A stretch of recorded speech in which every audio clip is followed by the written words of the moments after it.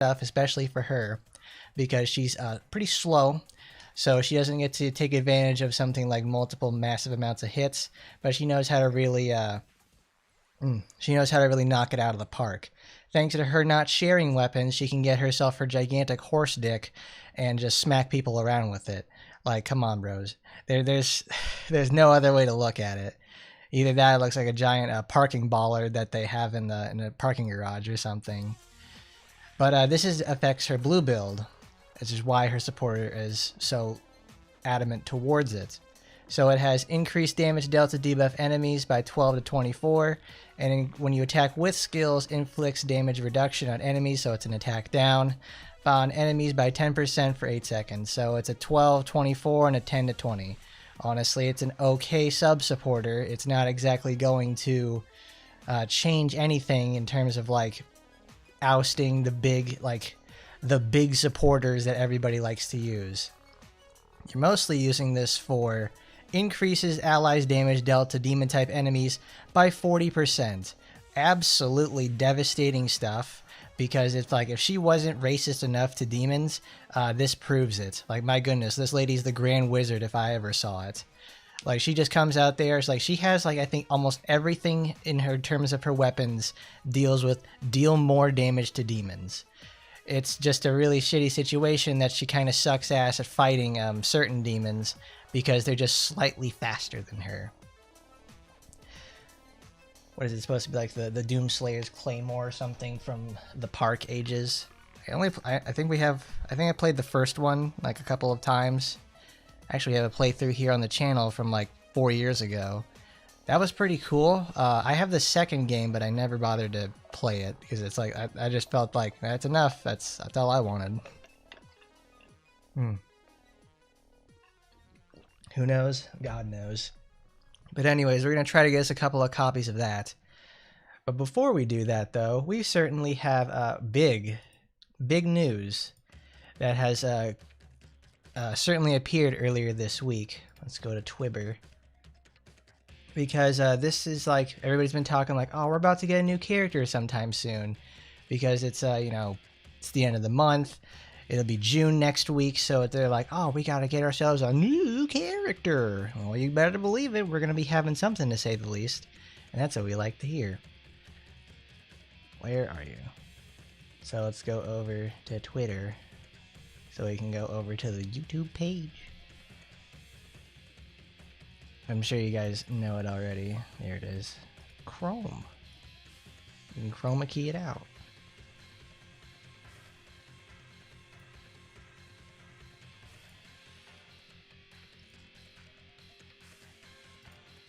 Cool. Yeah, that's how I do it. It's like 50% discount. It's like, no thank you.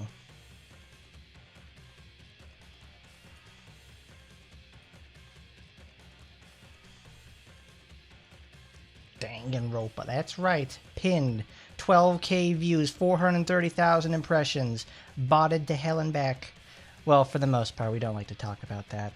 We got ourselves Mikami Chizu, the biggest character in the entire franchise up to this point. She's making noises like a stuck pig, and she looks like one too.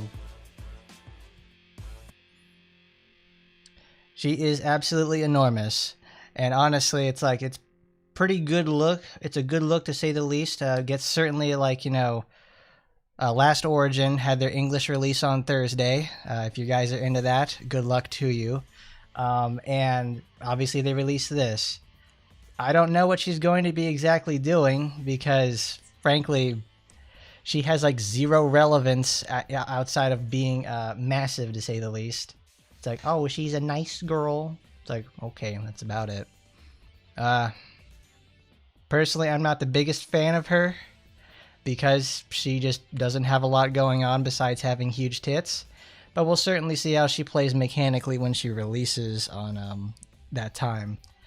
She's the master of clipping things. If this game wasn't already having enough problems with like characters such as Shiranui or Shizuru, this character really pushes the limits on clothing.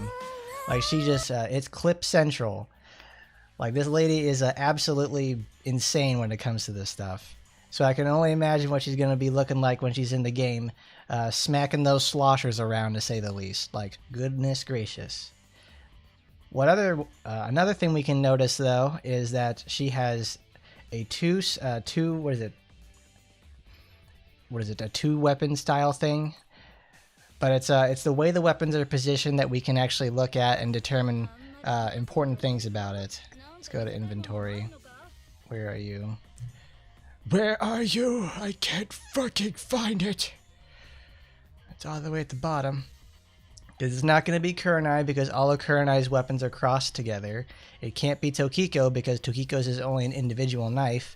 Who could it be? Well, it's good. It's Sakura and Hebiko. So this means she's going to be third. They're going to be a third character to end up sharing with those two. So if you didn't get any Sakura or Hebiko weapons at this point, congratulations. You are probably not ever going to get one ever again at this point. And it'll be okay, because it's like you can tell this specifically with Hebiko's weapons as well, because her default knife and just about everything, because that's how the blades are positioned. So she's going to be a green human supporter with that will not bring anything to the table besides gallons upon gallons of milk.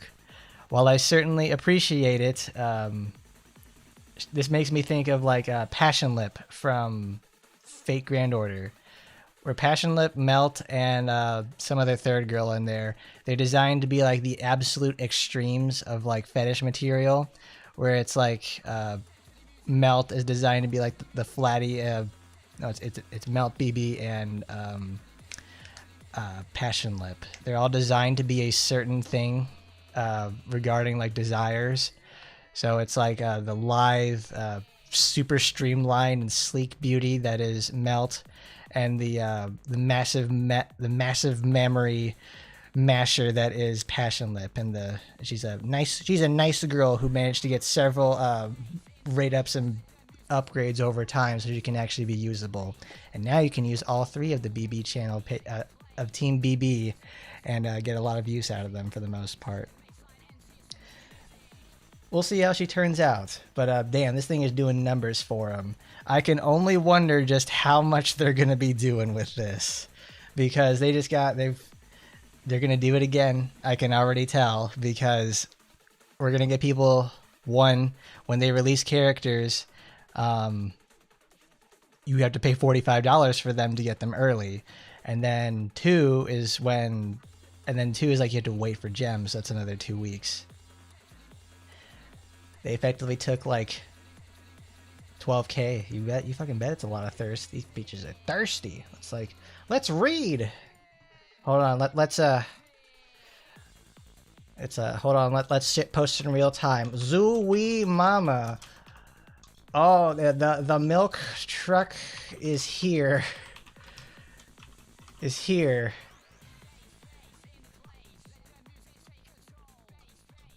Hopefully she delivers. Hopefully it delivers mechanical relevance. There we go. The milk truck is here.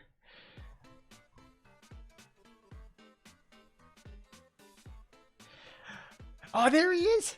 Who the fuck is this and who asked for this? Here we're waiting for content, but you add a character no one knows, and no, it's gonna be a copy-paste of Not Virgil and Jetstream Sam. Well, both of those are single sword style users instead of daggers, but it's like, it's true.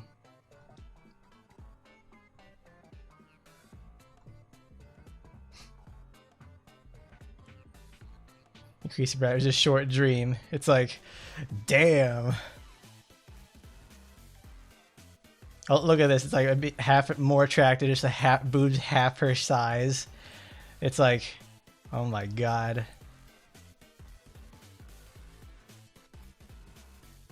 Flood our timeline. Those are some milk truck. There we go. The wolf picture. I love it. That's my favorite. He's just like, whoa. There's people body shaming Chizu. She looks like Passion Lip. That's literally it. See, these are the people who ask the real questions. Why? Let's bring the people who have been in the game or some sort of thing previously. She's a big tick vision of Bai from Grand Blue Fantasy. It's like, oh man, this is amazing. I love it. They're getting called out. They're getting called out on this one.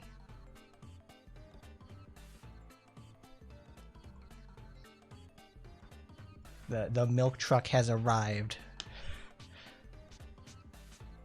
What's up, Jeff? She can knock someone out. I can't find the video of this thing from like I think it's like, no, it's not that. It's something where it's like this girl has a massive huge tits or something, and she uses them in her super art in a fighting game to smack the shit out of them.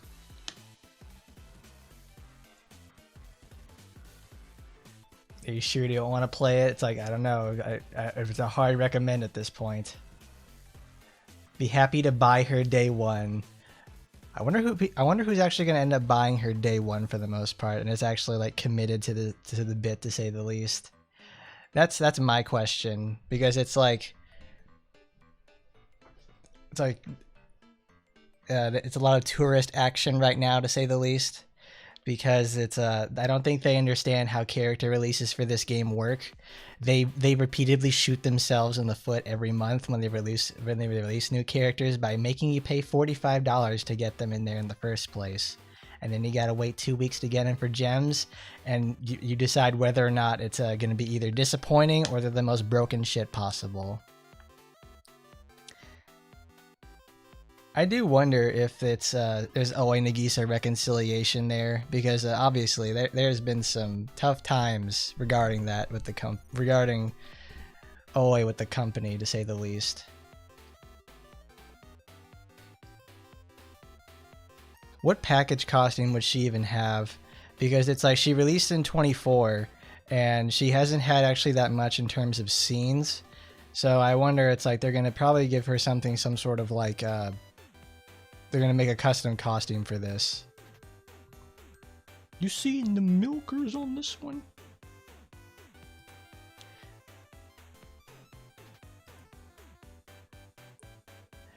Yeah, finally, please now don't send Krohiskis or Mobile Boy, so happy playing her. Kokao Oboro. I wanted Snake Lady. Me too.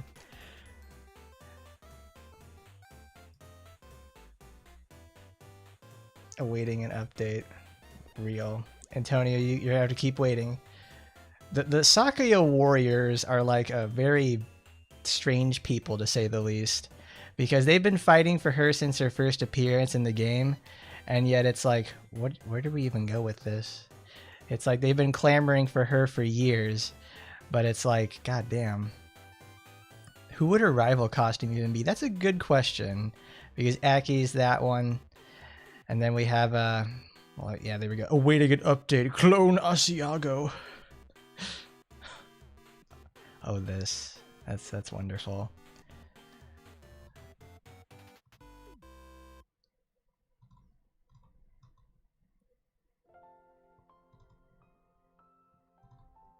Please. Oh, Kurenai's mom. Why did they respect her measurements on the others? Shirinu, Emily, Kiara, Rin. Update the models of the other Taimanin who are at. Remove the censorship.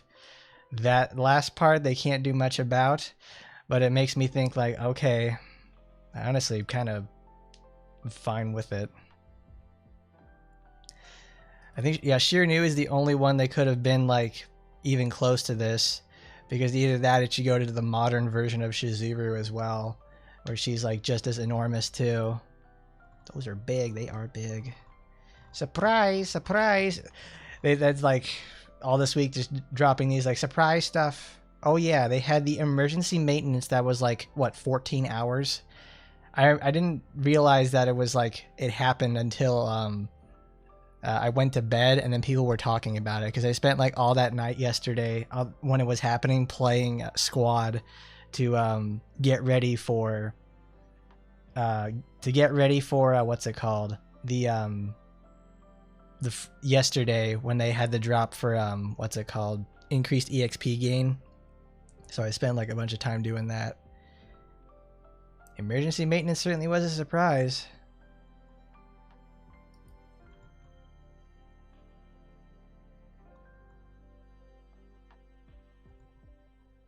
Announcement. And oh boy, they just keep stacking them on top of each other. Emergency server maintenance. It's like, uh-oh.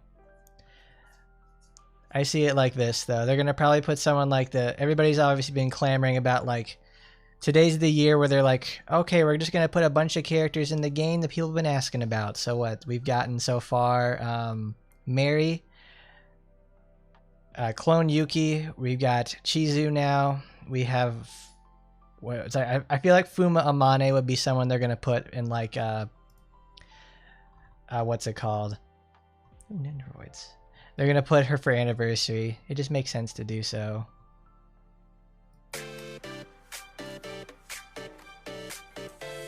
Thanks, Neru.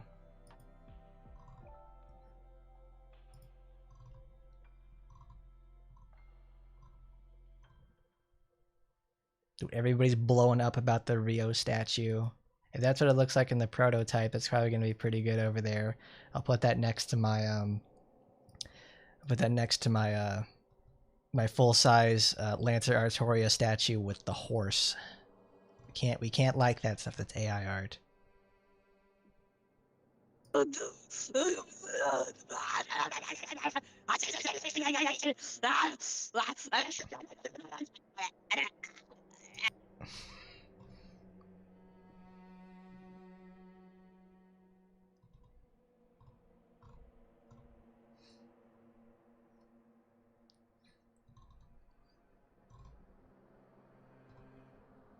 Wow, they got it both. 1.1 million on the Japanese account. Holy shit. They're going both barrels on this one. What is the Japanese? Ooh, that's a good one. Let's see what the Japanese player base says. Can you endure it? That's a good one. Was it this big all along?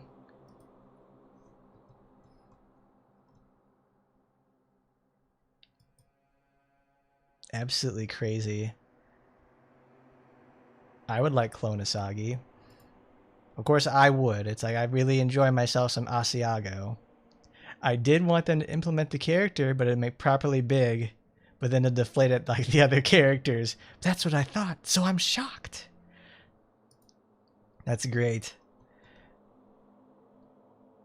Game server eats shit. Of course it does. Suit the charming character. I wonder what kind of outfits she'll get. We obviously can't go look at the outfits for her because most of them she's naked, which sucks. It's that would really increase my viewership numbers dramatically by showing that kind of stuff on here. But that's what we're just gonna have to live with. God, imagine if they got her in here though. Like if you didn't already know that she's like boner lady, just that would blow everybody's minds. Because I know it's like there's a good doujinshi the artist for this character made, and it has the same art style and everything. The one thing I don't like about her, or for Miss Boner Ma'am over here, is that everything that she does looks like she's super wet. Not in like the endearing way, but it's like she's covered in oil everywhere, and it's really apparent in that book. And I'm like, whew. Really huge knockers. Chizu is going to certainly be something, to say the least. I bet she's going to have like Tana. Yeah, that's it. I bet Chizu's going to have like her knives like held away from her body. Like if she tries, like she can't actually put her arms together without pushing both of those up into her face. So it makes me think like, okay. Everything that Chizu has right now is effectively like pure speculation. Like, what is she gonna do? She's gonna have one hell of a walk animation. She's gonna have probably some also unique area transitions too. We'll have to obviously take a look at those as well. And since she's going to be sharing weapons with Hebiko and Sakura, I hope you all have been getting your weapons now, or have been saving them for the last several years, because now at this point you're never going to get them again. She's going to be Sakura 2.0. They can't give her that. They got Freaky Freddy over here. They're visibly clipping through her clothes. I love it. Oh, we got notifications. Miss Rio is impending. Yes, I love. Oh, thank you. Speaky Mika.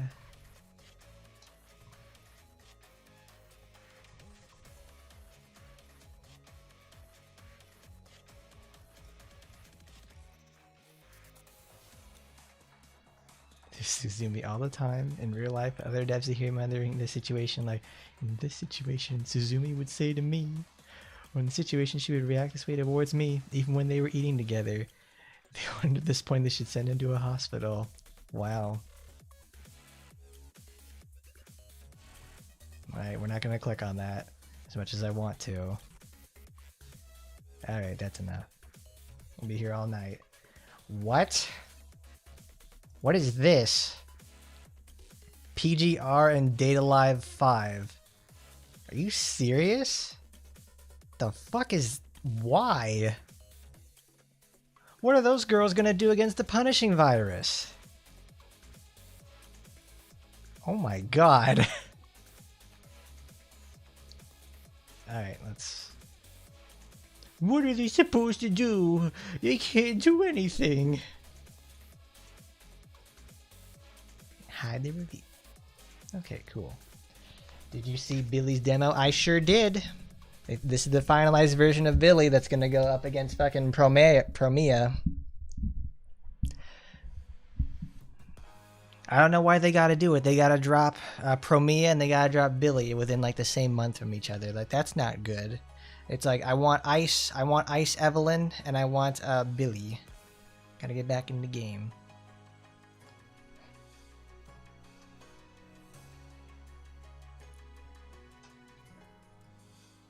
Well, other than that, what do you guys think of Chizu then?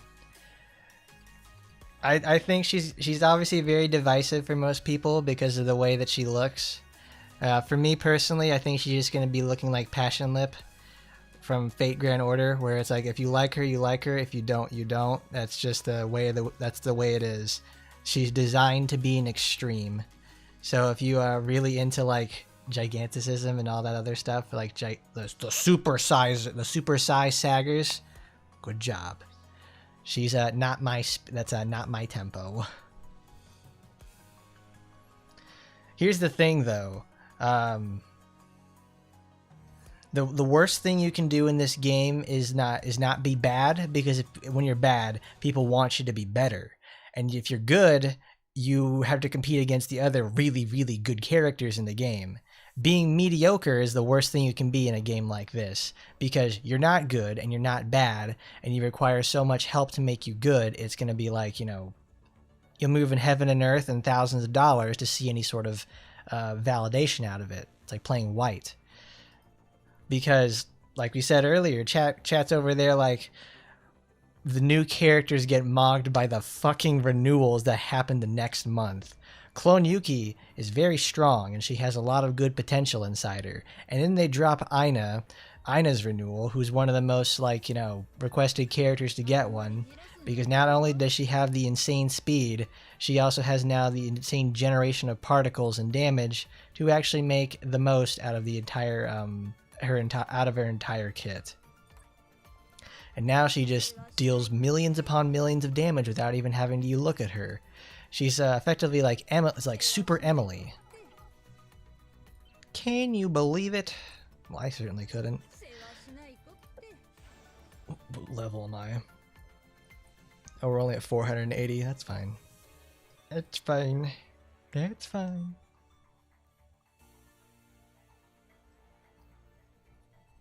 Well, my point is, it's like, I hope that Chiza is mechanically usable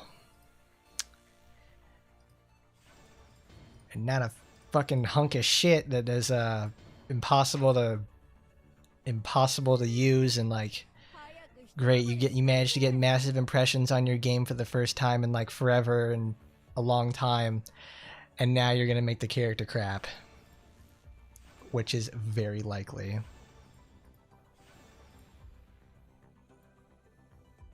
What is it? The immovable object versus the unstoppable force. All right. Now that we have 5,000 of these and 122 of them, let's go get ourselves a couple of copies of, you know, the Doomslayers. The Doomslayers, and it's not the axe. It's like it's his great sword. That's what it's called.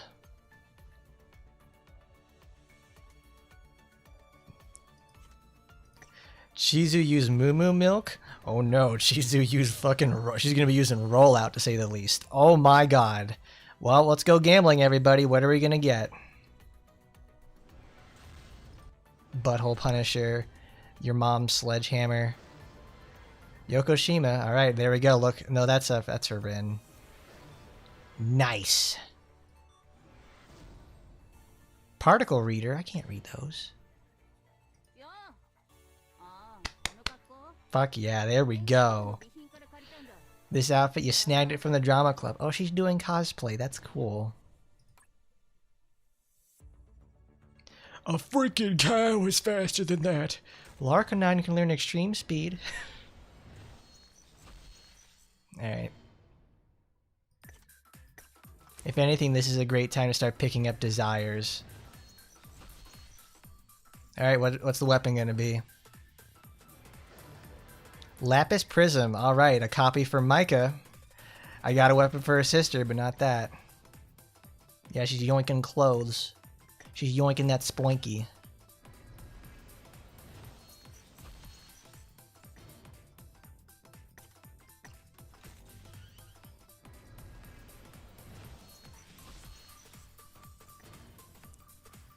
Good, we managed to pick up a copy of the weapon and the supporter, so that's just fine.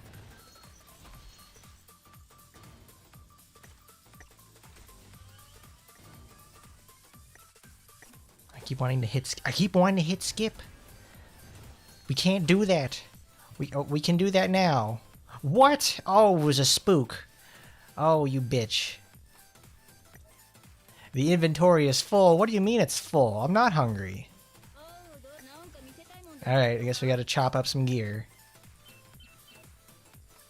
What is taking up so much space?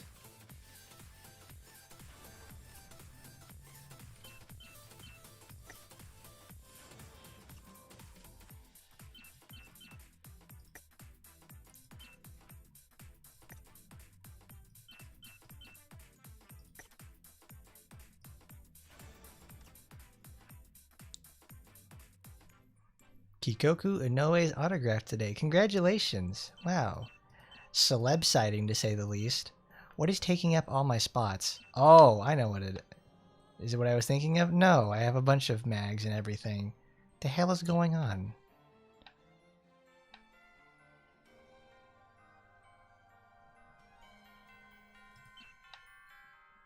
There can't be that many weapons in my inventory.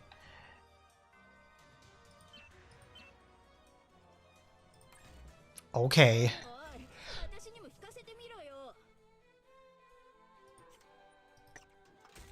Okay, Azuma. You got this, girl. Let's see what you got. Okay.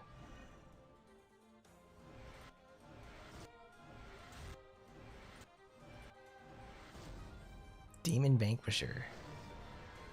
Koro. Actually, no, that's pretty good because she gives crit rate in blue. That's actually pretty good. I don't think I have max copies of her yet. Thank you, Yuna. I probably do, I just haven't checked. Alright, there we go. It happened again. Oh my god. Here I am thinking, oh okay, it's not gonna do anything. Nuh-uh. She's dropping supporters like it's the Kara event. I'm getting all kinds of gear like it's Kara's limited banner again.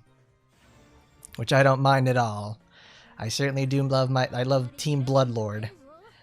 So this is very nice. Don't make me nervous. I'm scared. Every time I hear that somebody's like in their 60s, it's just something that's like not fathomable to me because like my parents are in their 60s, and I'm thinking to myself like, oh, you're just my parents' age. You can't be that old. 61's doing pretty good though. That means she was like born in what,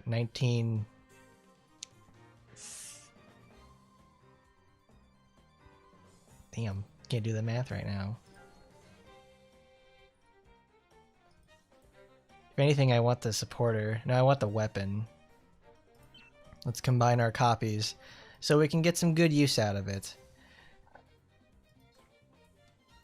Sexorcist pole. Because we need to at least get the 3 copies. And then we'll have enough copies for the supporter. Because we got Cool Kara, and then we got Gomenasai partner. It's her.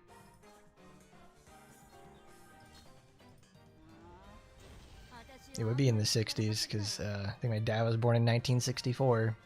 That would make him 62. I mean, she was born in 1965.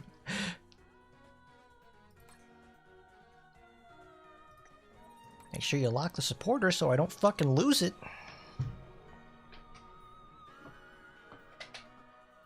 Well, other than that, it's like, you guys, any of you guys doing anything for Memorial Day weekend? Because it is Saturday. It's probably the best day for the most part to go out there and, you know, cook up some hot digs and brat dogs or whatever they do. Those are always nice to have. Gonna cook some steak today. That was good. That was always really fun to do. Get to spend your time with your family and everything like that. Got our Sexorcist pole. There we go. Nope, we gotta go back to weapons. Because that's what they're at. That's where they're at. Awesome. What do I think of Chizu being playable? I'm glad she made it, because those who really like, she's like, what, the #1 most requested person on the fan polls as of right now, because she's the new hotness within the last 2 years.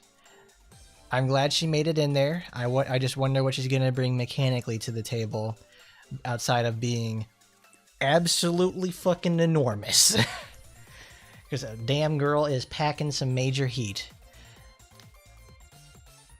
She's going to be sharing with the characters I don't use very often, so thankfully I have a bunch of material for them in the first place. Chizu's interesting to say the least. I'm glad people like her. She's not my cup of tea.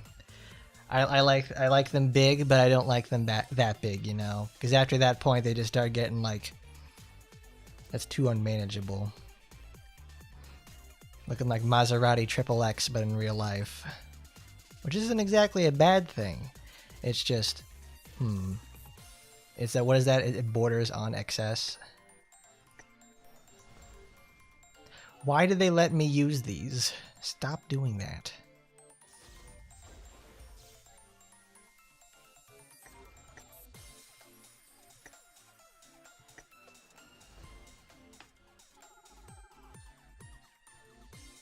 I don't know, Masher, what do you think? Do you think she's going to be the type to really set sails for the game again? Because she's a hit on the more...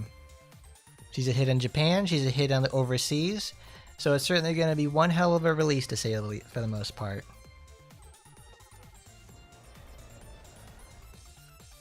Because it wouldn't surprise me that she's a very divisive character. It's like, oh, typical RPGX import with no plot relevance at all. If you wanted a big girl with even bigger boobs, prefer Ravana or Fuma Aki. That I can dig it, because it's that's my main thing with her is Chizu has nothing going on in RPGX or here. It's just an addition to the game that's like it gets what is this adding a character like that in the game gets a lot of attention to the game itself because of how they look, but it ends up turning away your core audience because it's like that character has no relevance at all and has nothing going on, to say the least. However, we've also said the same thing about good old Phantasma. Phantasma was introduced the same year that she released in AT, in RPGX, and she doesn't have too much going on in there either, but people don't care so much because she's mechanically interesting in here, and she has implementation in both the original and everything else. So that's why it works. That's why she works well here. And for the most part, she didn't bring as much attention as Chizu does. Though it surprises me that the Nikki audience of all people has managed to go like, oh, Zooey Mama, look at her. Because I think there's that one tweet that's floating around about how it's boy, I hope we don't get that kind of a character in this game. And I can understand where that person comes from on that, because the girls of Nikki are much more live, and they got porn proportions, but they don't look like a DeviantArt porn proportion, you know? That's what I'm getting at.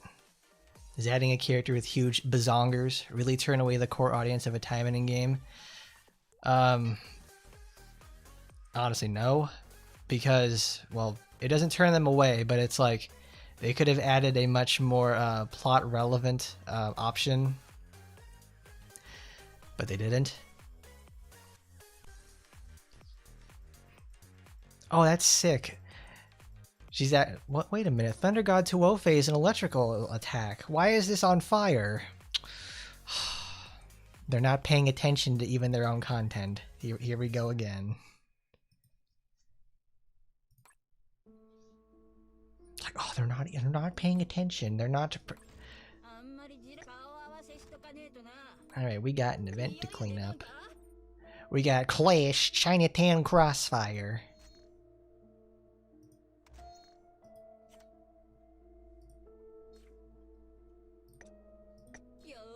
But first of all, let's take a look at the costume itself. What does it look like when she puts her clothes on?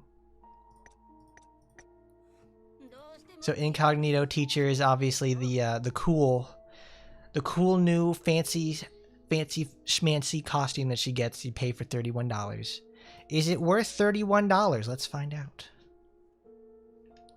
So obviously you can see it's a nice, very clean textures all the way around. There is obviously going to be some clipping because she has stuff that comes off of the hip right there. And obviously it's happening right here and now because her default position will place her arm inside the accessories. She's supposed to be looking like Yojimbo, so she's going to be looking something like, Nagi's bodyguard costume. She's also got that flamenco thing going on as well. She got the whole back uncovered. She's got the gigantic radar dish sun hat. You know, she's out here in the rice fields, motherfucker. She's even got the demon mask on there because you know she's always on demon time, to say the least. In terms of texture, obviously, look at this. It's there's a very compressed JPEG, to say the least, because you can certainly see the artifacts poking out of the curved surfaces. It almost reminds me of in Naruto in some way with the way that the fire looks. Well, I don't know. It's when what is the name of Sasuke's brother? That dude. When his brother comes up there with like the cloud people and they have all that stuff on there. At least the patterns on their jackets don't have artifacting. The dragon has the same problem too. It's very compressed. Itachi, that's the man's name. When Itachi comes in there with his whole squad, he runs up in there. Their jackets are uncompressed. It's a bit odd, to say the least. She's got, she uses a sword, but her club is the one that does all the transformations.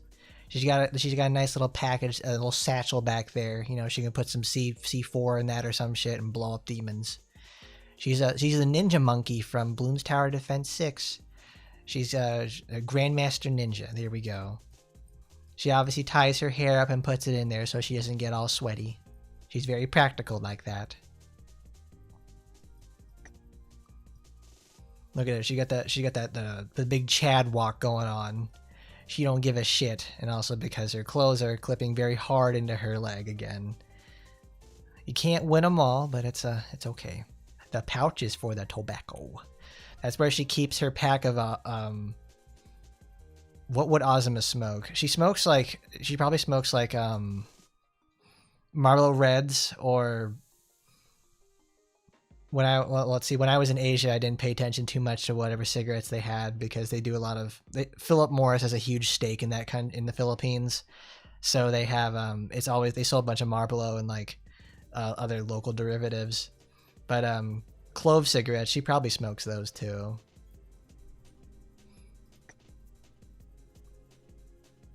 Well, that's what the SR weapon looks like.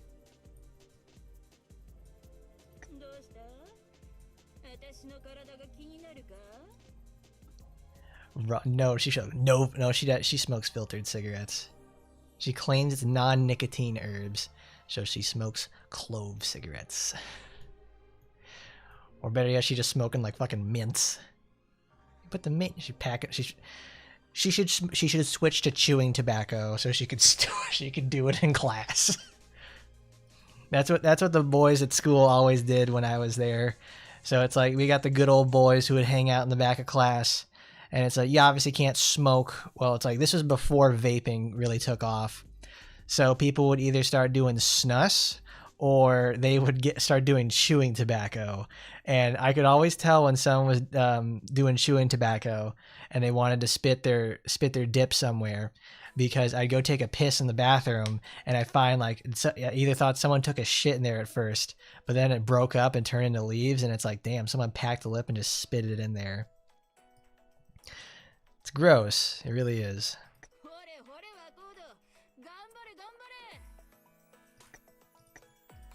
I don't know, there's just something about Azuma that I really like. We'll just take that off of there. She's like Saika. She's very what is it? Very adult. She's more mature than most of the cast because she's a working adult. She doesn't have like, she obviously has moments with her sister and everything, but she's just a working adult, which you don't really see too much of in the first place. Obviously, she's there to just beat the fucking shit out of some demons. Let's put some colors on her though. There's a lot of details in the outfit, to say the least. So what do we got? So green is our primary color. The leotard itself is blue, and then red is for accents. All right. Wow. Thanks, Doc. We can make her look like the Jade Dragon, to say the least. I don't want it that green. That's like hurting my eyes. I can chroma key her out. Oh, cool. I like that. We can keep those. Ooh, that's rad. I like that. Well, let's try to come back to that, because the red that she wears is like the metallic texture red, so it's really obnoxiously bright. That's actually worse. Okay, I think I've made a mistake. We can make her toothpaste mint.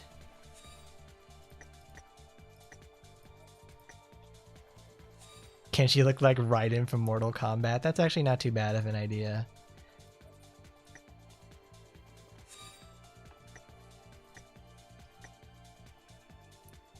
Raiden's, well, like in terms of the hat, it's like it's gotta be blue. It's gray. Raiden's colors is what? Gray, white, and blue, obviously. So we need her jacket to be gray. We need probably the internal to be like a lighter color, and then well, this probably needs to be blue and something else. That's a good combo, actually. This has a lot of good colorable options. They work really well together. That already puts it like leaps and bounds above some the other outfits in the game, where they don't even have like good custom color options, or they're really garish looking when they get put together.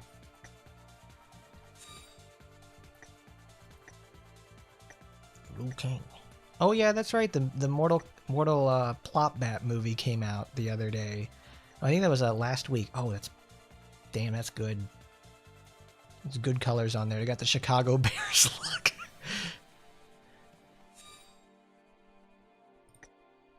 Okay, that blue is fine. We can leave that there. See, look at that. These are solid color combinations all the way around. This is a great outfit. I'm liking it already. This is probably going to pose a problem if I want to use anything that's a light color, because her jacket and everything else is designed to be dark on purpose.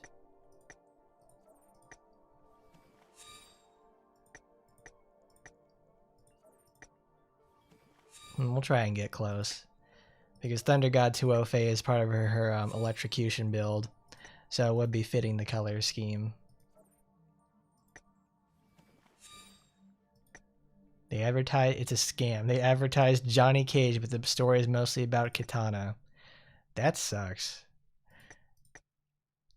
Because it's like, who are people going to identify more with, Johnny Cage or Katana? It's like, man, douchebag guy with the, you know, the funny douchebag guy who does the splits and punches people in the balls, or big mouth scary lady with the boobies? I don't know, Jim. That's a pretty hard bargain. Oh, cool.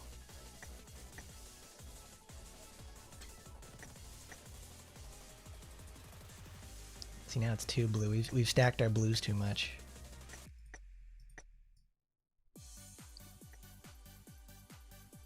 It's Melina, not Katana. That shows how much Mortal Kombat I've played besides the Mortal Kombat 4. Like, I can't even tell the difference between, like, the blue leotard lady and the pink one. That's my frame of reference for them. No, I played Mortal Kombat Deadly Alliance with the kids at the boys club, and we stopped playing that after a while so we could go play Halo. I actually got reminded about Deadly Alliance from my friend, because it's like he had that on GameCube, and I'm like, damn, I forgot about that game in the first place. Because the one thing I remember about that game, because I didn't get to play it for long, because it's like we didn't like it and just went and played Halo, is that in the beginning area of the game, when you're just running around and stuff, going to the like first fight, there's like a log you have to break down, and when you break the log, a spider jumps out, and you think it's just like, oh, it's just part of the scenery, you can't interact with it. But if you walk over the spider and then walk over it, you kill the spider, and you unlock a secret that way. I never forgot that for some reason, because like that's very detail oriented, but it's also like, who cares?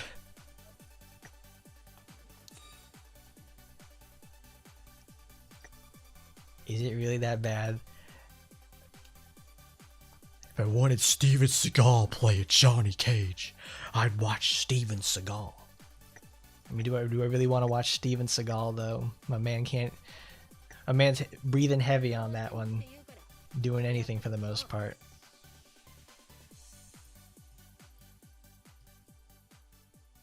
Yeah, we're gonna make her look like Raiden just to do this.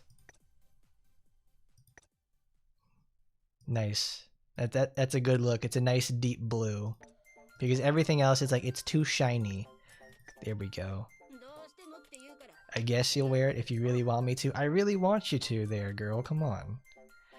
Because I played her enough. I played her enough to get her all the way to level 69 on everything. Very cool.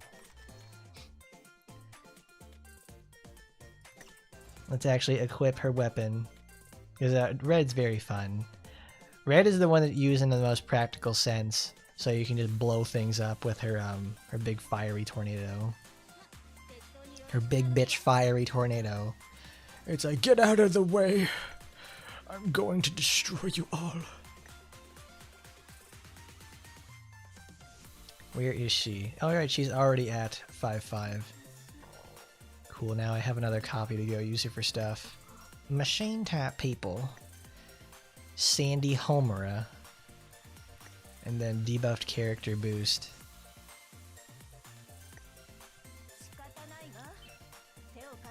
Seaman Demon Vanquisher, and then we got Exorcist Pole.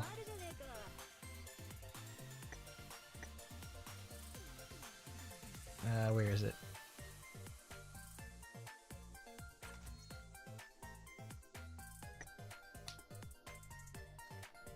Oh, I don't even have the proper supporters, not the proper stuff equipped.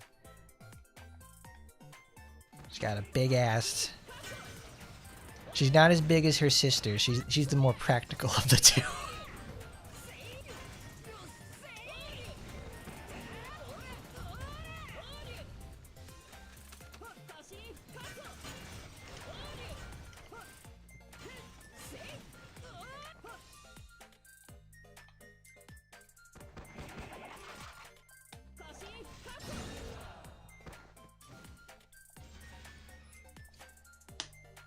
There's been a lot of movies that have actually come out in May that have actually like been pretty odd releases, to say the least. Because what is it? There's The Devil Wears Prada that released early in like the beginning of May. I certainly didn't expect the release for that movie, because I remember hearing about that movie because there's the band The Devil Wears Prada, and you can't like, I remember like in 2007 or 2008 when that movie came out, you couldn't look up anything about that band because you just kept getting referred over to like the to that movie, and it's like, it's weird to say the least. Hello, Kirin. Got yin yang tires, and then go killing. Nope. There we go. Where's her leap slam? It's not Huoshu. Long ma. She's eating it the long way.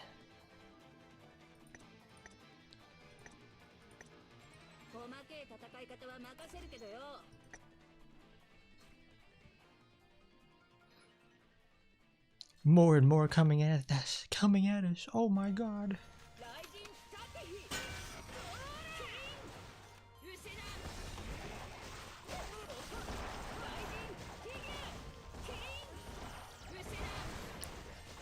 Azuma is the one character I really wish I had like 4 skills for, because it makes such a gigantic difference with her.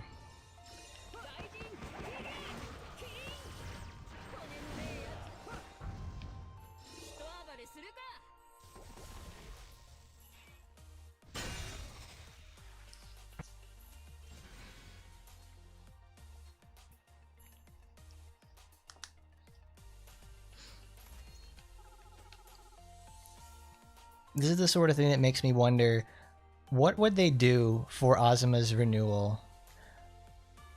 Like, I understand that she has, like, you know, the problem with her basic string. It's not good.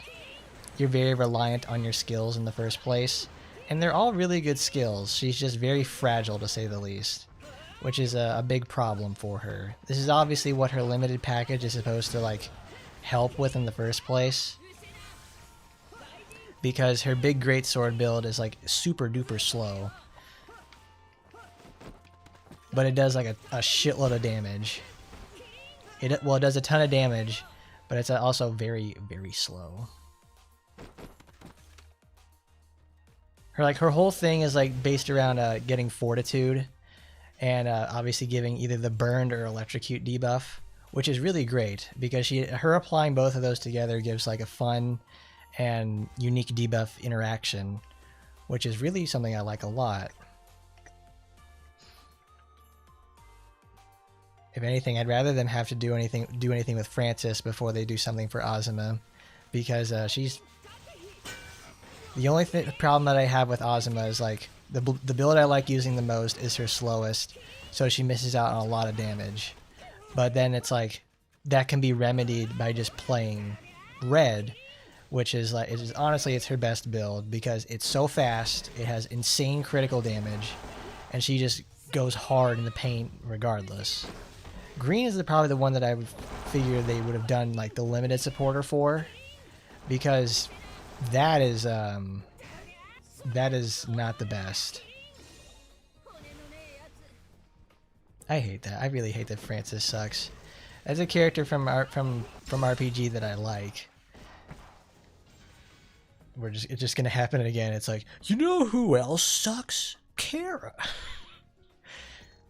Francis is, on the other hand, it's like, it's slightly remedied by her limited weapon. It looks cool, but it's also call that pain Pecco.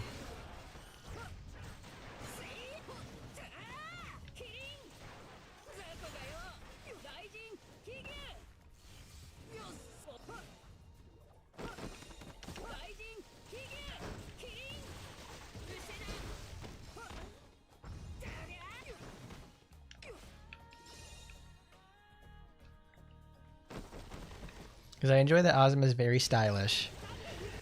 Like you can tell this is one of those characters that like they actually like a lot. even if you guys don't. They like her even if you don't like her. So they're going to put like a bunch of detail on her in the first place, because like she was the anniversary character for last year, and they give her like all of her stuff has like really detailed effects. It looks good. She plays nicely. She's just slow. She's not Murasaki slow, but it's like she's years away from being improved. Alright, see you later, Blade Shooter. Have a good one.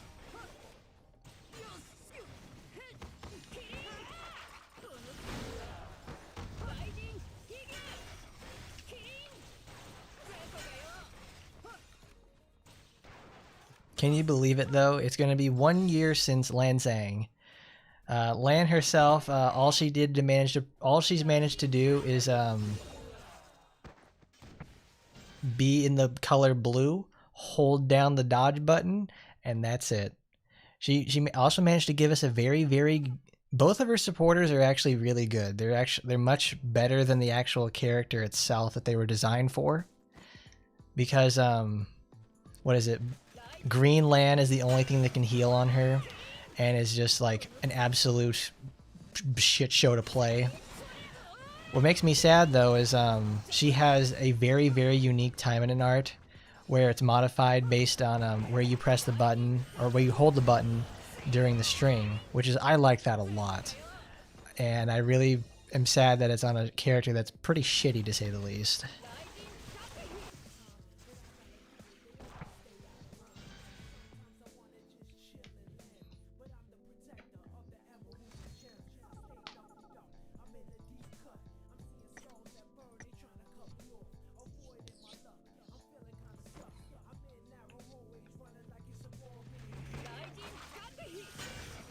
Wow.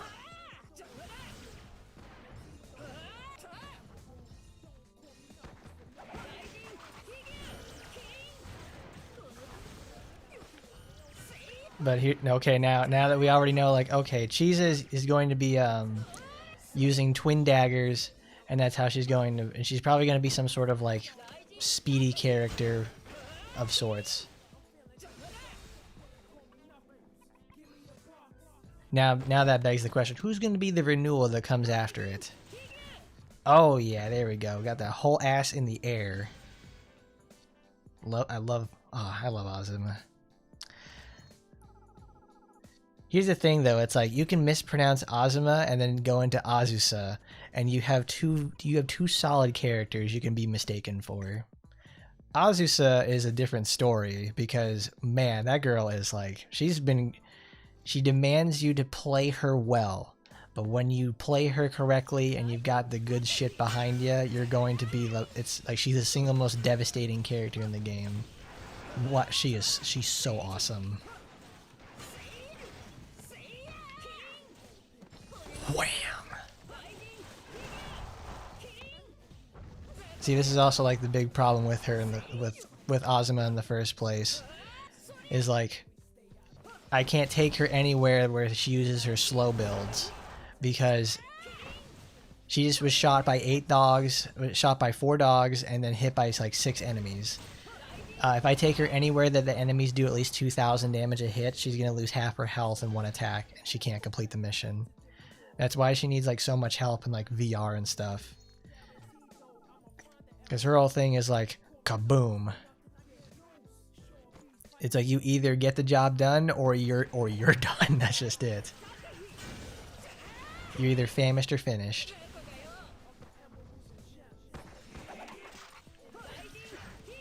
Yeah, Mary was no, I'm not gonna lie about it. Mary's a fucking dud. I did not. She's one of the characters I just like disliked inherently. I forget who said it, but it's like the fact it's like you didn't even make a video for Mary in the first place because I didn't like her. I was so frustrated making anything for Mary work that it's like I couldn't make a good video showcasing about what she is. So it's like I just decided, you know what? I'm not going to make the video. I'm going to go put her on the live segment and then show you what it means to play Mary. And it fucking sucked.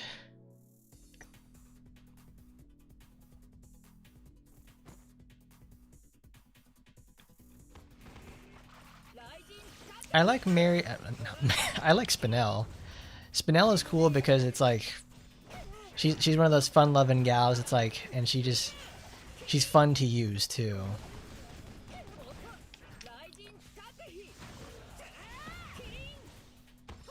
Like, you wholeheartedly believe when she's like stabbing her gigantic greatsword into somebody, she's just enjoying it in every way, shape, and form.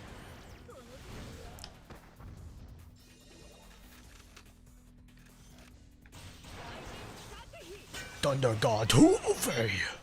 Killing. Qingyi, we have to get them out of there. We've got to stop the hollows. Wham.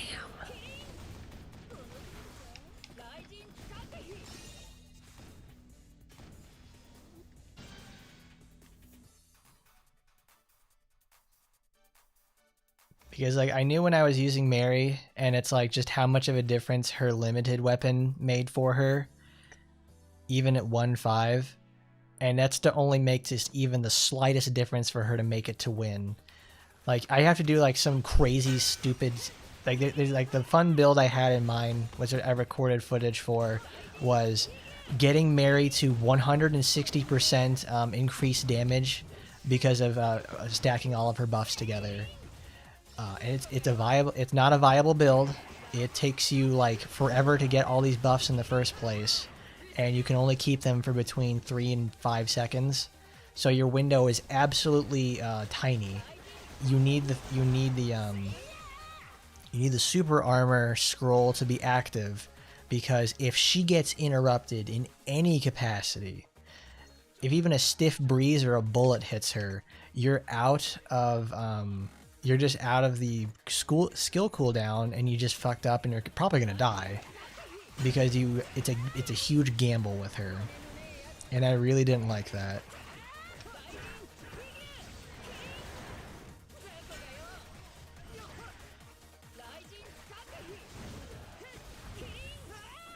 Yeah.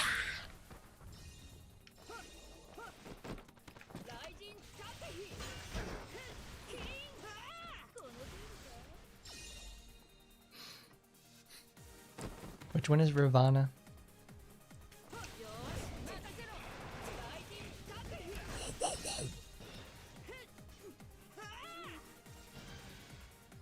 I don't like that when they when I get the kill with like the first few hits, and then it like deletes the weapon. I'm like, why do you do that? Why do you have to delete the weapon? I want to see her just cleave someone's head in two with it, and when it finishes off. Wait a minute.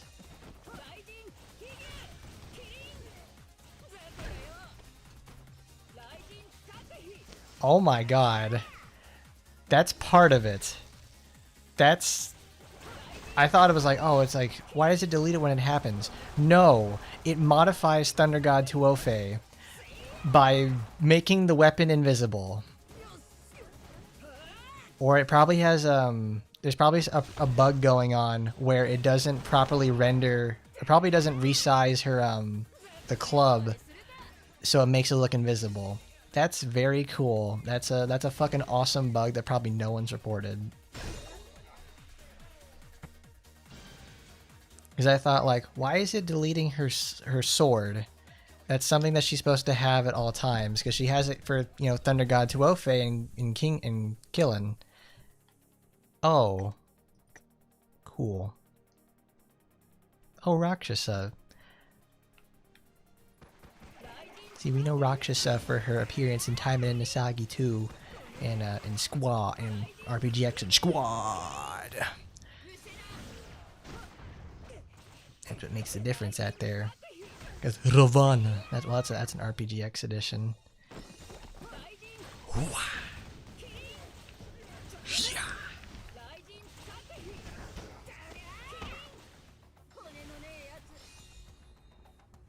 You know, Francis is like, obviously she uses the gun. I understand that.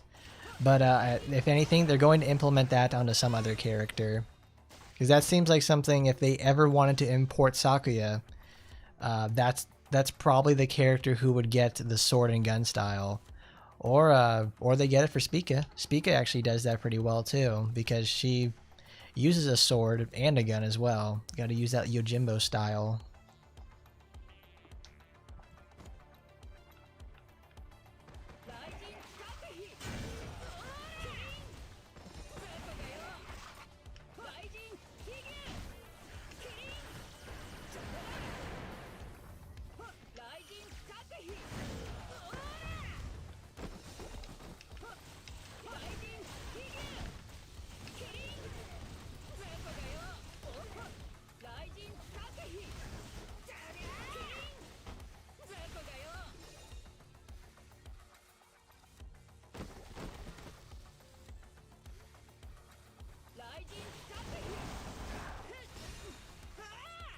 I probably didn't get the 30 hit for that. Yep.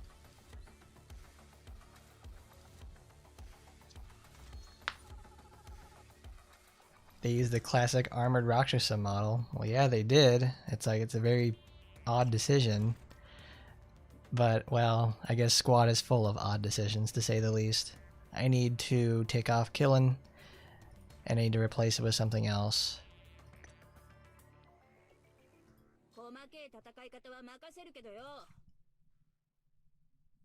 Because she needs to move around faster.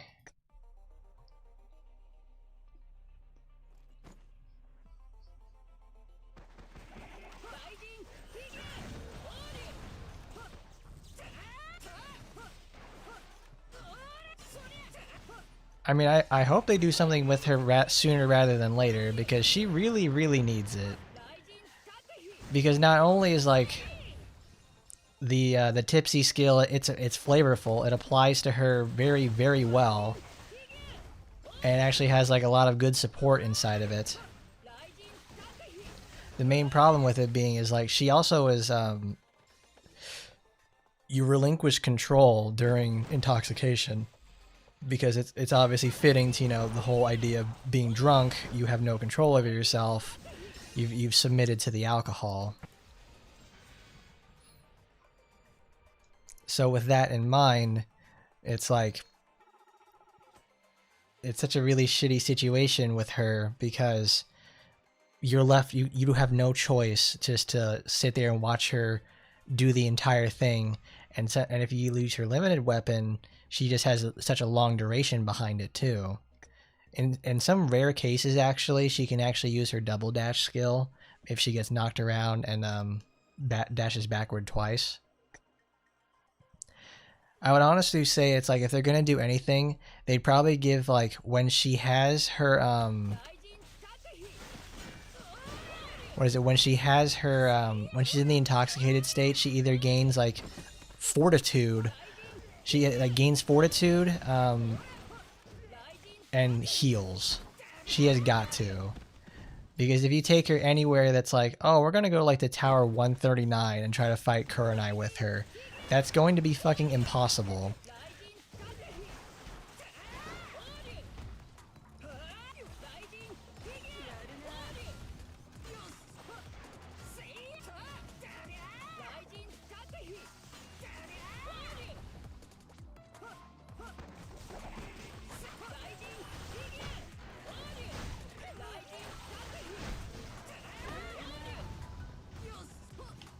And yes, ma'am, kablam over here. Yes, that's great. Hooah! Look out! Azuma Birdman, attorney at law.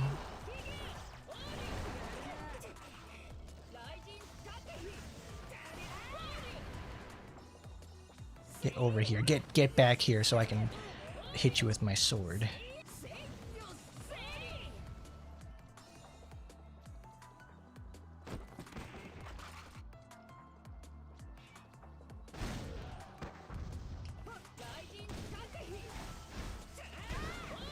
You got the Ling Long tires.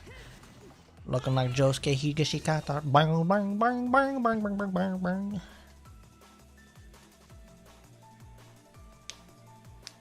I like most of Azuma's skills. They're very fun to use because they make her really mobile, or she does like, you know, the big great sword charge up like in Monster Hunter, and then deals like 1 trillion damage with it. I just wish it's I wish Thunder God Tuofe gave her reduced damage when she's setting up the skill, and this needs also it in the first place, because the animations are so long, you take so much damage during it. The fact that you have, like, obviously you need her weapon to replenish the health on her, which is good. Yeah, there you go. That's some renewal material right there. It already has super armor built inside it. We don't need to worry about that. Just give her like more defense. Like build the pull enemy towards the character. Have that built into the skill, and then put a set 1 of increased defense by like 50% or something, because it needs it so badly. Because it, like, Baifeng is it's very fast, and Hoshu, they're very fast skills, so she doesn't have to worry about that too much. It's just this where it's like she is so vulnerable during it. It just fucks all of her shit up. Purple Haze is very odd for me, because it's like, this is something I always go back to. Is like, Fortitude doesn't really do much for you. Like, why? It's just, no. It just doesn't do it. I understand the percent chance you're supposed to use this together and then ignore damage so you can use Tuofe, but it's like, there's Fortitude is just no. There's no real reason to use Fortitude when you could just be building more attack. She's obviously a character that is just designed to, you know, beat him to death like as quickly as possible.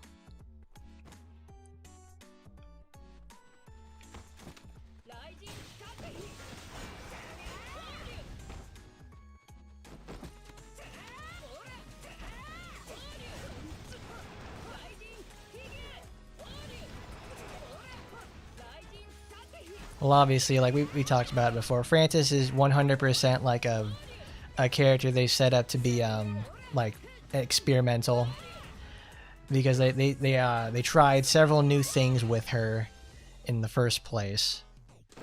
Like they had the stacking, they have the stacking feature built into her, and then you use those things to unlock a sort of like super state and everything. And then they had the next character after that was Foxy Grandma, so they probably obviously took some ideas and put that into her. And Foxy Grandma uses stacks a lot better than Francis does. Instead of putting you into an uncontrollable state, which is very odd for a game like this, where it's always, where these type of games are always about, oh, it's like, you know, you the player having so much agency to, like, you know, take down greater threats in front of you. And it's like, then they take that away to give you put you in a position where you can't really fight back or get yourself out of trouble when you see it coming.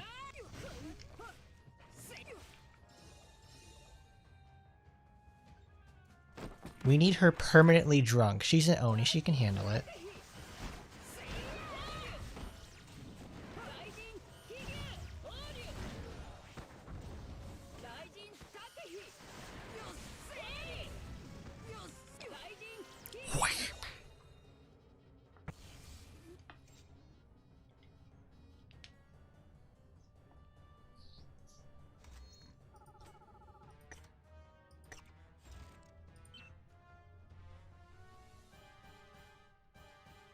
Restore 5% of the lost HP after the skill is used.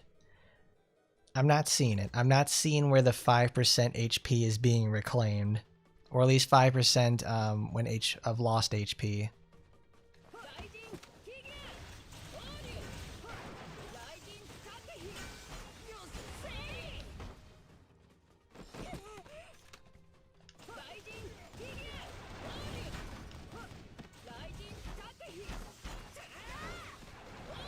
$318 health. God, that's still my least favorite method of healing a character, is using percent of HP lost. It feels awful every time that it gets used.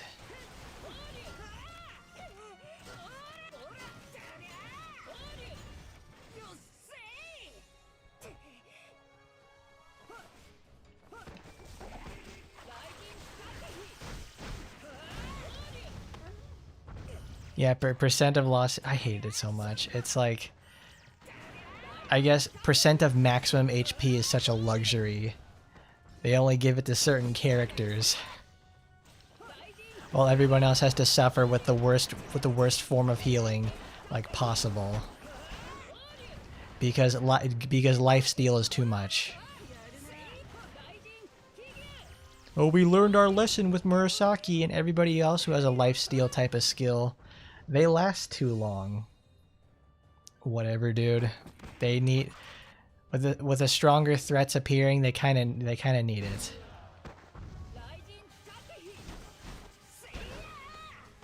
$1,457 health. I might as well have not recovered at all.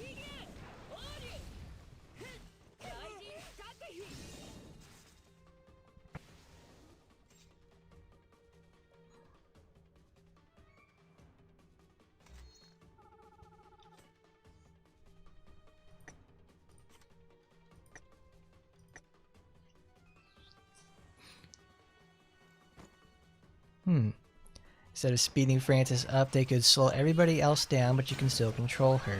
Yeah, that's just Kojinka.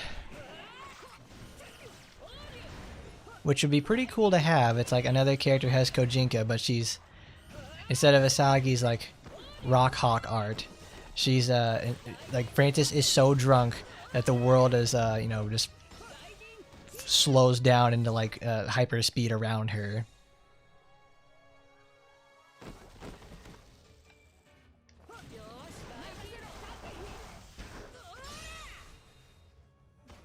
Oh, good hit, Saika. Nice. No, good hit, Azuma. Yeah, Moonsault is... Well, Moonsault is like another classic example of lifesteal, because it's an extremely high damaging skill, and it also is it heals based off of damage, which is really great. Man, I mean, that was one of my favorite skills on Saika in the first place, so I'm glad it became even better. But then they have my other favorite girls. It's like, okay, we're gonna give you percent HP. It's like, why do you do this? What the fuck does this accomplish?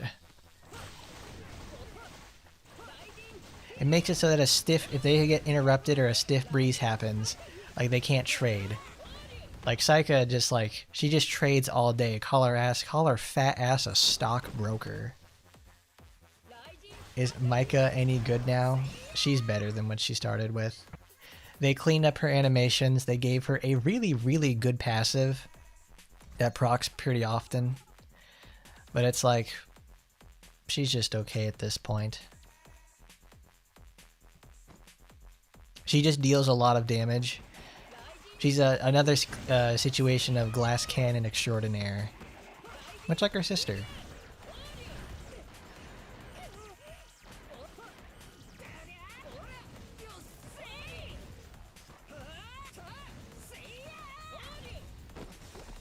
That is a good question, Kiro, though. Like, what are the physics going to be for Chizu? Because it's like, that's something that's been on my mind ever since, like, I saw her, like, the initial video the other day. And I was thinking to myself, she's already clipping in the video, like, the little preview video. So what does that mean? So I can only imagine what she's going to look like in-game when those sloshers are just, like, going around. Because I have no doubt in my mind those things are just going to be like flopping around getting everybody all wet. Well, we don't need that. We're fighting against machines. Oh, just like the song by Battles on their Gloss Drop album. I mean, the sleeves do it in general. Anybody that has like a Shrine Maiden outfit, that happens to them in general. Did you know if you manage to dye Kiara's wizard sleeves in a very specific color combination, it's pretty hard to get to because you have to roll for it. She will start humming green sleeves in the character menu. Yeah, I know it's a little specific, but it's like if you get it, you get it.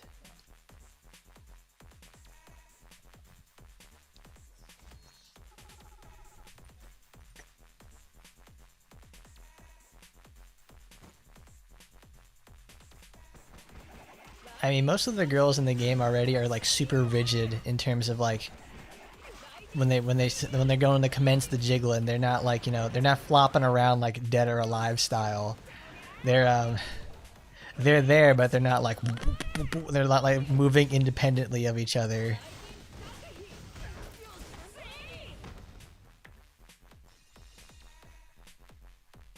Because I think like what, like those chesticles of hers probably weigh in the neighborhood of at least 10-15 kilos a piece.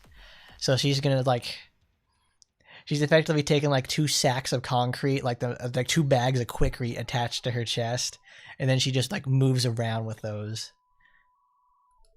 I'm not bad. I'm just drawn that way. Thank you, Jessica Rabbit. That's Chizu for you. Well, I mean, obviously they designed they managed to put a physical implementation for Rakshasa, so it wouldn't surprise me at all if like, okay, she's in the game. It's like we can make them that big. She's always been big. But now we can go bigger. We can go bigger. I need that picture of I need that, what is it? That video from like Giant Bomb where like the guy has like, they're playing like Mario Party 6 and they have like the microphone mini game on the GameCube where he's just like bigger. Bigger. Bigger. They have so many samurai girls. Are you serious? What's another, right? What's another little No, they're not samurai at this point. They're hamurai. The Code of Hammurabi.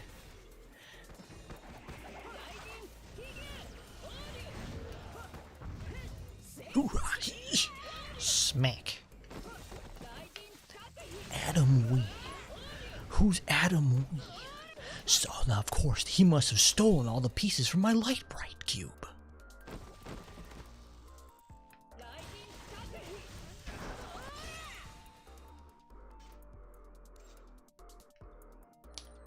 Well, I mean, the Sword Girl situation is like, what is it? People always complain about, oh, another Fire Emblem character in Smash Bros. That's like complaining about in the like, oh, another punching character in Street Fighter. That's a perfect one.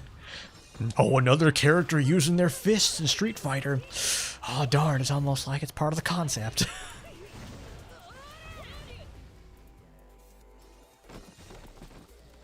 Isn't that what Rinko's does, though? Like her thing is like the whole Iaido style, where it's like the sheathing the sword and does a whole bunch of cool stuff. That's like isn't that all of Rinko's character in the first place?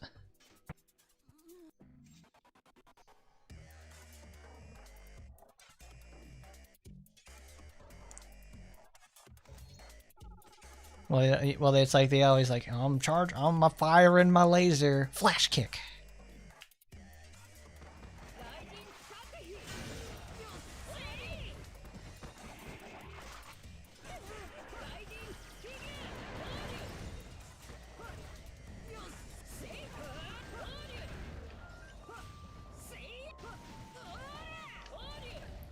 Horu. Koryu. Oh, I see what you mean. So depending on the time charged, it changes the effects. That's pretty cool, except most people hate the charge skills because this is not the type of game where you can really get those off quickly.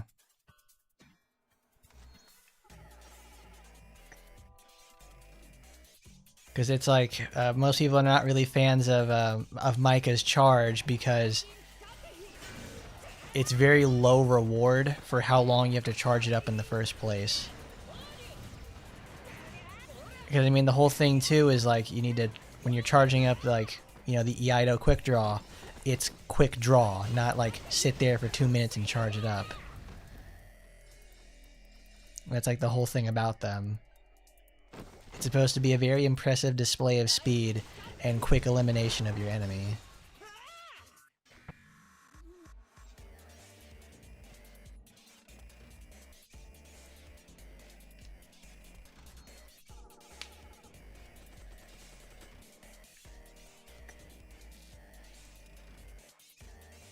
Kira, you're thinking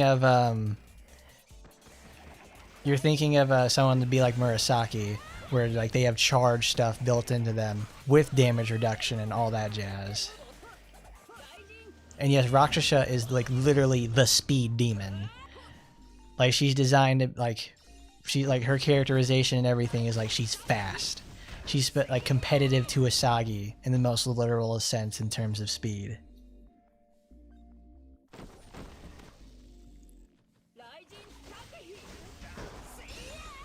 Yeah.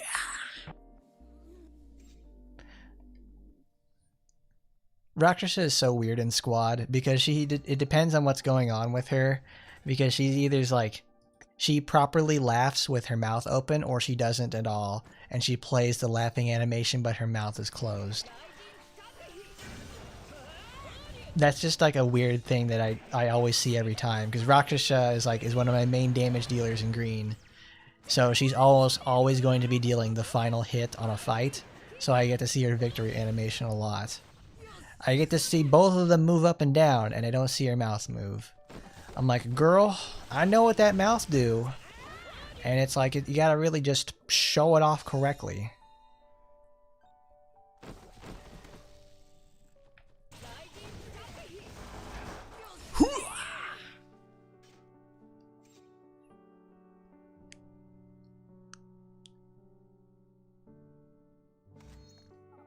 It wouldn't surprise me if it was because of skill skip.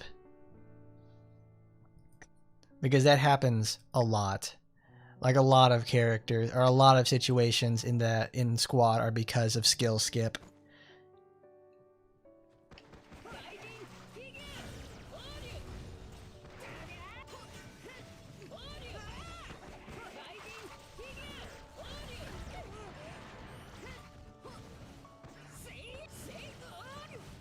Dude's been reading about Scarp World, where it was Scarpine with her shark teeth.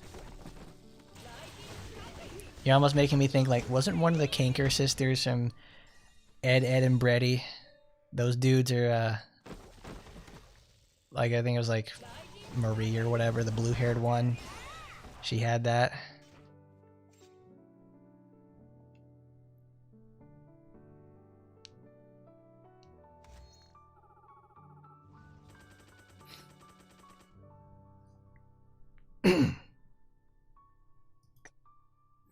Yeah, the taunt is a pretty weird decision, because she's not exactly designed to be, you know, very bulky in the first place. Like, she looks like she should be, but she's obviously very much not. She's absolutely nuts on, like, the physical front. Which is something I didn't expect. It's like, that's probably why, like, her weapons are so desirable, because they take off the taunts in the first place. Because I think I managed to roll, like, her one that gives a crit rate boost.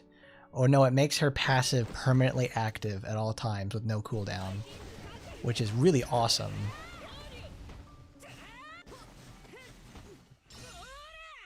Like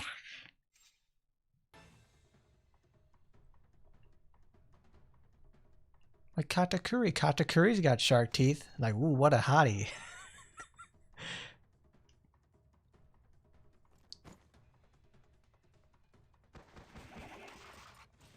No, I think the only person who has a scaling a scaling HP buff with HP lost is Noah. That's about it. Noah's the only one that can make use of it in the first place.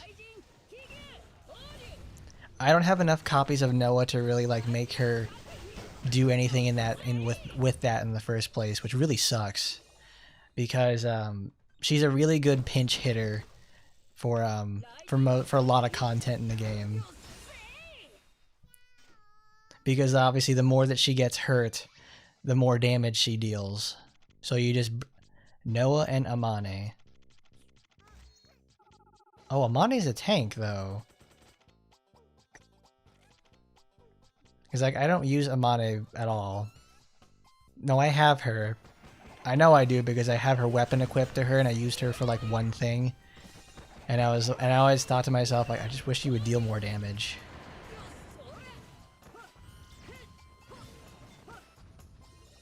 But thanks to Amane, I think like she's tank attribute.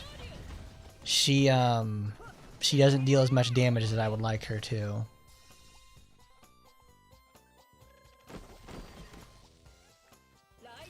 Well, I mean, the taunt is also like a flavorful sort of thing about her, because obviously she loves taunting people and getting in fights. So it makes sense for her to do that. But in reality, in a mechanical sense, it keeps fucking her ass up because it brings too much heat to where she doesn't really need it to be.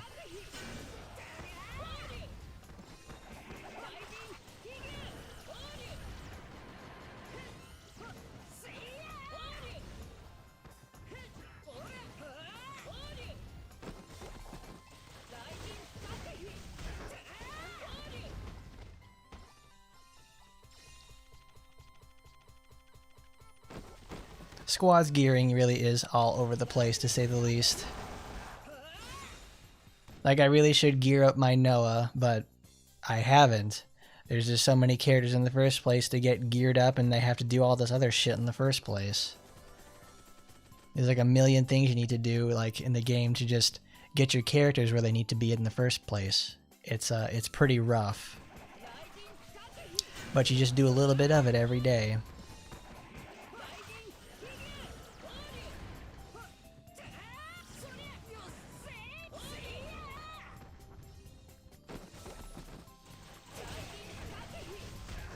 Because honestly, with mine, I'm in no rush to because I'm certainly in no rush to make anything happen in there. Because I think I spent like the last 2-3 weeks just building up certain materials so I can get because I think the last 2 weeks I spent leveling to raise the entire floor of used units I have to go from 3 to 4. And the few that I use even more would go to 5. Now for me, I'm waiting for increased EXP drops, increased yield, and half EXP, which is usually on Saturdays for squad, to start getting stuff for those that passive tree that they have in there, because that makes it costs a lot, but it makes a really big difference. Even just getting the properly level 3s, the first stage of stuff, is really significant. It's between 3 and 5% on all of those. I just really hate how it goes. It's 3, 6, 9, and then it's the same thing that scales for those other items. Because I think at the very end of that, you have to do something that's on the neighborhood of, I want to say, several hundred to just level it up once. How many 6 stars do I have? One single 6 star, because going to 6 is such a massive resource investment. I don't really want to go the distance yet for anything like that. I'm much more concerned about bringing 4s to 5 and 3s to 5, because at that point, if I have a bunch of 4s and 5s now, because I could have probably given a bunch of my I could have probably given other characters 6 stars, because it does make a difference. It really does, because it gives them a permanent stat boost, which is crazy for me to think about.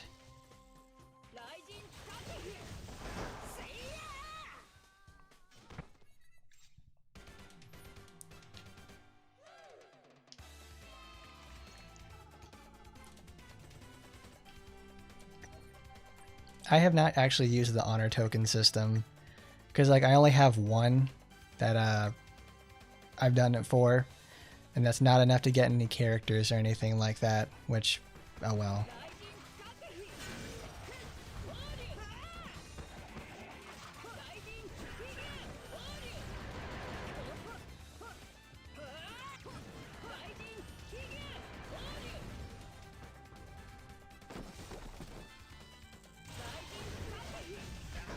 Going from 30 to 50 is a pretty big step up.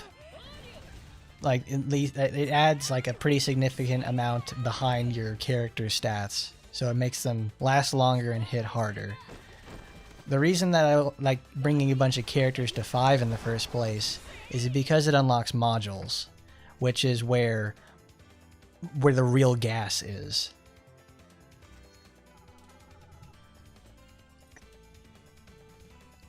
Oh, really? So it's like, is that when you take him to 6-star? Because it's like, I have a few that I've taken, I have a few 3s that I've taken to 5.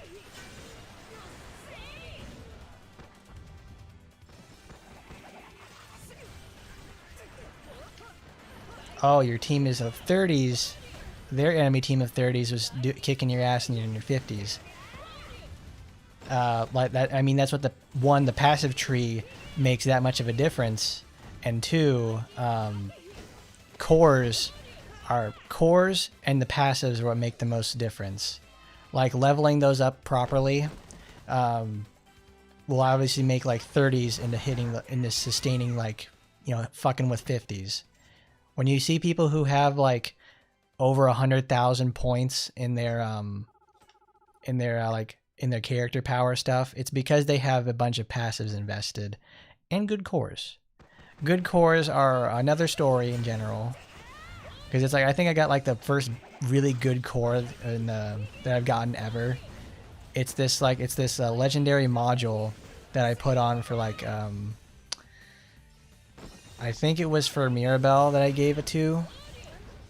It was somebody, but I gave it that one. It had everything: crit rate, crit damage, attack, and speed on a legendary core. I'm like, I had to craft that one.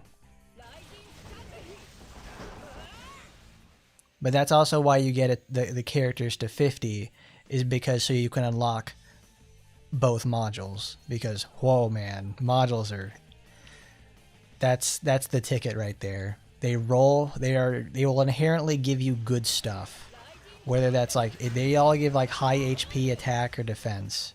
You really don't want defense unless it's specifically like, you know, a situation where you need it, like with support characters or Minasaki. No, Minasaki, you actually want, like, you want her to go fast, so you want speed. That's like more slots you can get speed for.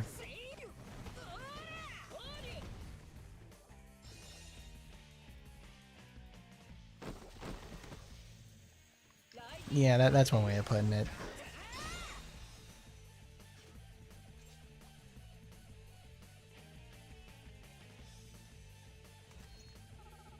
Yeah, guaranteed upgrade is really nice.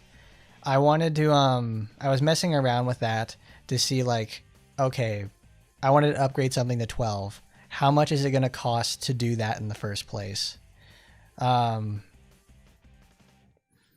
So it's like, I did, like, I have a bunch of cores at 9, so I upgraded one to 12. So like going from 9 to 10 was like 800,000. 10 to 11 was like over $1 million, and then 11 to 12 was like 2.8 million. I think it was like, no, I think it was on the neighborhood of like 6, because it was like horrifyingly expensive. Like the only time I would ever see it's worthwhile to do it is like on a legendary, like high, like a purple rarity or higher, with high star stuff, because like upgrading my 5-star legendary module took like 7 million gold to do. I would have really rather just had, like, that was in the past. I would have I would like to have the paid upgrade one, because that's nice.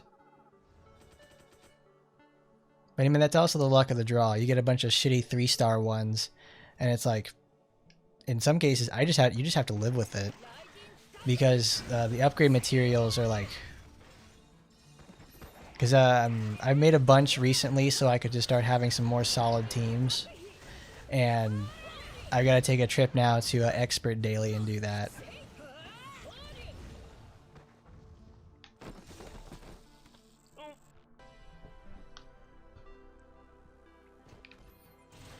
Bro thought he could do the AT special where he could upgrade SRs into URs. Not today, buddy. This game doesn't respect your time like that.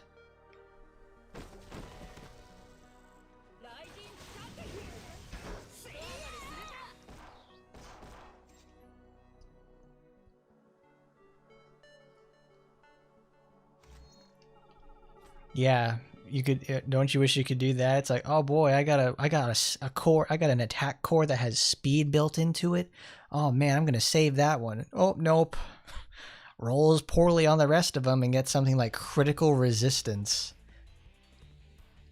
We have what? I think it's Wedding Murasaki's the only one that cares about, God forbid, critical resistance.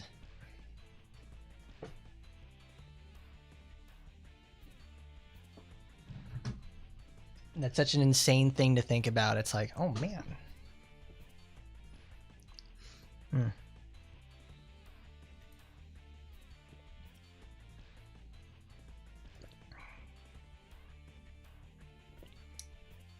We'll sure try. Activate your Saint Graph, everybody. Make a wish, honey. 17,691. Thankfully, yesterday I was able to get my farm on and got all the stuff I needed for finishing the AP requirement for the event in squad. So I'm happy about that.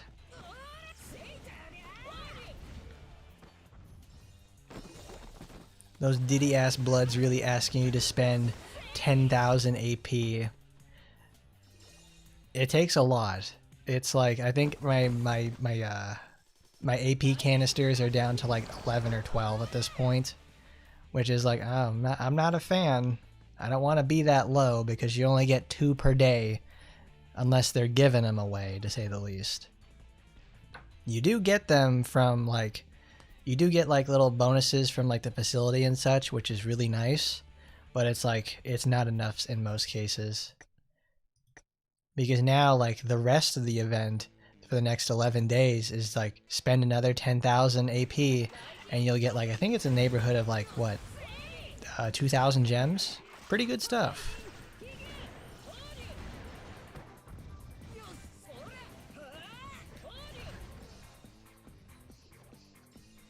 I wonder how much they're Avalon. We were talking about squad stuff. Hoo-yah, core you! See, this is exactly what she needs. She just needs that little bit of speed, and now she's like whooping some ass. Hoo-yah.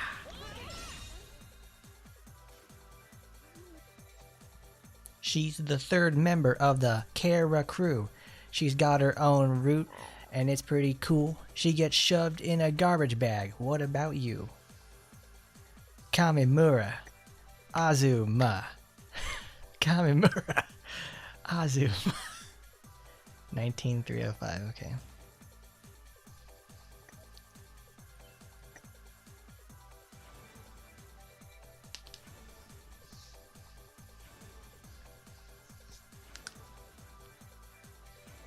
So earlier today, like, well, for the last like 2 weeks, I've been playing a lot of Neo 2. I really enjoy that game. But I only realized now, like, really starting to interact with some of how because I'm on Way of the Neo now, which is the highest difficulty in the game. It's like new game 4. That's like the one thing I don't like about that game is you have to spend a shitload of time just doing anything about that. I'm like, oh my god, stop. The only content that matters is like, all right, you've reached Way of the Neo. Now you can do all this other stuff now. And you can go into the Abyss and do things from there, where things are even, where you gotta farm even more gear in the first place. But it's like, it feels like it's such a daunting task in the first place. But no, I've found out ways to interact properly with the game, and it's like, oh, there's like little things you can do to make things drop correctly. Like, what I think there's like some sort of thing I got on my Magatama where it's like, okay, you have an increased chance to drop whatever gear set you're wearing, but in the correct in a higher rarity. And I'm like, this is cool. I like that. I'm interacting properly with the game now.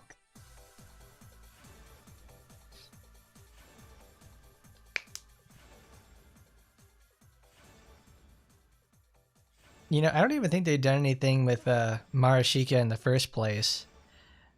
Like, what? She appears only in Kara the Bloodlord, and that's about it. She doesn't really have much going on. I don't even think she got anything from fucking in Taba.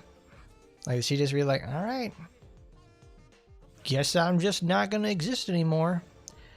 Guess I'm just gonna have to live in the world where Kara, Marika, and Azuma get all the fame and glory. Because in the first place, it's like both routes for Kara the Bloodlord are quite literally Marika or Azuma. You train both of them to get closer to Kara so you can do horrible things to everybody's favorite vampire.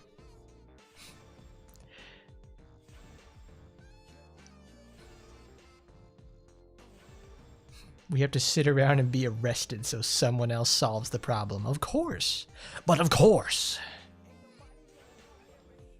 Alright, everybody. You know what the time it is? It's Taimanin time for pizza. Today's pizza is thin crust pepperoni. Who likes it? I do. It's a good old Kroger pizza. No jazzing up today. We're just keeping it real. Yum.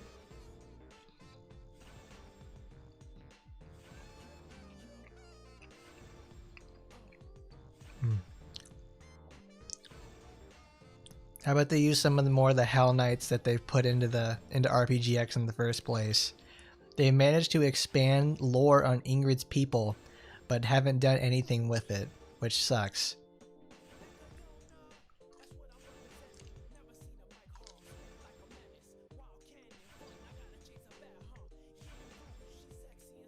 You use Shikigamis? Well, I'd have to add Nanase Mai. That's what she does. That's her whole thing, actually.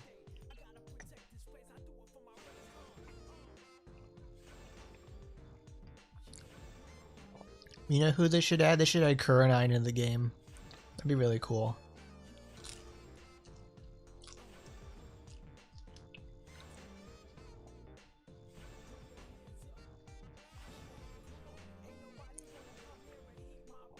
Oh, I'm sorry. They should add better Kurenai in the game, aka oh no, I forgot her name. It's Kurenai's mom.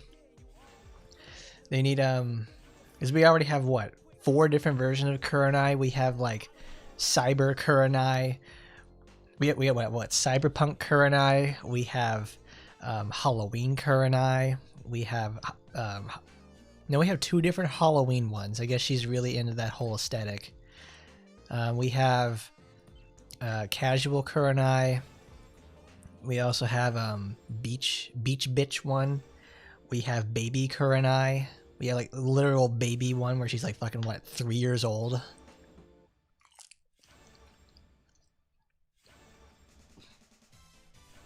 So why not? Let's just add Mom Kurenai in the game. Yeah, Rockstar Kurenai.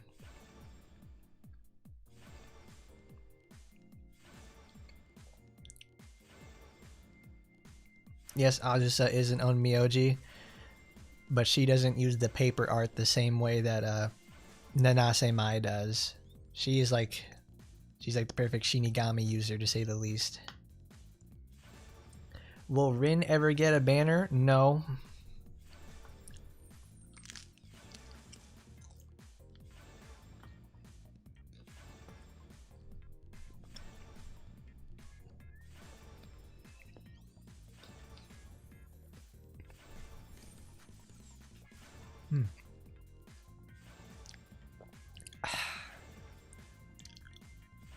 No, you won't get Rin unless you pay for her or work very, very, very hard to get 100 fragments. They like to give away fragments, but it's also stupid. You better shell out $70 or just go fuck yourself. That's the way that they're doing it.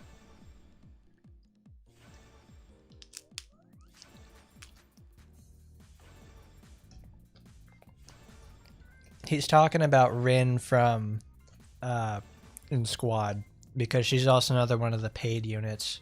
that's going to be added to the game like 2 months from when she gets out. Like, bro is not going to see her for like until like goddamn July or August.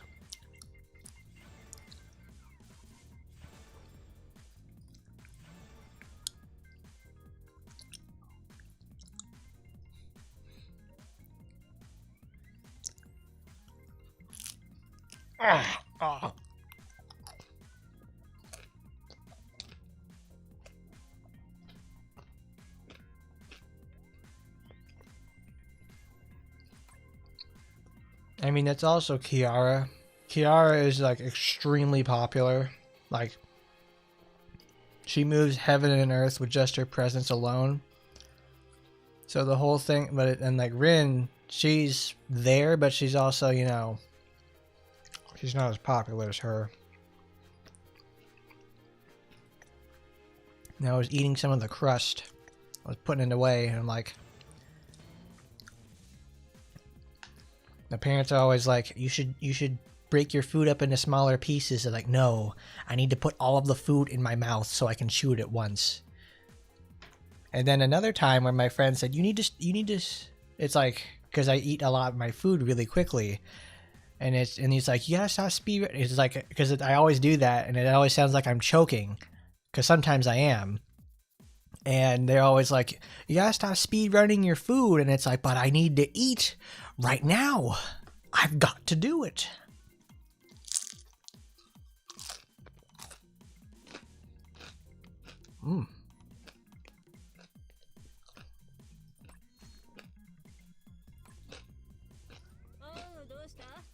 Oh, what's up? What's the matter, bitch?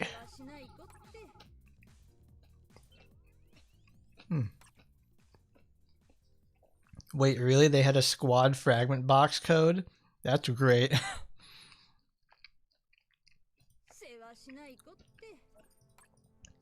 It ran out? That sucks. That's really stupid.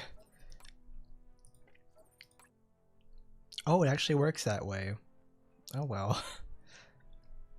Oh, I messaged, I think we talked about this, but I messaged them to tell them, like, hey, you need to put a receive all function in your, like, event mission stuff for, in squad, because that shit is, like, it's terrible. Like I want to be able to collect all the items at once. This is some terrible ass stuff. Don't worry, I am too. I think I miss most codes in general because I just don't care. Alright, let's do some arena so we can level up our stuff so I can stay at 6,000 and not do it for 2 weeks.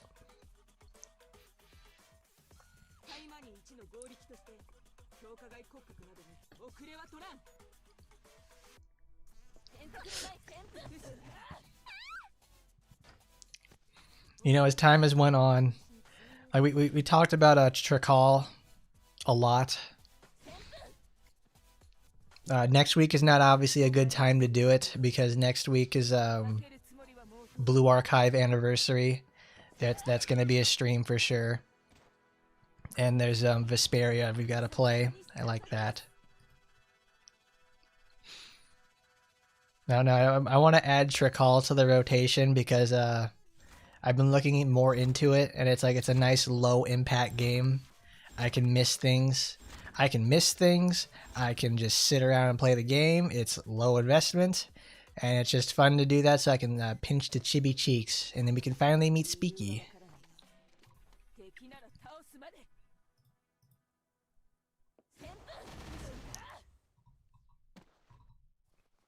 Oh, you fucking bet Rio is here. Of course we're going to have literally... We are going to have the big, was it Ryopai versus Himari Ketsu. It's gonna be fucking biblical.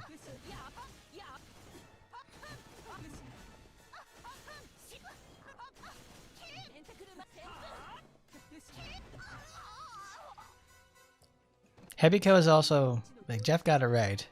It's Phantasma's a similar situation. It's a blank slate character that they bring in, and she doesn't have too much going on, so they can do whatever they want here. And they develop Phantasma's personality in both games, especially here, where she's got a lot of stuff going on.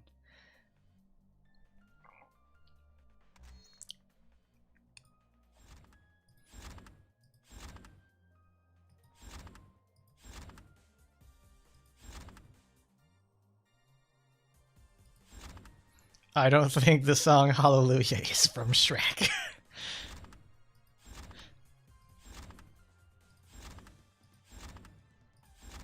I keep getting Hallelujah and Battle Hymn of the Republic mixed up. Because I think they had like the similar chord progression. So it's like, Hallelujah, his truth is marching on.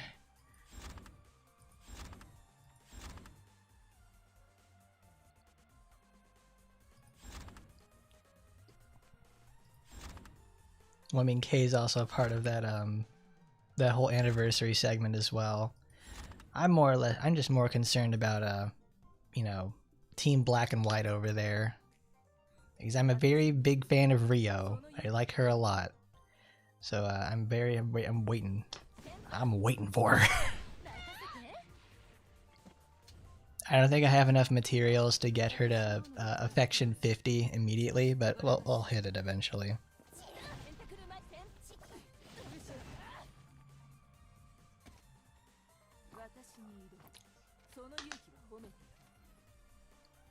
Oh, Speaky's all the way at the end of the main story for where they're at? That sucks. Well, I mean, that's not too bad. It actually gives us a good goal to work for. So we can get to Speaky and see the famous Deruji Bateo scene where she's on her knees and like, oh my god, please don't hurt my Are they pumpkins or are they like bell peppers?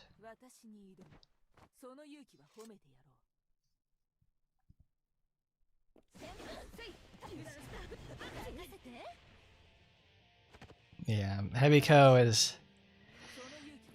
girl is rough, because it's like most of her stuff is utility based, and her just designed to like last as long as possible.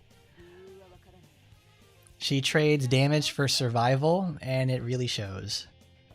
Because I think today, no, last week she was part of the challenge missions and stuff, which we'll do those today.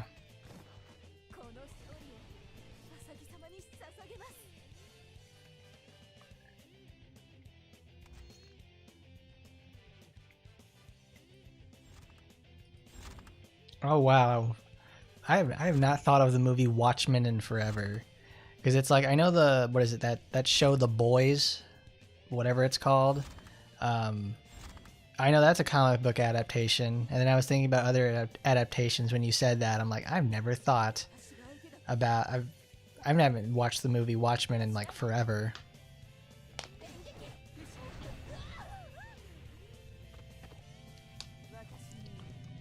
Da Boys. I don't know anything about it. I didn't know that the series had been going on for 6 years at this point. I don't even know what it's about. I just see like welcome to Agartha memes with like Homelander or something, and I'm like, okay, whatever that's supposed to mean, I guess.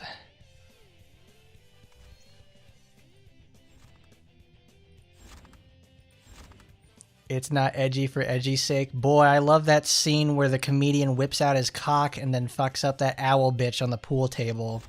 And then, like, what's-his-face comes in there and is like, what the fuck are you doing? Yeah, I love that part.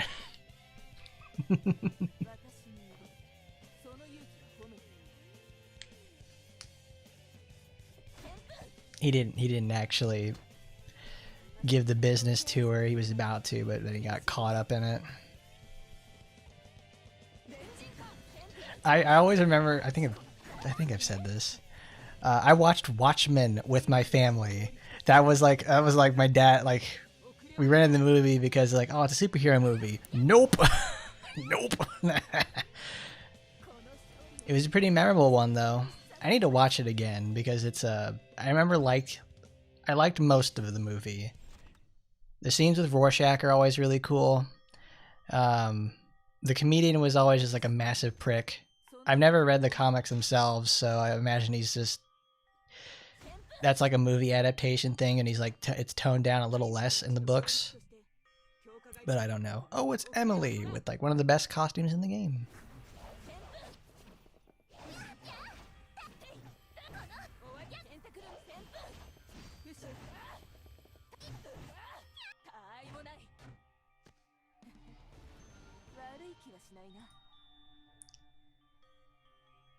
Alan Moore hated how people related to Rorschach.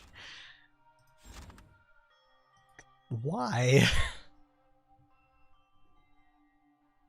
I guess that's that Zack Snyder for you, making Rorschach of all people likable.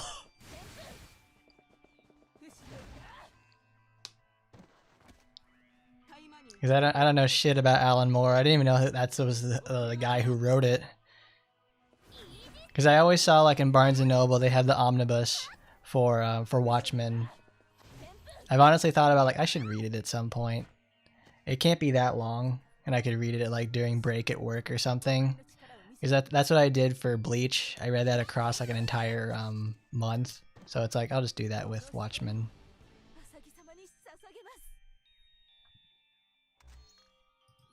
He wanted to make him an edgy anti-hero, but it turns out he's the most heroic guy on the team. Well, yeah, because it's like, what? Dr. Manhattan is like, he's in it for himself. He doesn't really give a shit about anything. The comedian is a horrible person. I think Ramses is like also another just generally awful person as well. They all have something to gain. They have either nothing to gain out of it or they just don't care. So it's like the stakes are all weird and everything. So it was hard to follow, at least when I was younger.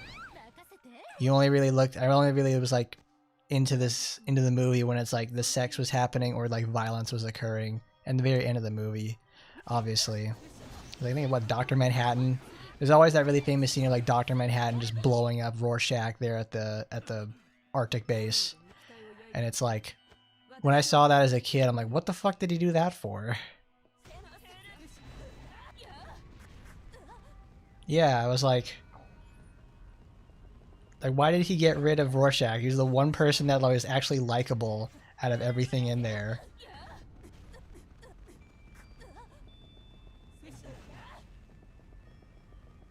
Oh, Astaroth, girl, stop wasting our time!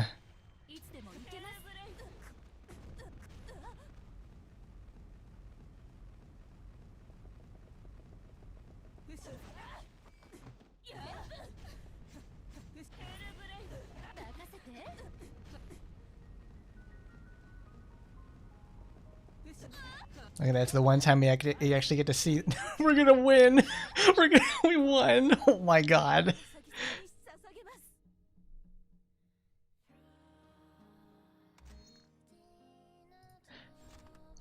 It was like, are we gonna win? Oh man, Murasaki's passive coming in clutch. I love it.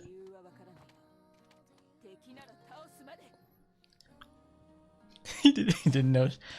Who the hell is Steve? Who the hell is Steve Jobs? Lick my balls.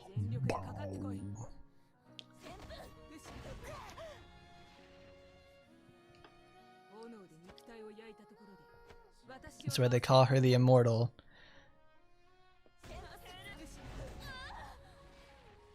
That's why they call her the unlikable Immortal.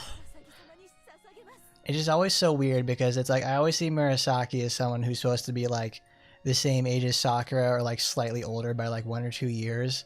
But they always end up portraying Murasaki as like she's just slightly younger than Asagi or something. Like she's misgrown adult when she's not. She's like arrogant like Azuma.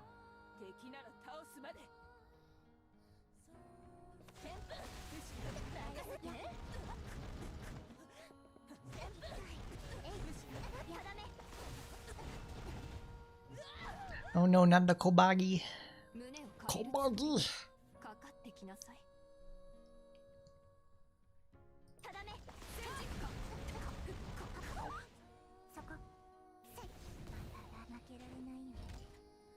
See, look at that. What a pro right there. Bro's got the same costume I do. Because it's my favorite costume for Shisui. I like the way it looks.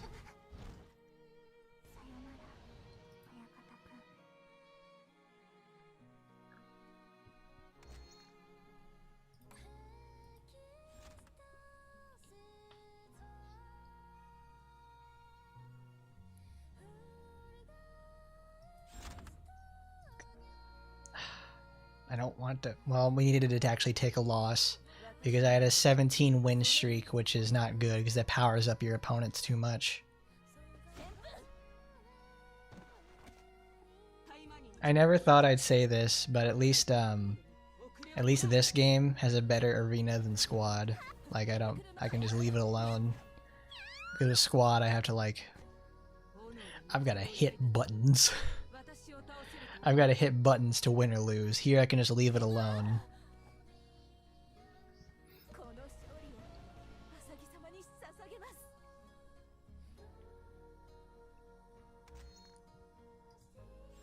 Well, I mean, she was also supposed to be developed like she has a jealousy of Sakura in the first place, because obviously she's related to, you know, Asagi, the person she pines every day and every night for.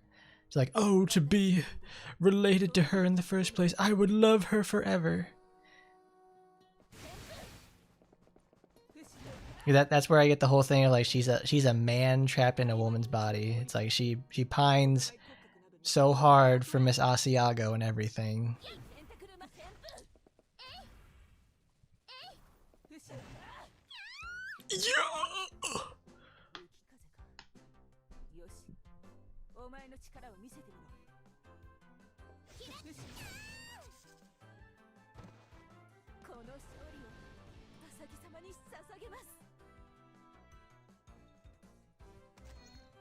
Like she's supposed to be, Murasaki's supposed to be designed like, oh, she's got this degree of professionalism about her that she always maintains, but it's like she just, they managed to Flanderize her, or they more or less wrote her into a corner because, like, what literally since day one, since her introduction, she's like,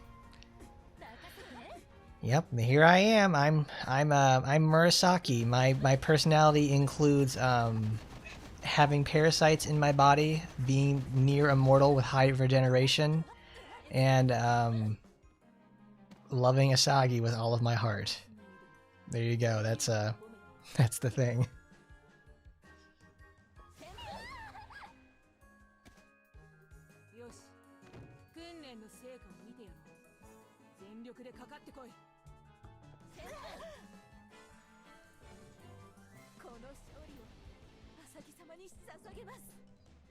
Yeah, imagine Murasaki meeting Kyosuke.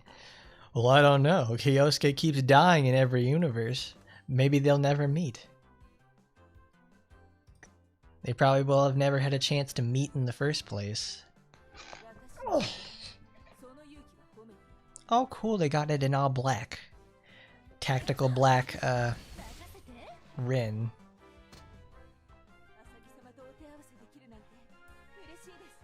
They don't do anything with her braid. That sucks.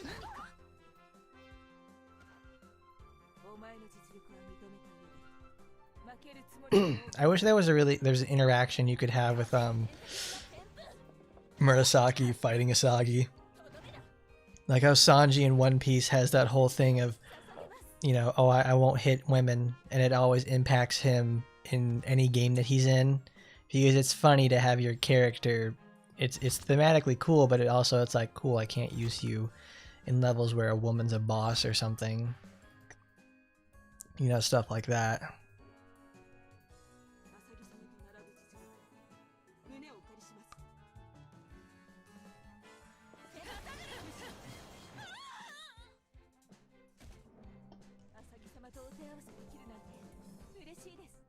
Oh, I get the chocolate version of it. My little chocolate girl.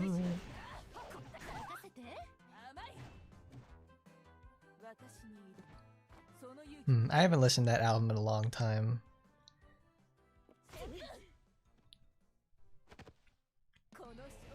I almost want to listen to it again, but it's like, I don't know, the album Spirit They've Gone, Spirit They've Vanished.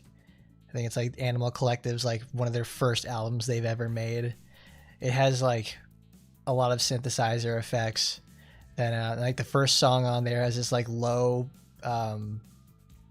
frequency, this like high frequency thing. It's like it's in the background of the song, and when I was listening to it when I was younger, it fucking hurts my ears and I can't listen to it. So I imagine it's like I've had my hearing go down a few octaves as time has went on. I probably won't even notice it's there anymore. I should try it.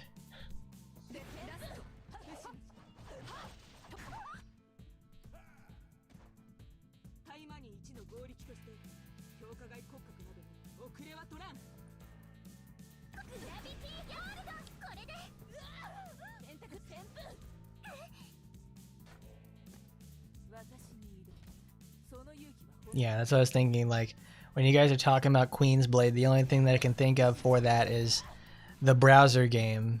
And it plays like a Zynga browser game in the first place, and it sucks. And it's like, I don't want to do that. It's the same situation with Taba, because it plays like a fucking Facebook game, and it's 2026. They have Facebook games that don't even do that in the first place. Can you support 3D? I don't know. I don't think I can, but I'll try. It's a shit like that situation. I'm like, why you even bother with this shit, man? I mean, honestly, it probably doesn't cost a lot to keep a game like that running in the first place.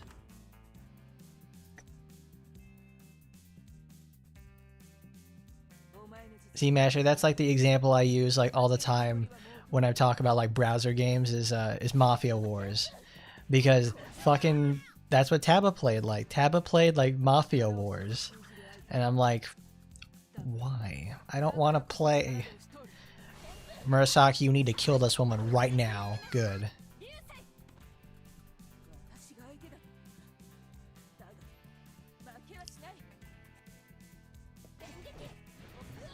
It was a tap game. Taba was just not good in general.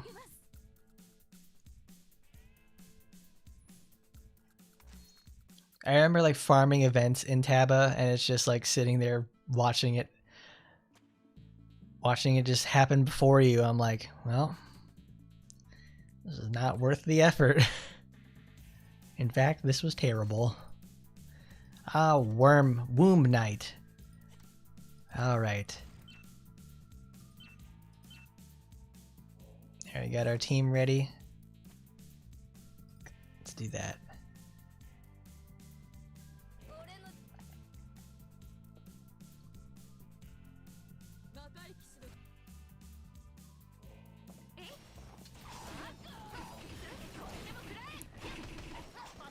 I know, everybody played. That's what everybody played Taba for in the first place, because it was.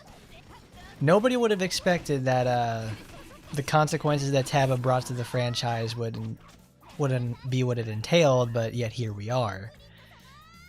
Because during the Taba lifespan in JP, they managed to have like Taimanin Yukikaze 2 released. And a couple of other VNs as well.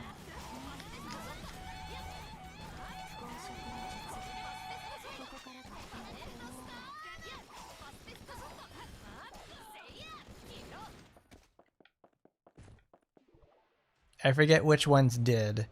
So that's my question. Because obviously it's what led into RPGX, it's what led into AT, and it's what also ultimately led them to decide, no, we're not going to be releasing anymore. We're not going to really release any more mainline VNs. Effectively, the whole Taimanin franchise ends at Taimanin Yukikaze 2. Oh no, Kurenai, yeah. Kurenai was put in there as well.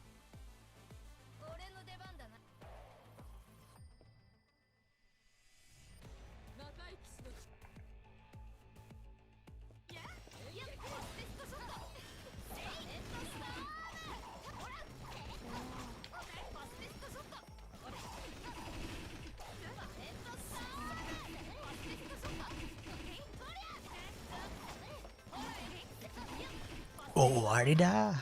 Owari? Like Owari from Azur Lane? What?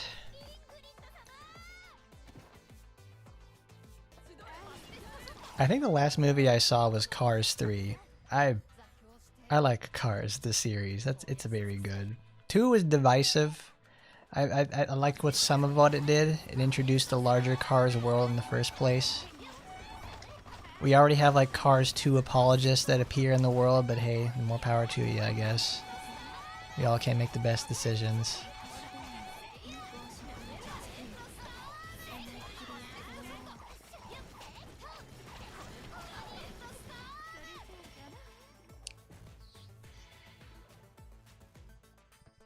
I liked Cars 1. I didn't think I would in the first place because my grandma was like, got me Cars 1 on DVD, and it's like, whatever. I wasn't that interested in that in the first place, so I decided to pop the DVD in the DVD player a long time ago, and I was like, I love it. I love that movie. It's really good. Because I got the itch to watch Cars 3 because I saw like the scene again at the beginning of 3 where Lightning McQueen is discovering his time has passed. And it's got the McQueen is fading. McQueen is fading. And he starts doubting himself, and it's like, it's good. It's real.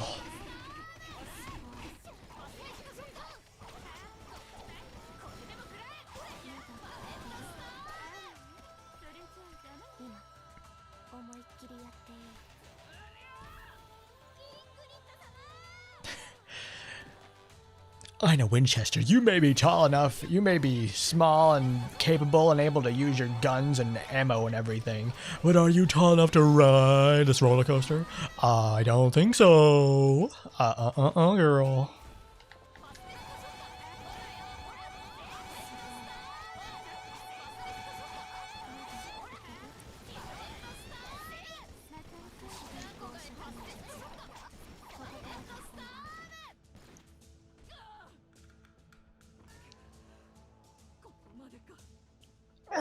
Ow.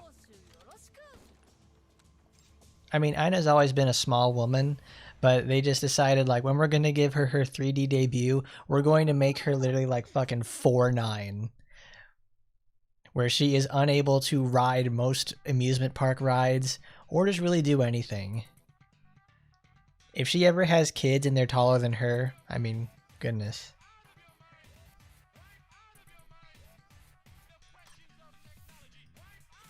She'll make the roller coaster reduce down by another like 3 feet, and it's like, I think I'm tall enough now. Or better yet, just have her flip upside down, because it's like the only reason why they have those height requirements is so that the restraining pieces inside the ride can actually fit correctly on you. Because if you're too small, you just slip out.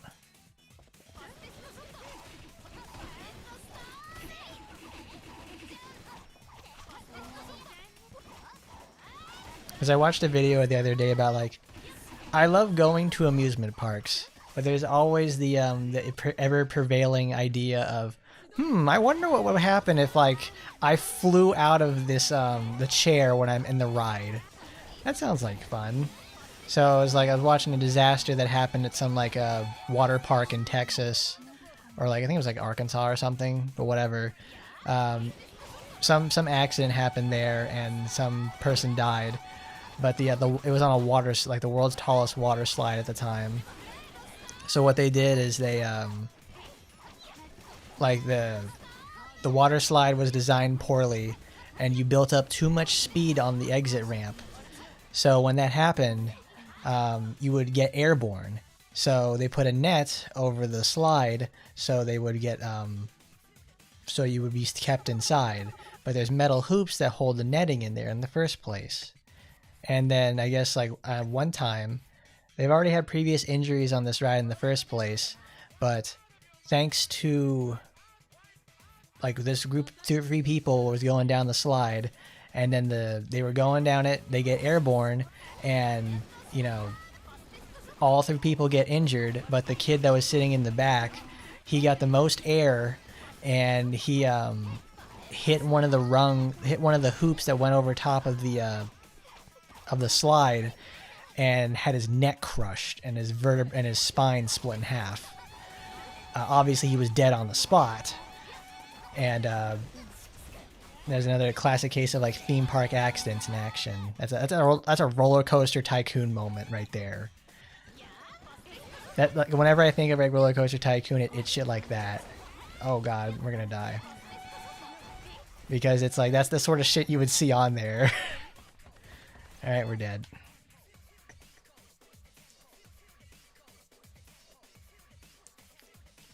Like, yeah, I think then they did the autopsy on the boy. It like he had sustained a massive a massive blunt force injury from hitting the hoop that it didn't decapitate him, but it obviously like it broke his spine in two inside of his body. So he was just, you know, everything still attached but broken. So the thing about it though, his dad was a senator for that state, and thanks to his dad like campaigning and everything like that, to have more state oversight on regulation for amusement park maintenance stuff and everything. So now in that state, the state steps in and they have to you know, do inspections every year for their stuff.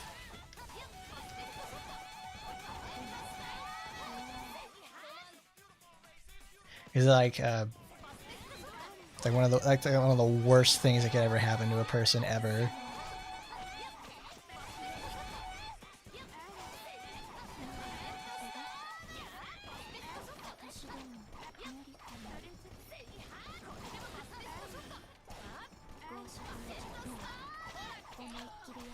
Activate it, activate it, activate it, activate it, activate it. Oh, wait, the battle's already over. I'm like, no, we can do this. We can do this. No, oh no, it wasn't about like the ladies that got the weight limit over. It was the fact that like I'm more or less like probably under the weight limit because it's like it was something like that. I don't remember exactly that part. I just remember that like all the people got injured because they got too much air on there. They got too much air there, and the other boy and the boy just had the worst day of his life. He experienced his last moments right there on what was supposed to be a fun day.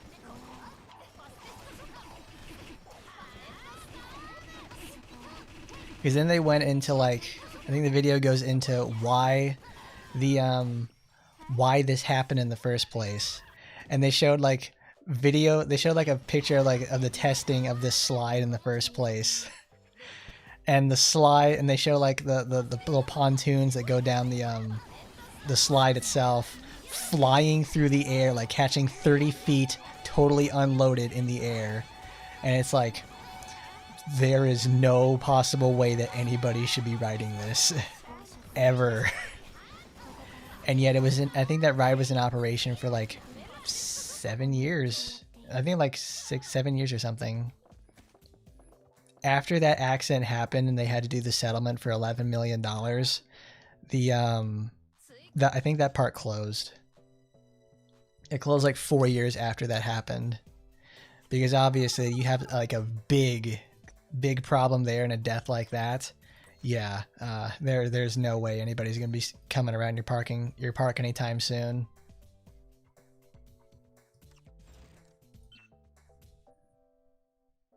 Yeah, the ride was there for like 7 years before it had any fatalities. There were, I think, like 11 reported injuries that required medical treatment on that slide, and then that day happened.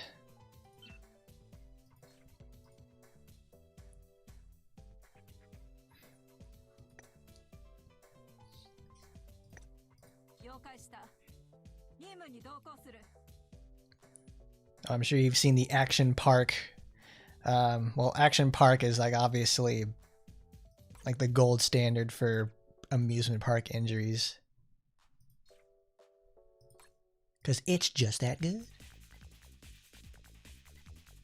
Oh, Shizuru, I love you, Shizuru. Because every time, like, I always remember, like, when Shizuru got her demon outfit. Like, we're at the very end of the stream and we're talking about this. Like, I really like the way this costume looks. And then it's like, YouTube just recommended me this, and my child is watching this in the first place. I cannot believe what I am seeing. And it's like, well, getting that little boy cultured over there. I don't know why YouTube is recommending that in the first place. But it made me laugh. Because it was really fucking stupid.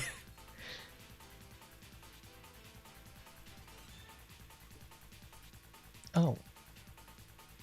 Here we go. I'm gonna make that bitch put it on. Make the bitch put it on. Let's try it. We just need to get a couple million points, so it's not too bad.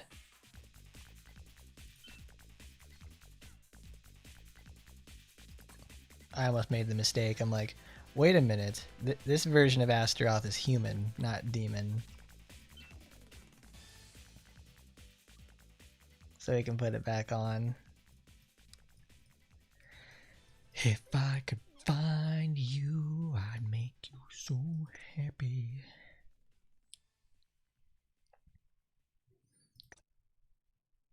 Machine type allies. Well, we don't have anybody here. Well, we would have if Ina was there. If the correct. Oh, we need her. No way, she has it there. What the fuck, Richard? She's not there. Nah. No, wait, I know. Buff extension, there we go.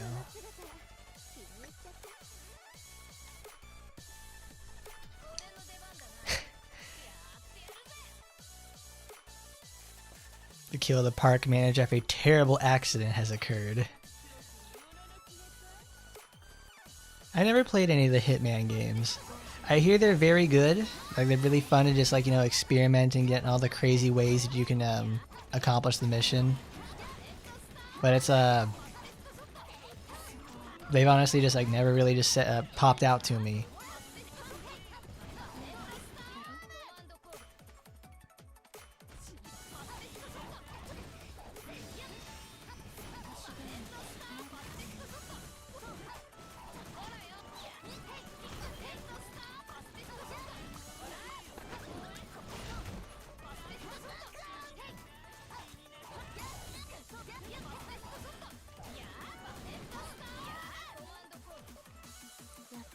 Demon Shazuru was making me sad that AT is withholding Demon Psycha from me. Well, that is true. That's a really sad situation because Demon Psycha is very good. Because that was a unit they added in Taba. Looks great. It's obviously it's Psycha. You know, Miss Big Booty herself really knows how to throw it back and look good doing it. But the problem is that I honestly would have thought they would have put that as her her limited outfit instead of Iron Man, but not really. I mean, Iron Man Psycho is a very good look, but it's Seaman Demon Psycho just really feels like, you know, it fits the needs. You know, it fits the need in more way, shape, and form.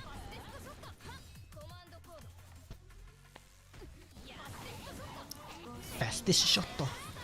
Brulette Storm.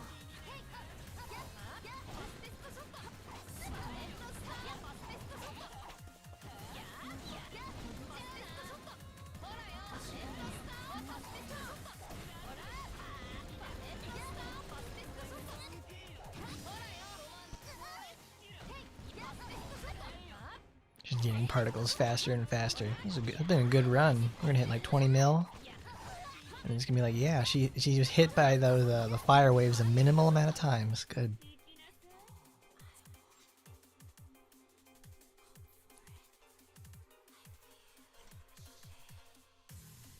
$20 million. We got our points for the day. That's what I'm concerned about. Cause next week, next week will be next week is what's it called? The end of the month, that's what it's called. And then we'll be looking forward to that so we can get some arena coins. Get some major coinage. Okay, thanks, hon.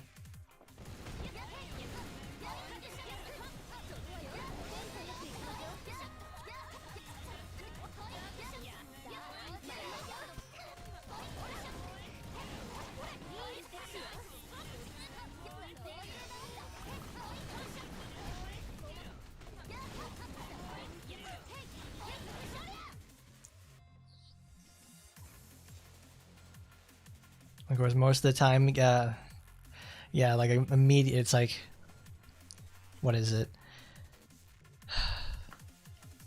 Astaroth's gonna double cast Meteor and then blow up the entire parking lot.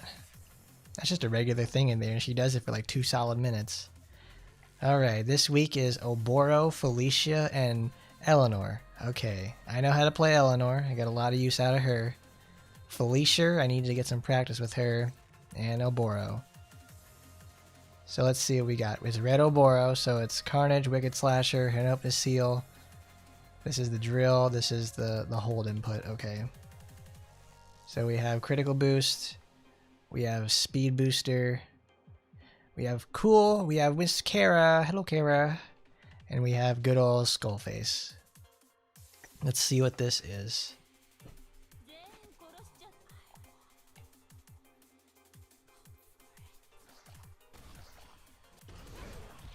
Okay, so it's a 3-boss situation.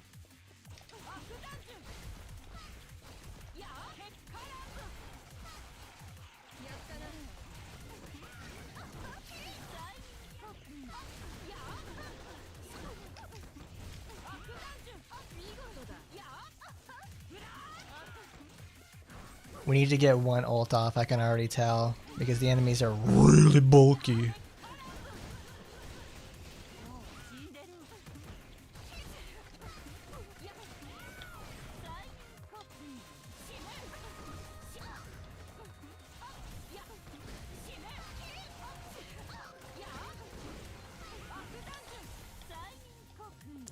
Done-sama.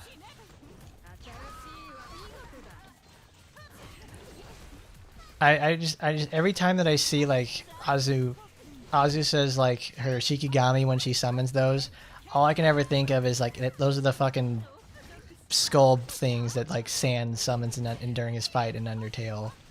It's like that's what they are. It's like there's no ifs, ands, buts about it.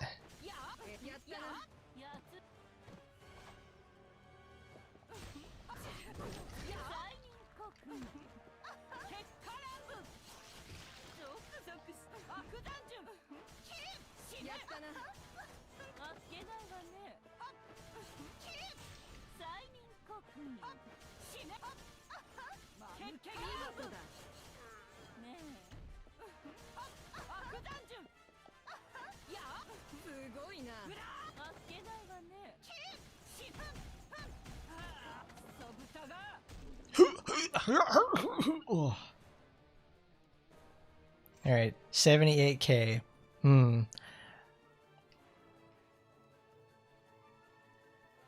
I see. That's gonna be a rough one to do because it's we need to do much more damage. I almost want to keep it there. What does Felicia have? Oh, we're doing Orochinagi. Okay, so we have... Why? Marika doesn't do anything for this. Oh, I see. You need to... So we have a health boost. Restoration effect of all... Okay, HP down. When she hits a restoration, and she'll do that pretty often. Sanguine Ass.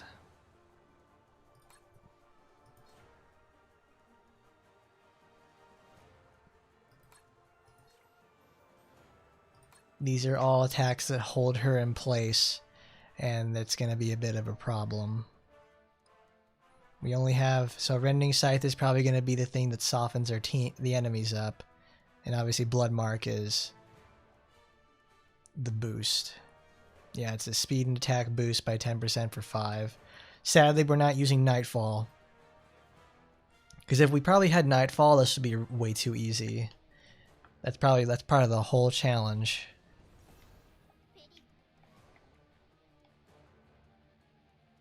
He doesn't have her extreme dodge or using any of her attack doubler or the power hitter. So that's a problem.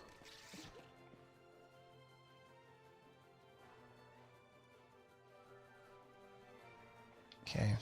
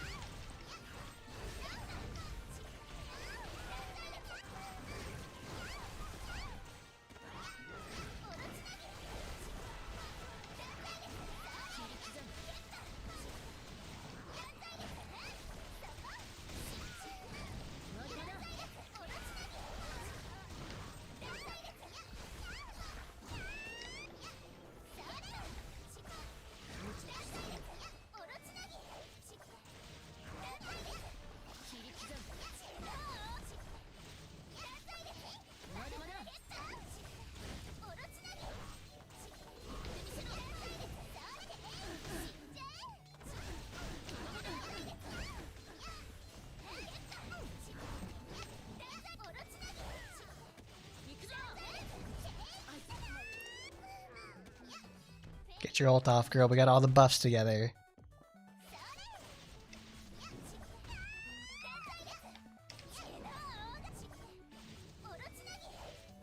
Nice. Hooray. Is that enough? I don't think it was. That was way too many hits. Good, 84k on it. Nice. Could have probably gotten some better Orochinagi. Orochinagis.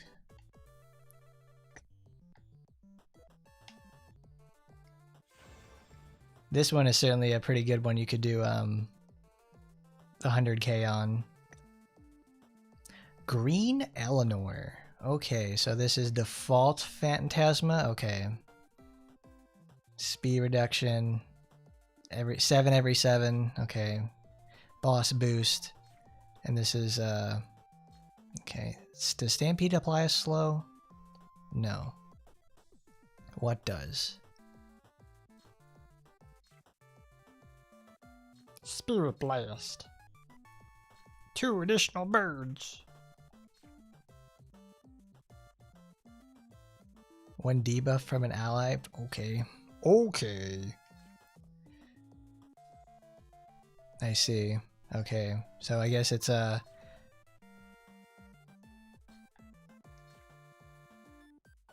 random enemy every 7 seconds. That's rough.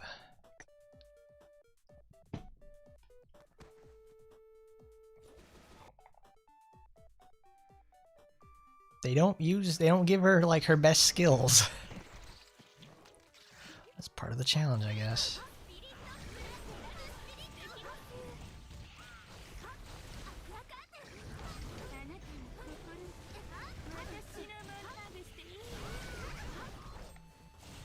At least she has Aqua Curtain. Like, that's really good for her.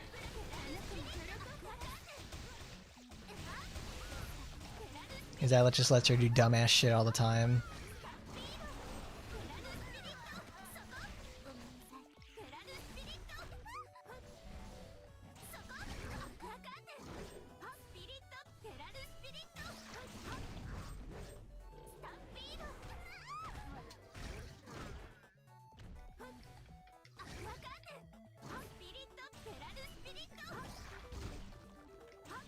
Give me those orbs. Give me the... Ponder those orbs, baby.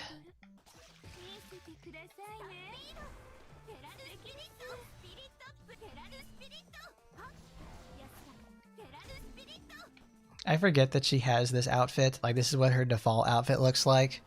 Because I never use this for Eleanor. I only ever use Kiara's outfit or the racing outfit. Ooh, that was a good one. I bet we could hit 100k. But that's because Eleanor is... Like, since she shares with Kiara, it looks so much... Kiara's outfit looks really good on her, so I just don't use anything else.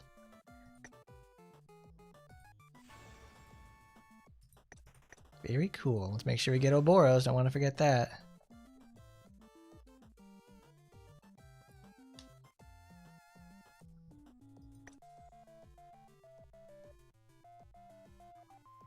That I am not the original.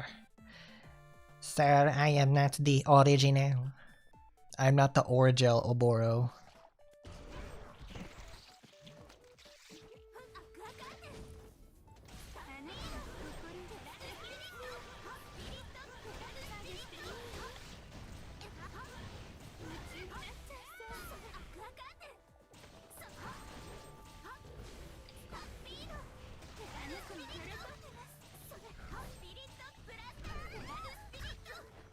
Kihei Snow.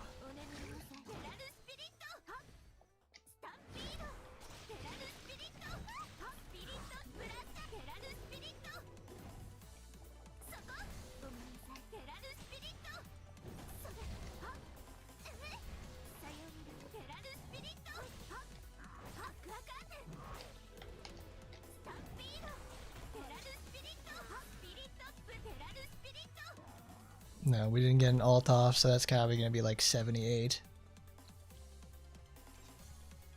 That's exactly what I thought. I was off by 1,000. It really does show how much of a difference it makes when you actually you properly ult.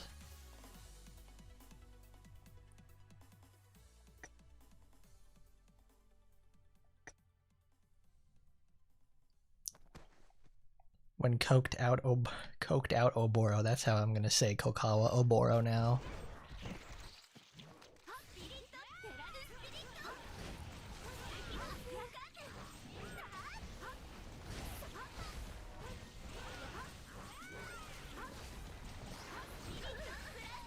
Bro, who got the suction? Oh my god.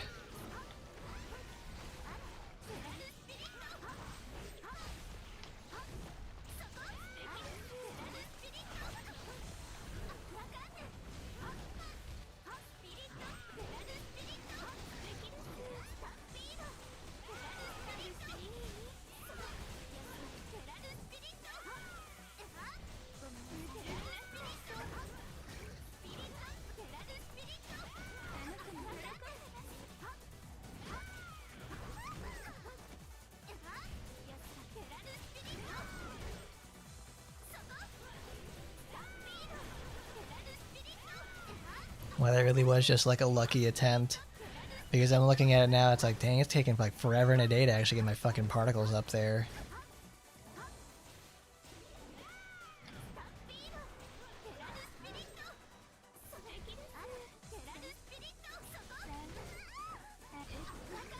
Oh, cheesy Jesus, look out! Because I was able to use it before they did that.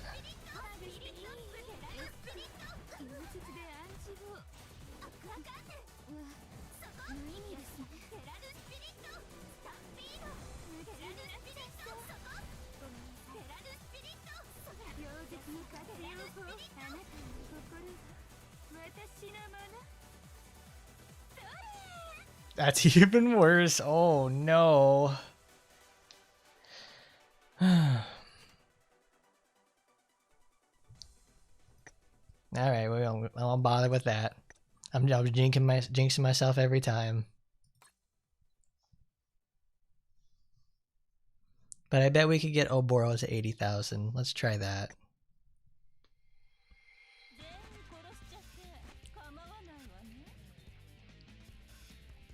Because I took too much time, took too many hits, and I wasn't dealing enough damage.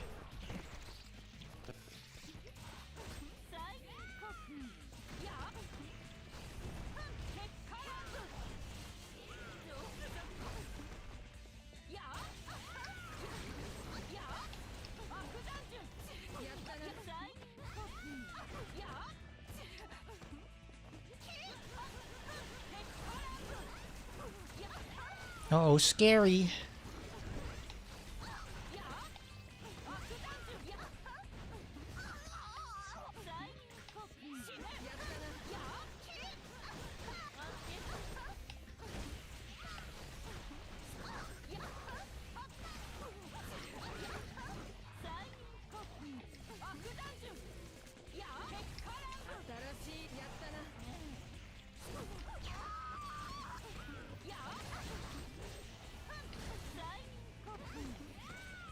Lord Oboro, what kind of like battle cry was that? Like, oh! Sound like Hank Hill getting caught in a windstorm.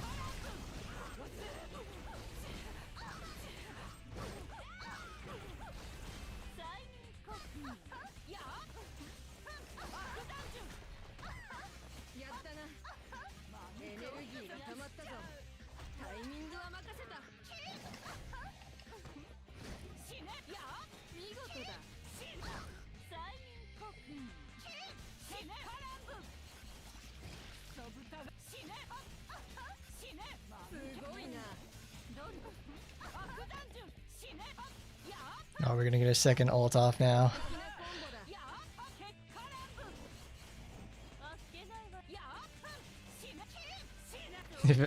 I don't know, I would be laughing if it was like Gachimuchi moans. It's like, oh, thank you, sir! It's like, you fucking slaves, get your asses back here! I wouldn't be surprised if Oboro at some point has said that towards any slaves trying to make their escape. 75, that's even worse. Alright.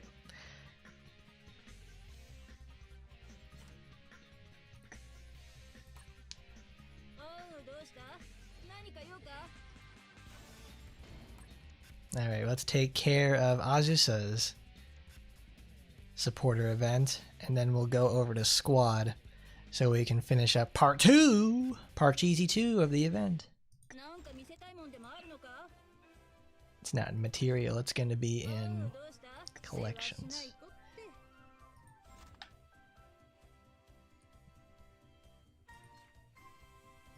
Get item. Uh-oh, scary. That's today's thumbnail. That's Azuma for you, Miss Scary. We need to change our settings. Action Taimanin. Thank you, Usagi. That's really loud. Action Taimanin. 世話しない子って。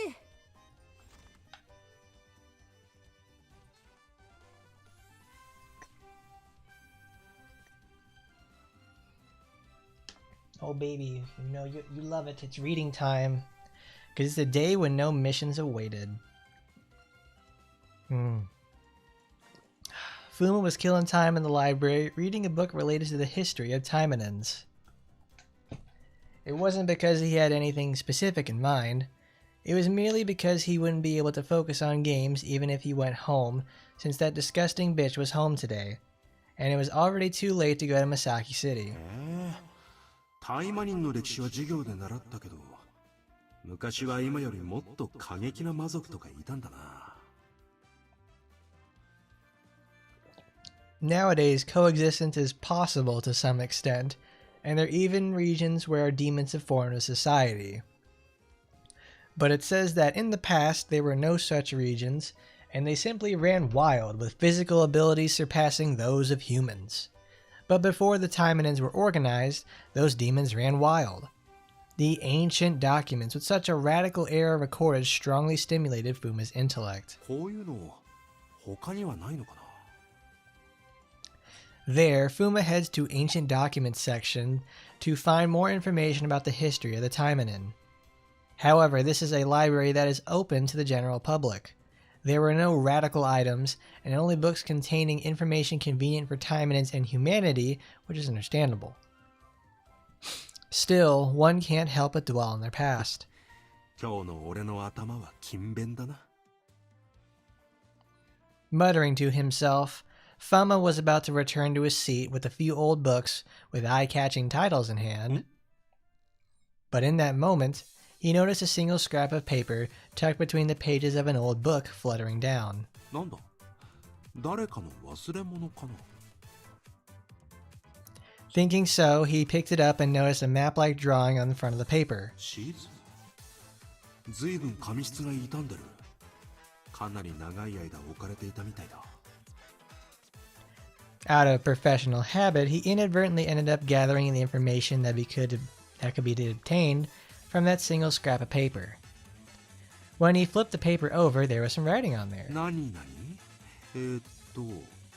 ここに行けば五社学園の秘密がわかるか。五社学園。なんかアドベンチャーゲームでありがちな導入だな。でもって表に書かれているのはやっぱり地図か。It's a map. He visualized the map of Gosha in his mind and overlaid it with the map drawn on the paper. 少し今の地図と形が違う気がするな。昔のだからか。Subarashi desu ka? Because the paper itself was worn, and Fuma guessed it had been drawn in an earlier era, before modern maps had become the Norm Macdonald. And besides... ここって確か立ち入り禁止になっている場所だよな。現代と異なるレベルの古い地図に、ここに行けば五社学園の秘密がわかる。面白そうじゃないか。Now he muttered to himself and took out his phone to gather companions to join him on this adventure. The gang's all here. Oh, it's stormy outside. 今日に限って任務だなんてついてないな。That night, a man in a school uniform who had secretly climbed over the fence at the back of the school muttered. Of course, it's Fuma himself. He tried inviting Hebiko and Shikanosuke, but it seemed that the two of them will be away from Gosa Village from a few days because they have a mission starting today, of all times. さて、ここからがタイマニンの腕の見せ所ってやつだな。First, just in case, Fuma put on a Taimanin suit under his school uniform and looked around. Of course, there was no sign of anybody. 五社学園の秘密ね。どうせ誰かのいたずらだろうけど、それはそれで話の種にはなるだろう。Stories like these are all about timing. The first one to solve the mystery has the right to spread them. With the anticipation of wanting to be the first to know this secret before someone else figures it out, he chose to act alone. ヘビこと鹿之助に自慢したら驚くだろうな。Or maybe it'll be a dud with the trivial content. Still, that'll be interesting in its own way, though. With the anything is fine as long as it's fun mindset of a typical student, Fuma headed toward the location indicated by the map. Suppressing his presence and not making a sound, Fuma clearly didn't predict his conduct as a Taimanin, even while being full of shit. At a distance from him, a lone shadow stood. The shadow monitored Fuma's movements, and upon confirming that an old map was in his hand, it smirked and followed after him. Dun dun dun. 地図に書かれているのはここか。ここは野外訓練施設の外れだよ。This is already turning out like Kara's one, and I'm not liking that. 他の施設も近いから、通り道にはしてもよく周囲を観察しない。施設と施設の合間。地図を書いた人はよく考えたな。ここなら目的地に急ぐことを考えて、周りはよく見ない。Admiring how this hiding place took human psychology into account, Fuma carefully examined the map once more. 秘密とやらの隠し場所のヒントはないか。Only a map was drawn on the paper, and specific locations were specified. Or not specified, in fact. Even the words only say, if you go here, you can learn the secret of Gosha Academy, so they can hardly be called a hint. ま、しょうがない。まずはこの辺りを探してみるか。Well, it can't be helped, I guess. Because the essence of any search is to go out and find it yourself. Keeping that in mind, Fuma chose to begin by looking around on his own. But, and it's a big one, そう簡単には見つからないか。he searched the grounds for 10 odd minutes, but couldn't find anything that'd be called a secret. Having trained as a Taimanin, his night vision was superior to that of an ordinary person. But there were still limits to searching in the dark of night. 人手が必要になるなら、やっぱりヘビこと鹿之助と一緒に来ればよかったな。Immediately uttering words of weakness, Fuma sighed. 一人じゃ見つけられそうもないし、今夜は帰るか。それとも、秘密っていうのはこの場所のことなのかもな。Just as he turned to head back with such thoughts, he locked eyes with it. Without making a sound, without assuming a defensive stance, without faltering his breathing. It was a miracle that he showed no sign on his face. There was a mysterious figure, dressed in eerie attire, unlike anything seen before. And above all, a presence so dangerous it didn't even seem human. 誰だ? Without voicing his question or changing his expression, he tried to gather information about the figure with just eye movement. こんな服装の人間は五社学園内にいない。As soon as he reaches that conclusion, the intruder stepped forward before he could even move. 見つけた。It was a low voice, an androgynous voice that made it hard to tell if it was a man or a woman. Really, it was difficult to even judge whether the voice had been intentionally altered or if it was naturally like that. 誰だ? As he shouted to keep the intruder at bay, he noticed that his voice was stiff, surprising even himself. He was tense without even realizing it, and he could feel his body stiffening. A stiff body meant that his reactions were that much slower. The intruder must have sensed his condition through his voice. Seeing Fuma unable to move, the intruder laughed. but neither shame nor anger arose. Instead, he felt the need to threat to his life first. まさかこの地図の五社学園の秘密ってこれ The intruder steps were slow. It was hard to tell if they were being cautious of him or if that was just how they normally acted. どうするどうしたらいい However, even with slow steps, the distance was short. There was no time to be lost in thought. やるしかないか Fuma decided on his course of action, took off his jacket, and revealed the Taimanin suit he wore underneath. The suit he had prepared just in case felt very reliable now. ほんのわずかなミスでも不審者に制圧される可能性がある相手の出方を探って隙があれば何があっても逃げるよし Fuma decided on his move and adjusted his grip on his weapon. ほう、やるって言うんだな。俺だってタイマニンだやるときはやる Feigning a stance that made it look like he was ready to fight, Fuma deliberately made the first aggressive move.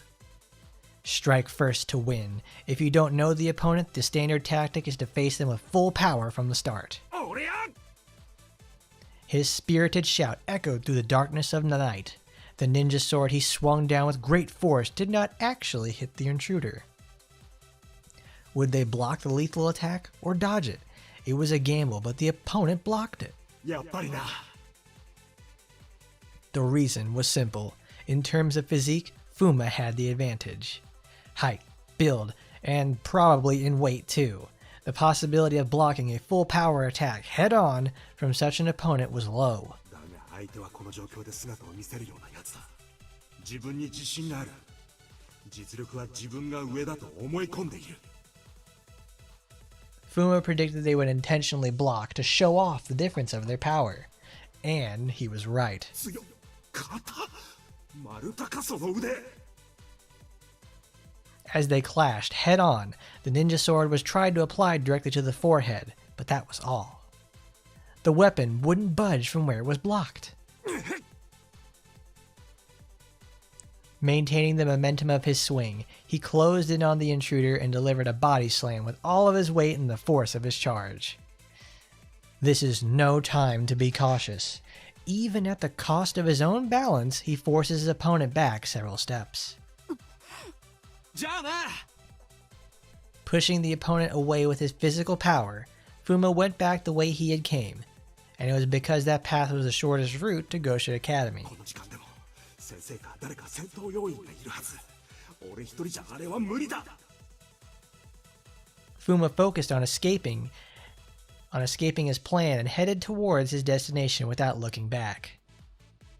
However, the assailant, who should have been shaken off, caught up to Fuma at a tremendous speed. He was caught up in an instant, and sensing a presence behind him, he tried to look back. 捕まえた。もう追いつかれた俺より速いにしても速すぎる As he was marveling at their physical prowess, he was embraced from behind, arms wrapped around his neck. Fuma struggled to escape, but he was completely pinned down and rendered unable to move. こんなこと He's gonna shove that bat right up his 緊急 ass. 通信デバイスでも持ってくるべきだった When he read The Secret of Gosha Academy, he figured it was something like the school's 7 mysteries or a test of courage. He didn't think that such a threat was hidden in Gosha, the Taimanin's headquarters. He knew that his opponent was strong, but didn't think there would be such a gap in their skills. Fuma gritted his teeth at his own clumsiness and tried desperately to break free from the restraints, but he ain't gonna budge. Through the contact of their skin, he felt the overwhelming gap in strength, presence, and skill. The opponent was likely far more experienced as well, and Fuma felt that crushing pressure to his very core. これでおしまいだ。 He's gonna cry. At the low voice whispering in his ear, Fuma steels himself. One last blow. With that resolve, he tightened on the grip of his ninja sword. どうしようかな。ただでやられるものかタイマニンなら最後まで諦めないぞ。 As Fuma voiced his resolve, the figure behind him chuckles. Azuma would probably be like Knuckles anyway. Because like Knuckles, I don't chuckle like Knuckles. Rather flex my muscles. 落ち着け。私がわからないのか？何？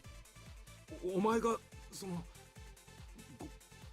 五社学園の秘密じゃないのか？ As Fuma questions, the arms wrapped around the neck loosen, but not completely. The opponent seemed to have no intention of letting him go. 本当に気づいてないんだな。After saying that, the person who is holding Fuma from behind took off their mask and reveals their identity. おい、あんまり大声を出すな。She's gonna rip his cock off or something.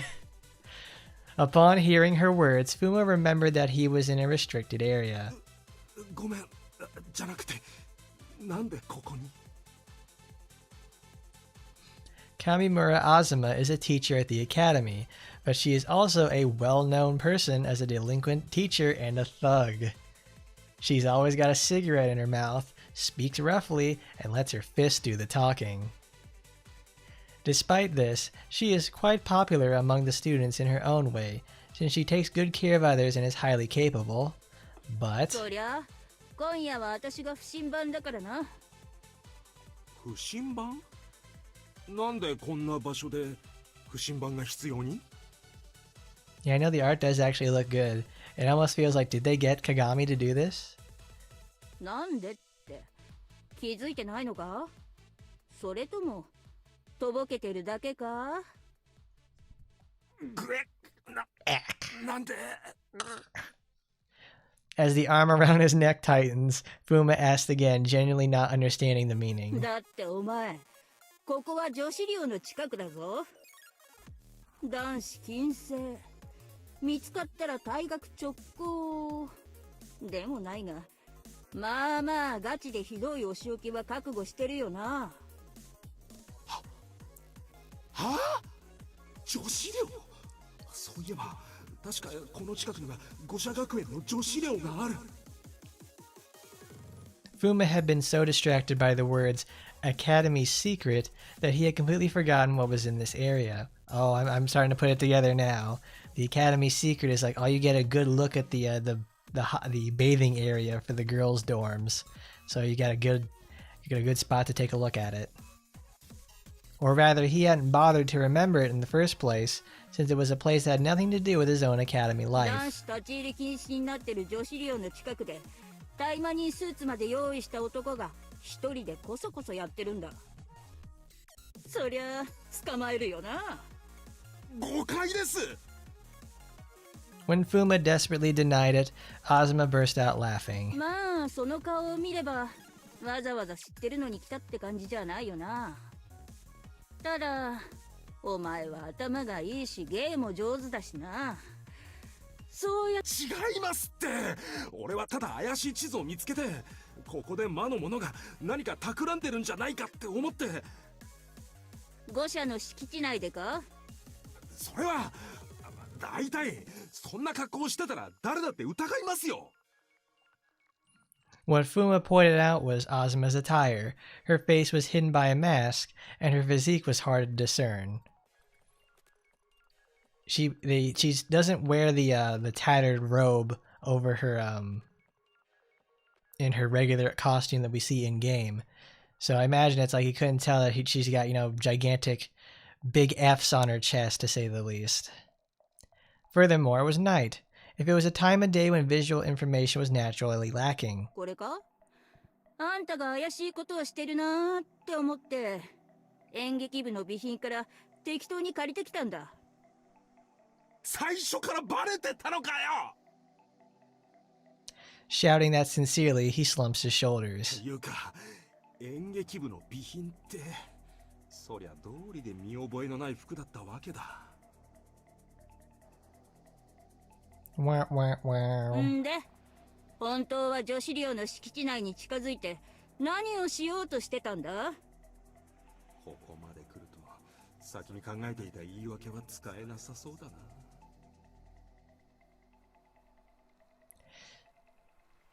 Now, he had prepared an excuse in advance to justify the risk of trespassing into a restricted area in the middle of the night. Now, the excuse was that he came to pick up documents he had prepared for commanding the task force wouldn't work right now. 言い方。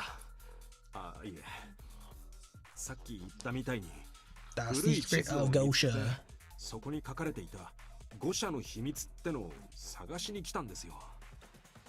ああ、それでさっき秘密がどうこう言ってたのか。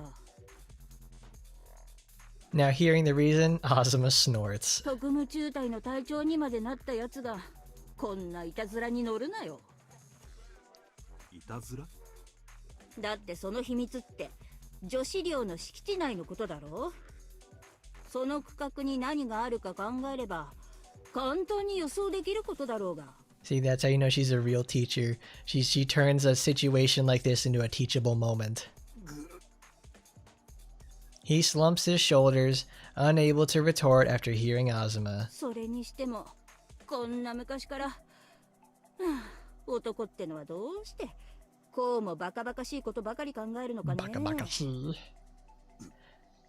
面倒事は起こしてくれるなよ、多感な青少年くん。Now having nothing to say, Fuma bows his head. どうか今回だけは見逃していただけませんか。速攻だな。少しはプライドとかないのか。そんなのありません。いっそすがすがしいな。ったく。Azuma places a hand on his shoulder, feeling beyond pitiful towards him. わかった。初犯だし、今回は見逃してやるよ。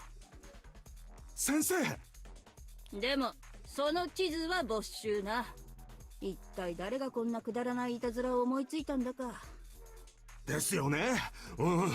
Whoever did is indeed a fool. Look at him. He's just like, yeah, who would do such a thing, right? Oh, that's so crazy. それに乗せられたあんたは大バカだけどな。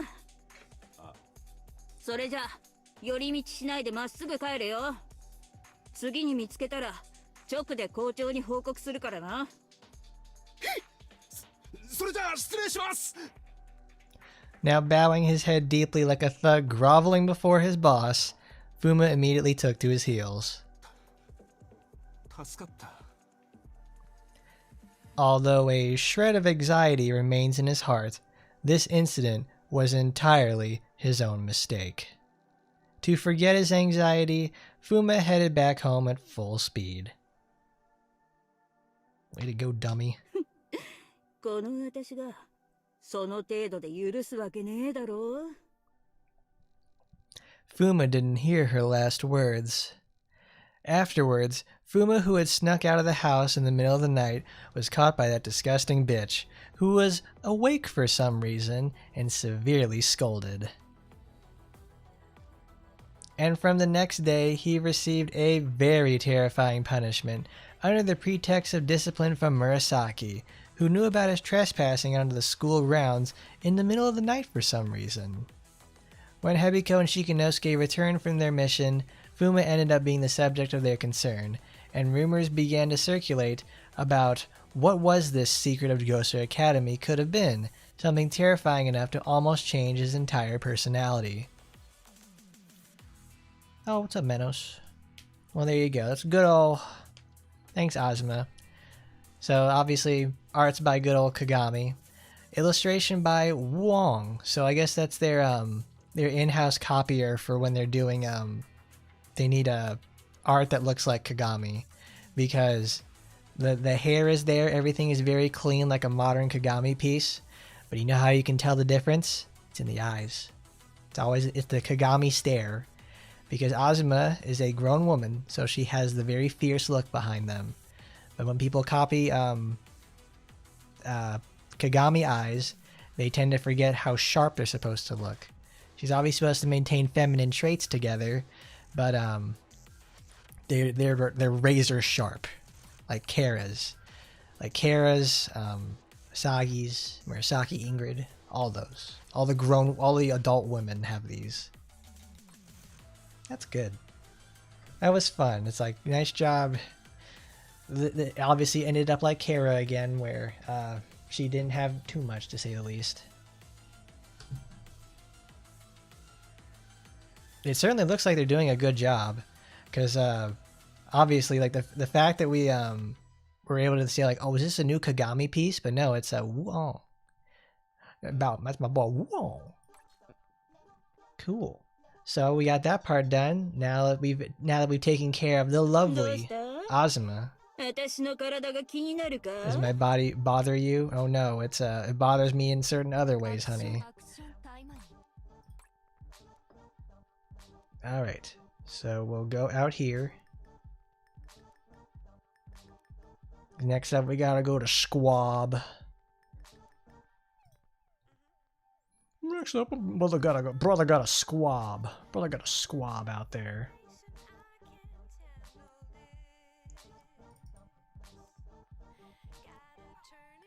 If Huna works for Gremory, that's a good question.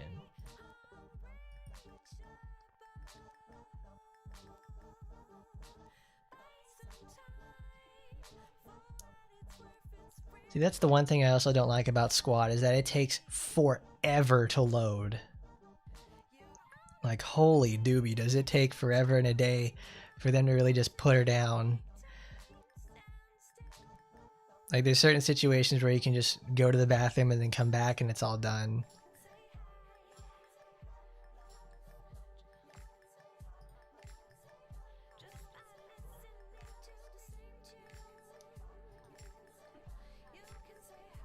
Because I play this game in windowed mode, so I just get to, you know, put it down, just leave it alone, and I can click off of it very easily. Because putting it into full screen, I'm like, I don't want to dedicate an entire screen to this. I want to click and drag it at other places.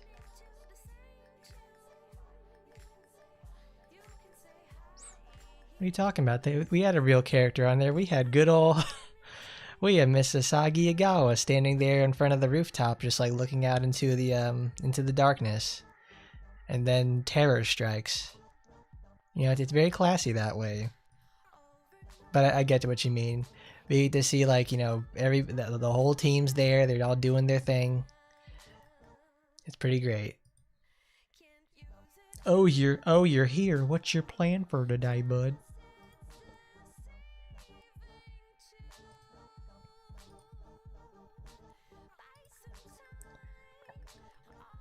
Alright, let's go here.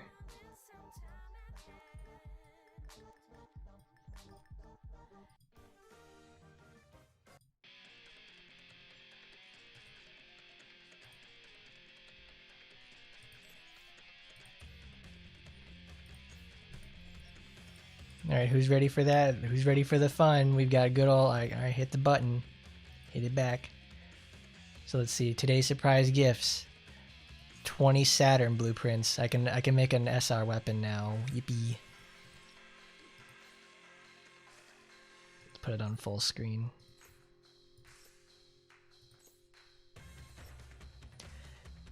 An English dub Taimanin game. I'd find it a little hard to believe, to say the least. I don't know what I could do with that. Especially for the amount of characters that they have to voice and everything. That just sounds like hell on earth. See, when I was playing like Tales of Vesperia yesterday, it made me really appreciate just like menus instantly popping up and resolving. Like sometimes I don't need like a whole pomp and circumstance thing to just like, okay, there you go, here comes the materials. I haven't consolidated my copies of Asagi because it's like I don't know what I want to do with her yet.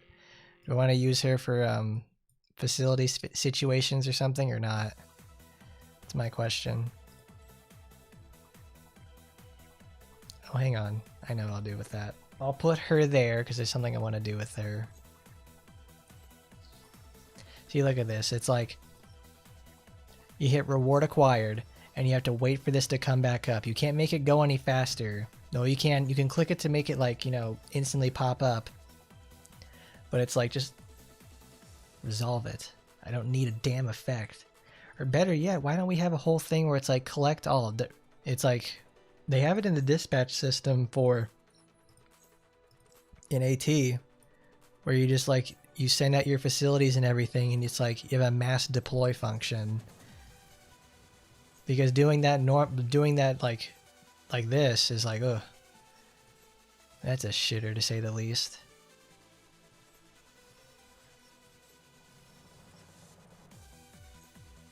Actually, since now I have a whole bunch of copies of stuff, I can probably start taking out some of these and putting them in other places.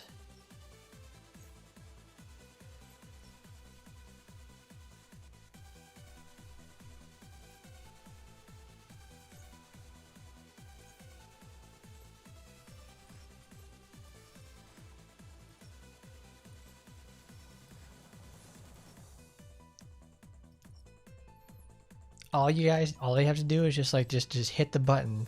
Just allow us to hit the button and claim everything. That's all we need to happen. That's it. Just hit the button to claim all, because there's like 40 animations we gotta sit through in every time. That's all you gotta do.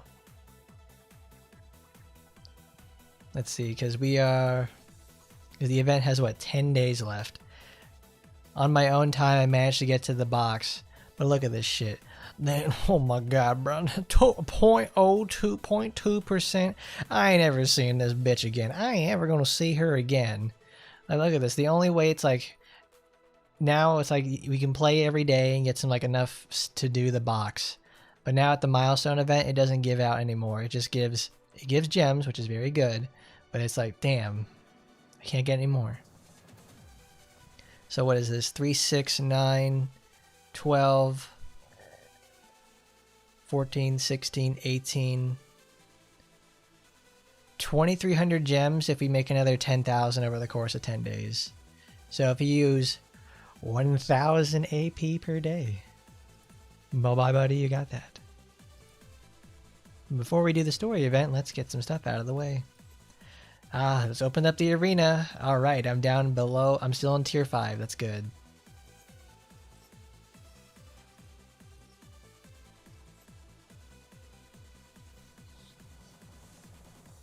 Oh, yo, you know me so well, game. Give me that 398 CP, guys, so I can just blow it up. Gems are still very good. I'm not going to say no to gems, but it's also the fact, like, man, I want to roll more copies of my #1 favorite character in the entire series. Is that too much to ask? See, my favorite thing about this is how, so I think someone commented on one of my videos. It's like, bro, action Taimanin, and it looks like it's dying a little bit. I read that, I read that the day before Chizu, they dropped the video about like, okay, she's gonna be the next character in the game, and it's like, okay, that's who's next, buddy.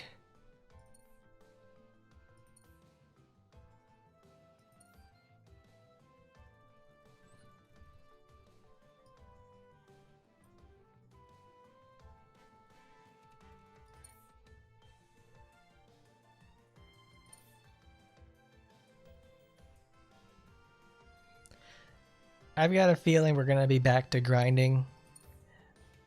As much as I would love for them to have another event, it's these events are really rough.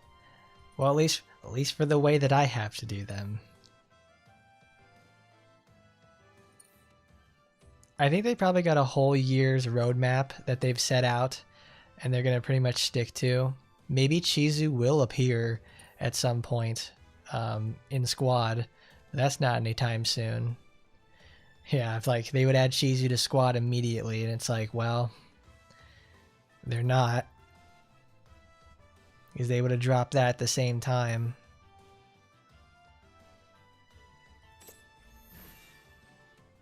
Oh, I know, they're giving they're giving exactly what the game needs, is some new fresh eyes on it, but they're not gonna take advantage of what they created.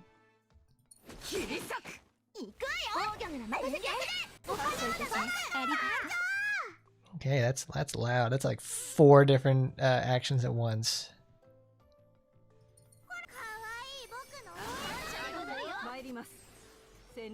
Get out of here, Tokiko.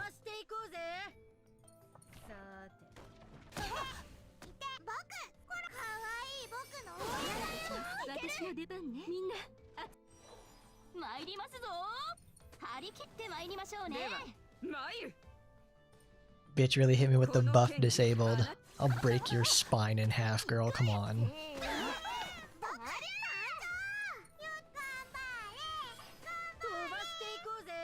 It's like my least favorite character to see in Arena whenever she appears, because I know it's like, cool, I'm about to lose 2 turns.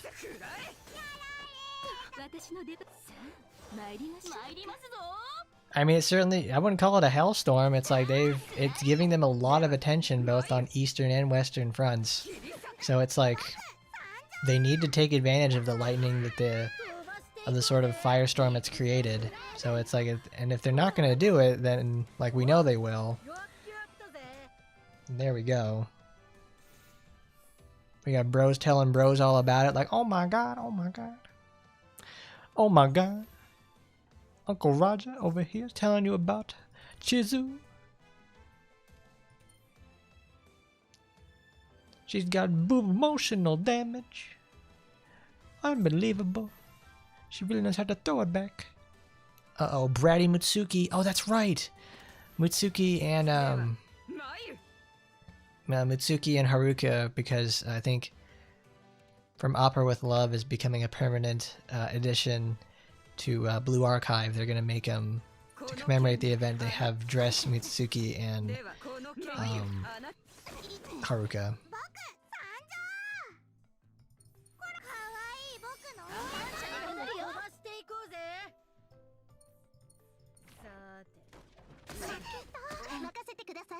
See, the strategy is to make Minasaki just slightly faster, so she's able to use her buff, and then Micah gets her ult off to blow people up.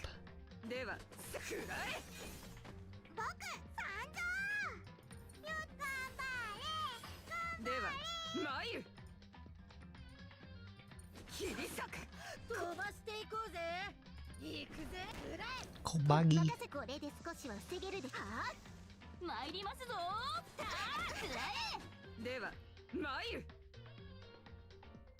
Does not have a Shrine Maiden character. I think the only one that could ever come close to it is Shisui.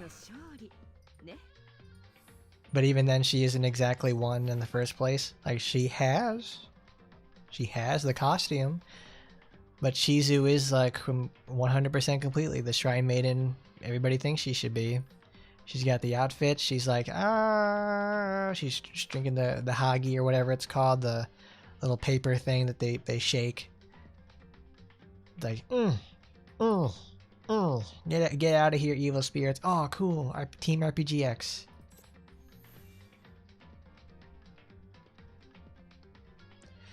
What would be the best way for them to take advantage of the new eyeballs in the game anyway? A beneficial event.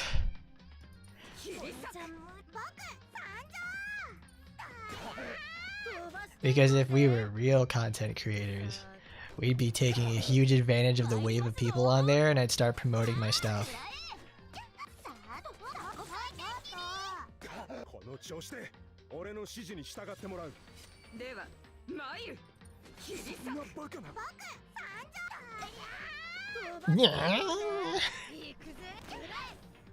Girl here making fucking cat noises.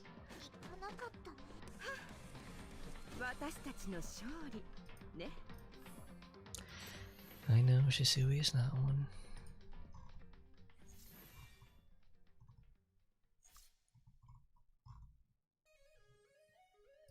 If it hadn't been forgotten, Joe, I'd be married a long time ago. Where did you come from? Where did you go? Where did you come from, Cotton Joe? Get up and give a gabba. I've been married a long time ago. Where did you come from? Where did you go? Where did you come from? Oh, wow. This guy's Tokiko is probably at least like 100 speed, because Asagi here is like 115. So in order to make it competitive with her, it's like, that's nuts. Can I bet I can, but it needs to hit. Holy shit, it actually worked. That's amazing. Full bore. Oh, taunted her. No. Damn it. Well, Tokiko's gonna get her turn. Disgusting bitch is doing her shit again.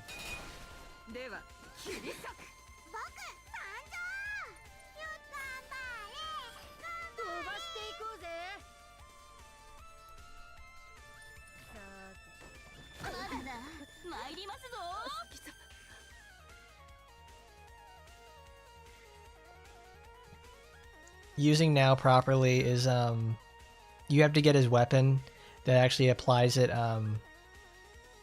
you apply it what is it? It applies the debuff every time when he uses his skill too. It's the only way to use him, because anything else it's like everything relies on a % chance to happen, because he needs that specific debuff to proc, or else it just like he just doesn't fucking work.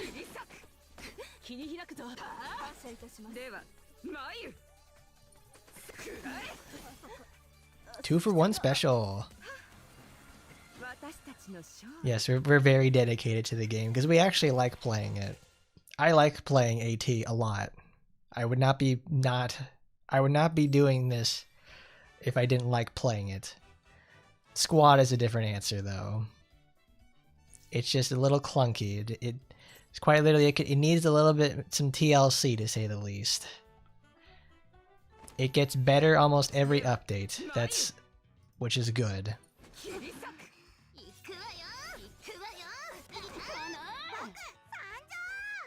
Ganbear. Ganbear.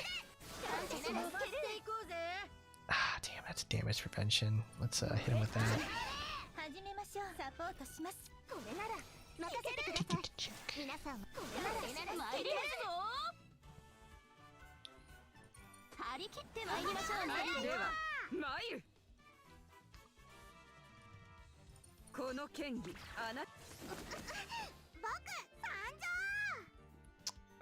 She is not gonna have any actions yet. Good.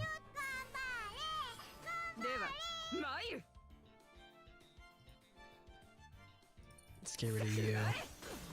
Immune to damage. Immune to puke. You're nasty.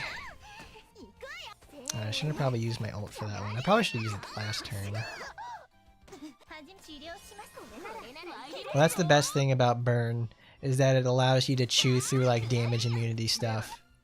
Because I have Micah's weapon that applies it before the attack to everybody, so that no matter what happens, she's going to at least chew through one layer of that stuff, which is really great.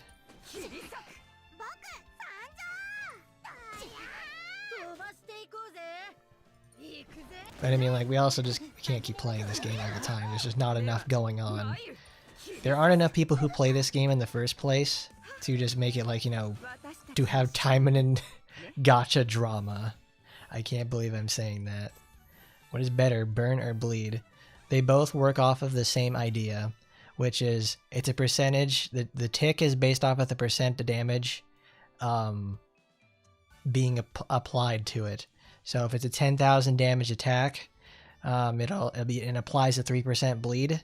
That means it's gonna apply it's gonna do 300 damage every tick, and then it has I think there's some bleeds out there that are like 10%, but it's like at the 10% of damage dealt. It's the same with burn and poison. They're just effectively reskins of each other. So it works the same way as it does in AT.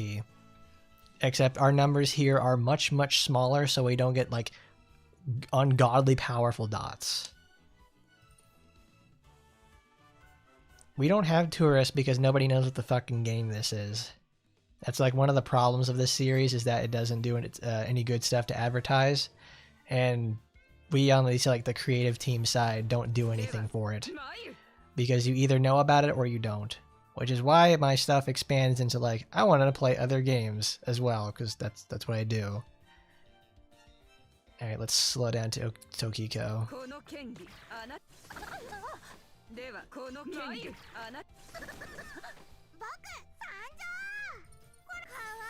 And he now is trans. Like, goodness gracious. It's like, I know that's a thing out. I know that's obviously a thing that exists, but it's also like,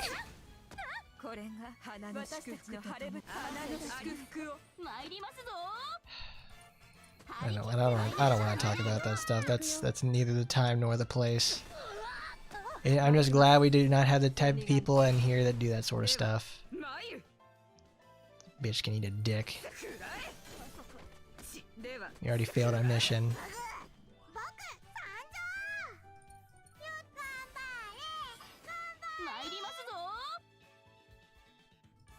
Geki no Ogi.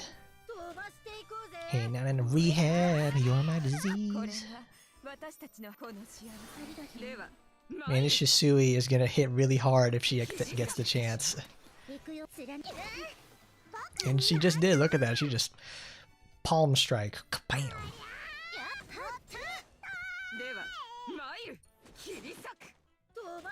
Go girls, go! She's got one turn, she's gonna go out there and just punch. Look at her, she just knocks him fucking dead. Shisui's last stand.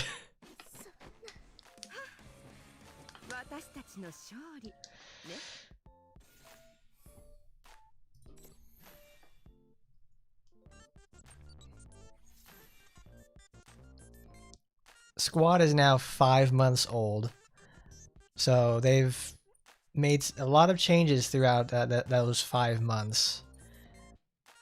I can't wait for when they finally get us out of the beta and put us on the real, like, official release, because that'll be really great. That means they really got something, they really have something going on in their hands, but it's like, this extended beta period is getting pretty tiresome, to say the least. I don't know. Oh, cool.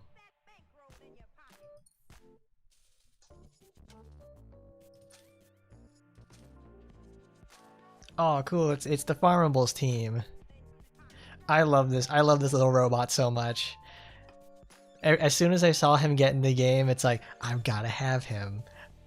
I've spent so much time farming his mission. I'm almost there to maxing him out. That is, that's 15 copies to do that. I love him so much. I love my little man.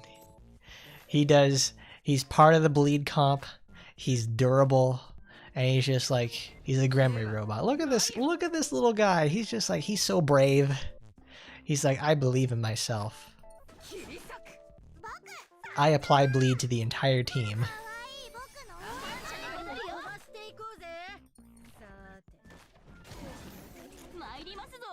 Of course, Queen Kanaloa manages to live, because why not?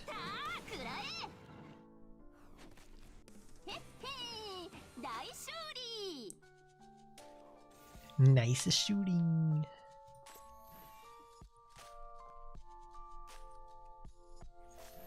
Like I'm telling you, if Gremry didn't have to like design female and male characters, they would certainly be in like the mecha genre.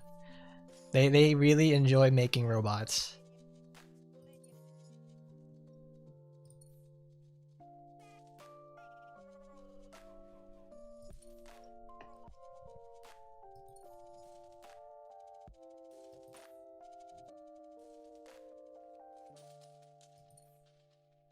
I don't have anything for him because it's like I want to make good stuff for him because he's obviously part of my bleed team that I'm trying to set up because I'm almost there to Oboro. I think I actually have enough to get her today since through all of our arena stuff. And since obviously arena resets tomorrow, I'll probably hopefully I get at least enough to get her. Cuz like those boxes they've been giving away as of late have been really nice. They've essentially accelerated me getting Oboro by like 3 weeks.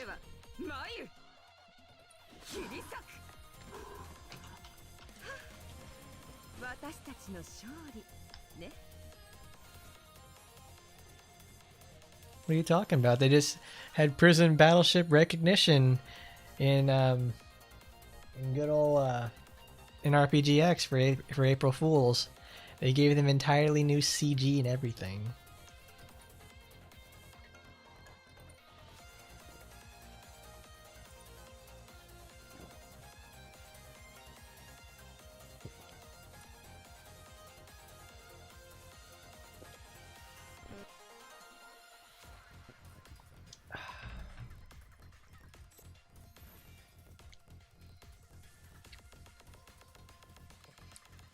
Do they withhold Amane from us? They gave us a whole new Amane supporter, and they also have her in the game doing her damn thing.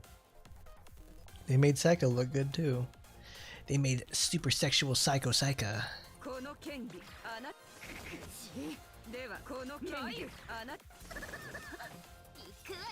Is a prison battleship game with faster than light gameplay going to be fun? I imagine that's probably a mod for FTL, isn't it? You can do that sort of shit in the first place. All the human trafficking and everything like that, along with like stealing military stuff and data. And then you have to go up against the government. Gotta go against government bad. Governmentis terrible.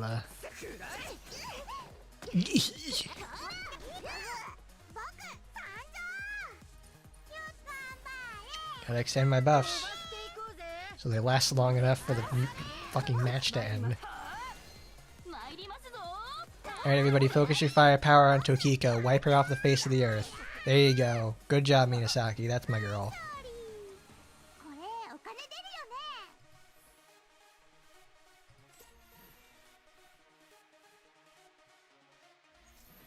Prison battleship Zeonic Front.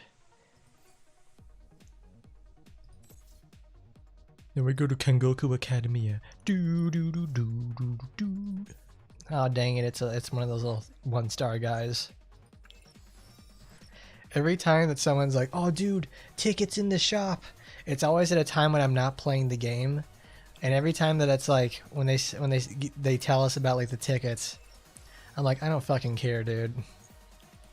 I can't care, because every time that I hear we have a ticket come out, I have to wait like 2 minutes for the game to load so I can get the ticket and close the game.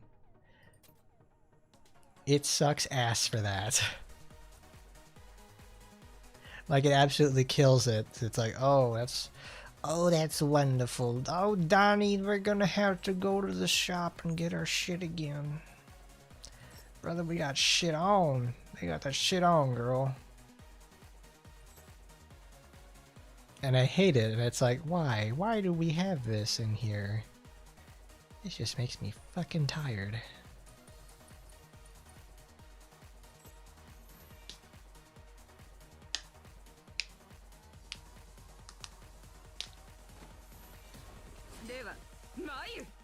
Masher, you sound like a guy from the 50s, like when they're doing like the whole space race stuff. I think I can imagine reading that like 70 or 80 years ago. And it's like, I think we have an incoming space exploration boom in the near future, so it'd be cool to invest on space stories. I mean, bro, we just had Project Hail Mary with Ryan, literally me, Gosling. I think space is back on the menu.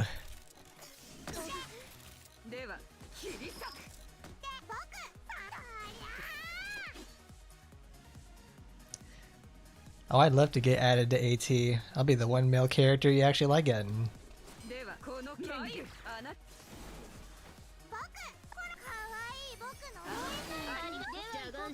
Death the Sprinter, Afterlife!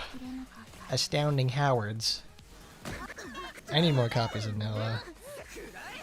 I also need to level her up properly. Because Aki puts in a ton of work. She is one meaty gal. Oh, I love it when Asagi just goes in there and, yeah, I'm gonna hit you for like attack twice in a row. Bitch got quick hit equipped. 84. I'm close. I'm close to getting another one.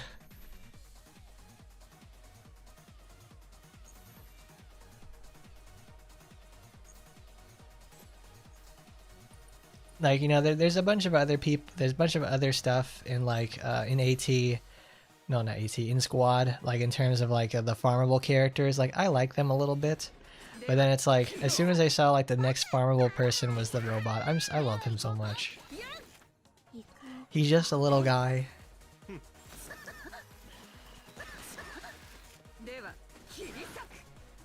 ALO's really good. I don't really like, I've never been too attracted to harpies. It's like the bird parts not really doing it for me. It's like you're like 60% bird and like the other 40% is woman, which is like I like the woman part. The bird part is like I don't want to go mess with your cloaca, girl. Get that shit out of here.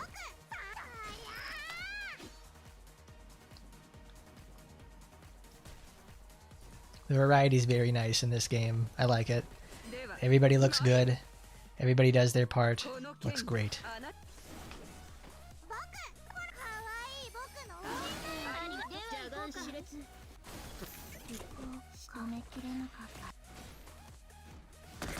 Noah's out here with the gat machine. She's just like, I'm throwing it back. I'm throwing it back.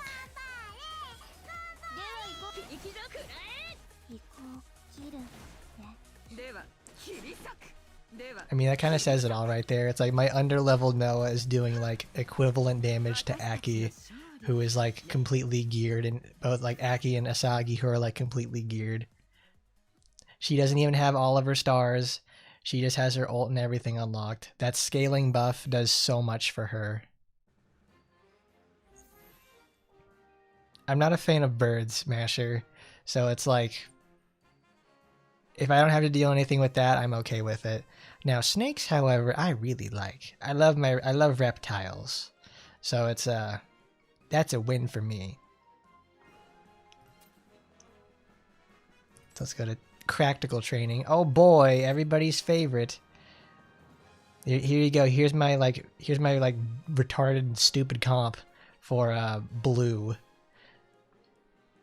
I could probably use somebody different than Asuka. In fact, I probably will. Oh, what am I thinking? We need Team Akiyama. That's what we need. Because this is a blue advantage event. Because I only had Asuka there because, you know, it's Asuka. I love my hot robot, but she was my strongest one there. Here I am like, oh, there it is. Yeah. I just said that. The claws are the turn-off. That's the thing for it.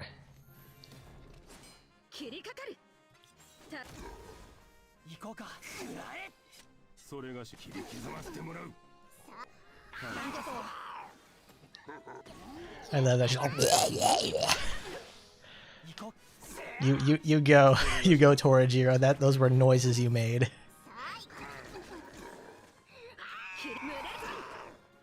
Excuse me.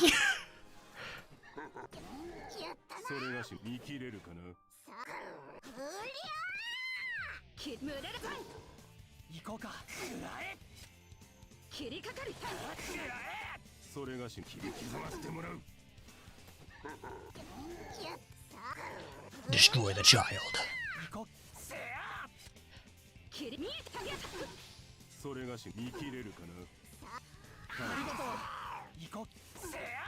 That is a noise somebody had to make.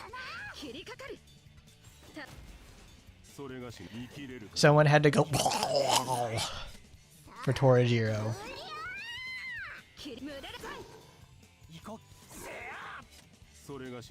Delay their turns more. We can get the S. Damn it. Ah. Barely. Because usually this will hit the S.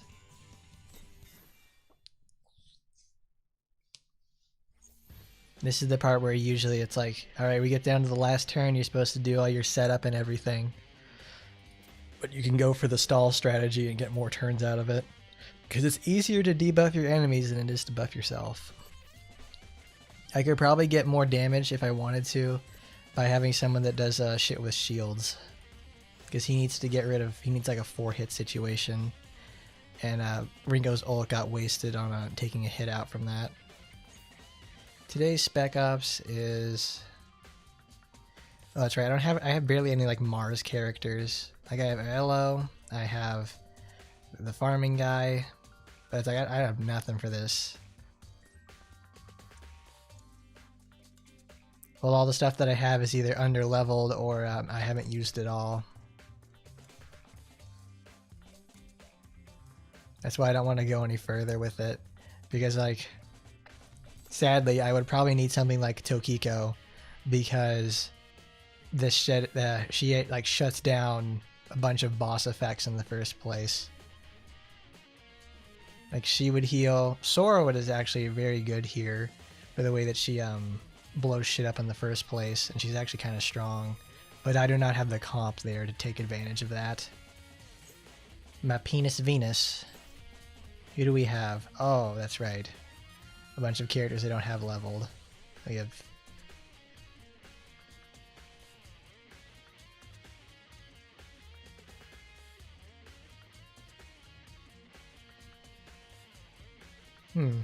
Let's try that, because I like to use I like Torajiro. No, I think it's like what?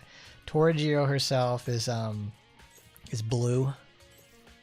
Yeah, so we got the team benefit out of it. But I don't know. Let's see what yours does. We'll use Minasaki. Minasaki. So she is 84 speed. So that means she will buff last. Use it first.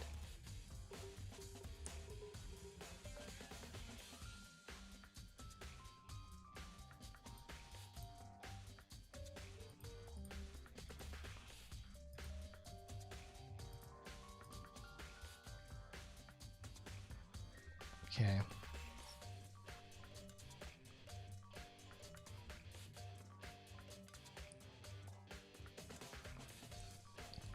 So now she's the slowest on purpose, which means that the orc will take his turn, which kind of sucks.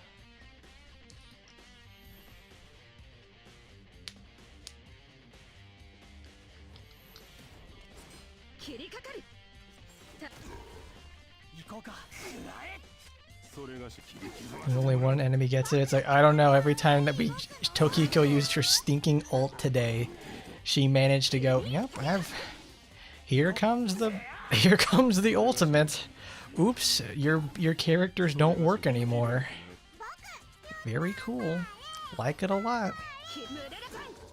Munitaka! Munikai!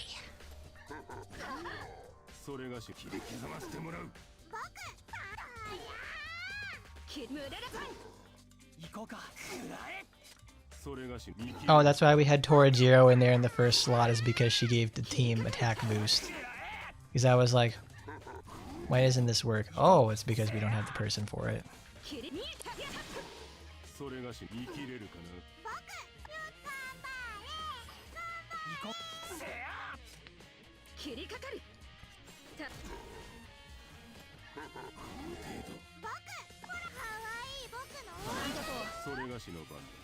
Swing. Ooh.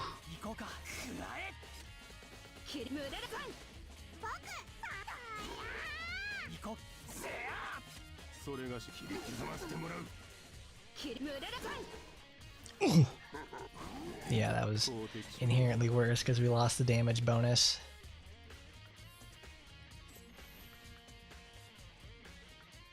Oh well. Let's go here.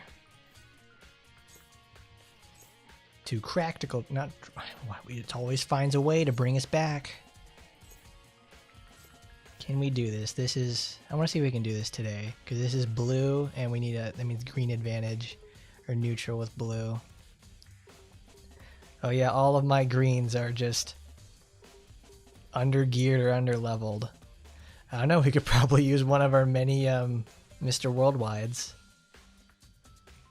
We got a lot of Venus, to say the least. The help certainly is there.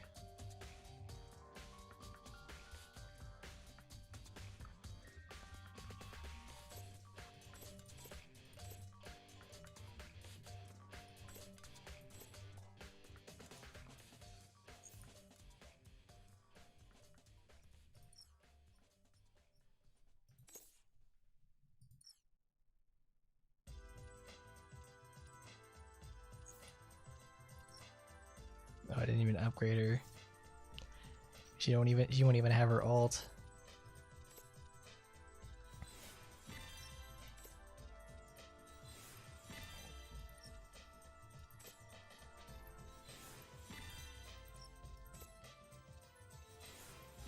Well, I kept like the purple guy around because he applies a defense down buff.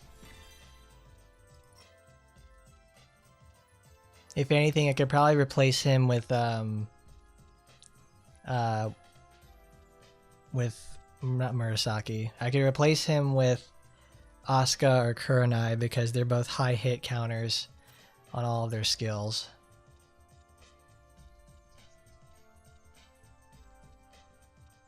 That's 2 with advantage. Actually, put her in the beginning. Let's see if we can accomplish this so we can get the sweep.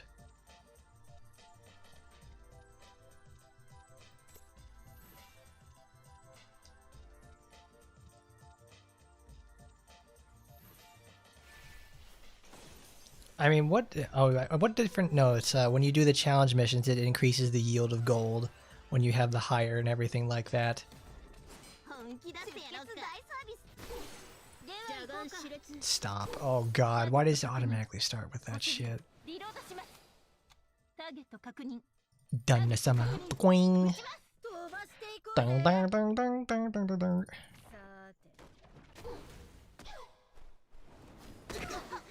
本気出してやろうか。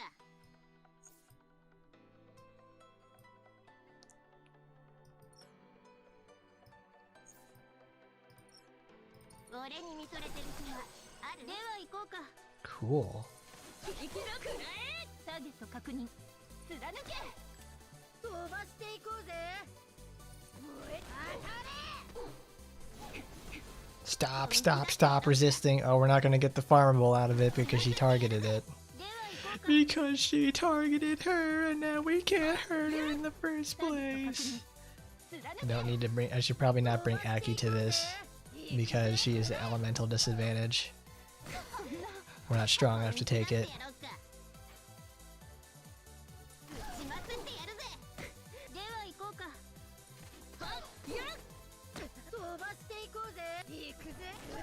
They certainly made the challenging modes challenging, which is you know, lives up to their namesake. But it's also like, man, this shit sucks.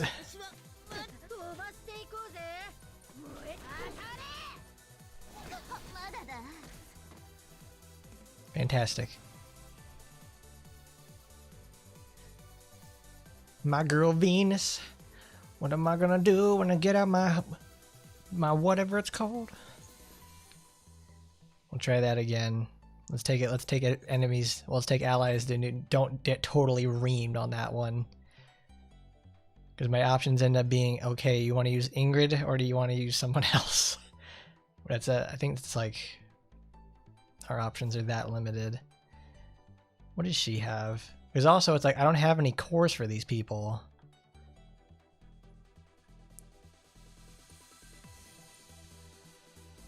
Inflict confusion.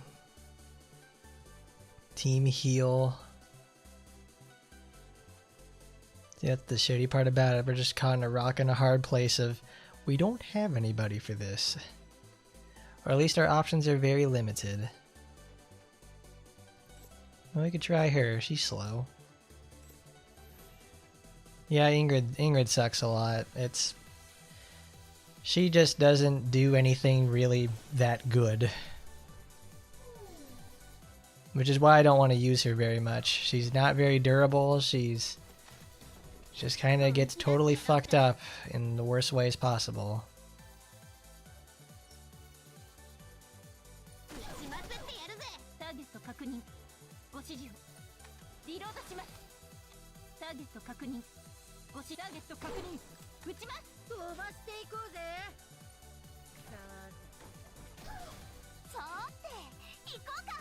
It's yeah.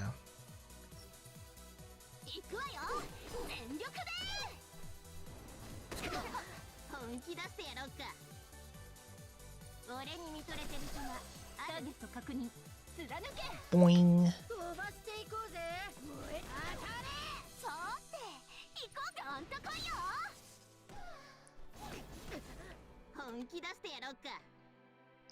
Both of them were not exactly the best characters when they released, but thankfully the game was in a much slower state in AT to where you could just, you know, do whatever the fuck you wanted.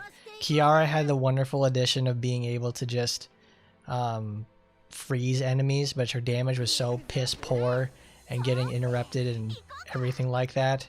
Ingrid was the better option. I think solely for the fact alone that she had the ability to just go in there and Her extreme dodge really carried her. Oh, I forget what the hold skill for where she warps around is, because that was nice. I remember the tech there was some tech you could do with that, but her basic string was terrible. We're always prompted to use skill spam because Ingrid has such low cooldowns in everything she does.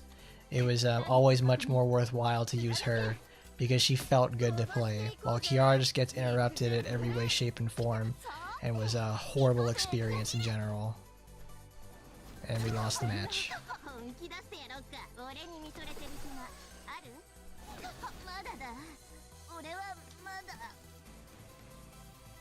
Well, I wouldn't say the ice bombs were exactly useless. It's because they were nice or whenever you were just sitting there to if enemies would run towards you and you had a really nice level of crowd control with them. Like you could have you can easily do total lockdown with Kiara, and that's the thing is people you were able to clear content with her. They were doing just fine with her in the first place. The biggest problem with Kiara comes from the fact that it's she just doesn't do any damage. She couldn't take advantage of the openings she would create because she was designed to be this glacial tank who would just sit around, deal damage, and not give a two fucks about anything else, which was kind of her downfall. And I didn't like that, really. It made it very annoying for me to use, and I didn't like her in the first place, so it was a win for me if I didn't have to, because the choice was simple for me. It's Ingrid was a much more active character.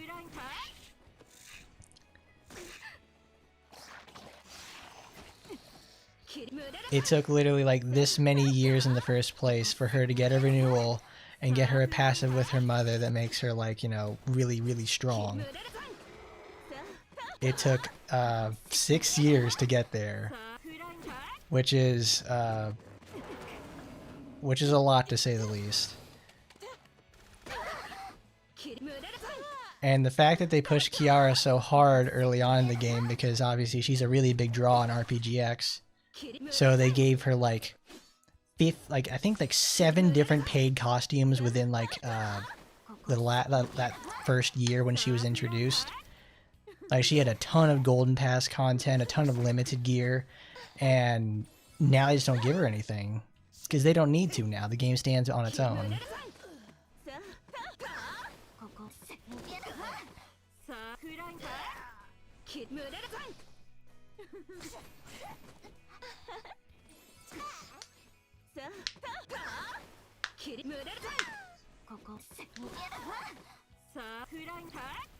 I've never been much of a fan of her. I love myself some flaxen-haired women, but Kiara just doesn't do it for me. She's just okay. Now Rinko, on the other hand, I like her. I like her a lot. She's thematically interesting and mechanically cool. Well, past Rinko, not so much. She had a hard time. Girl always had it rough. She had it rough until she had the ability to, finally do what she needed to do in the first place.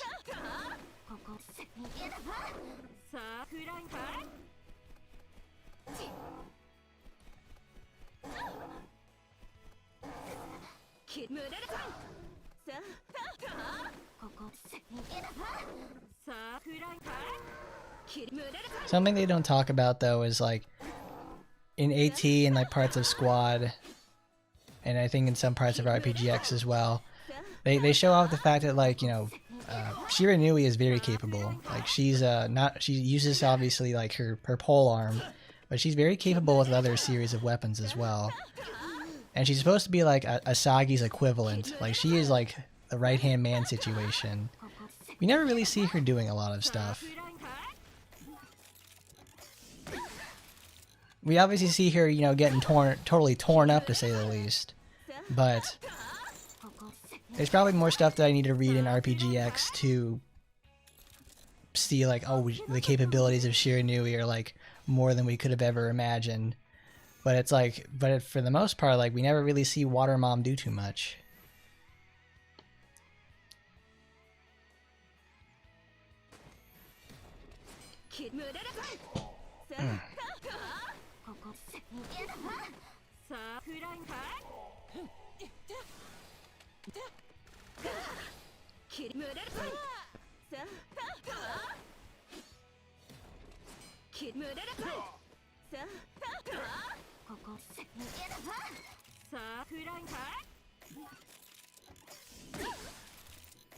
I mean, that's just more or less the fault of the series in the first place.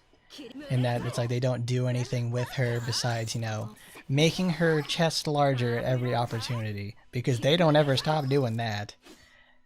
Because it's like, I think when Shiranui is introduced in Taimanin Kaze, and over time, like, you just see, like, I imagine, like, she's getting older, and they just slowly start going to the floor. Like, they're underwater and they're slowly sinking. That's how I see it. It's always really, it's funny like that.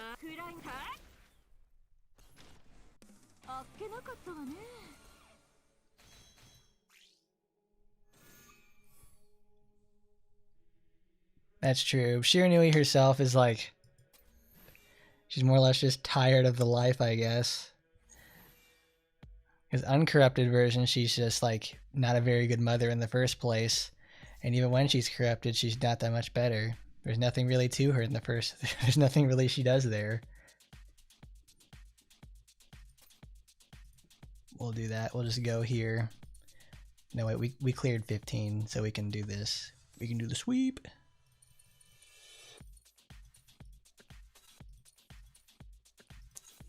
Quick play.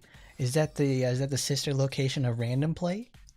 From Zenless Zone Zero, the hit game by the Hoyo Company?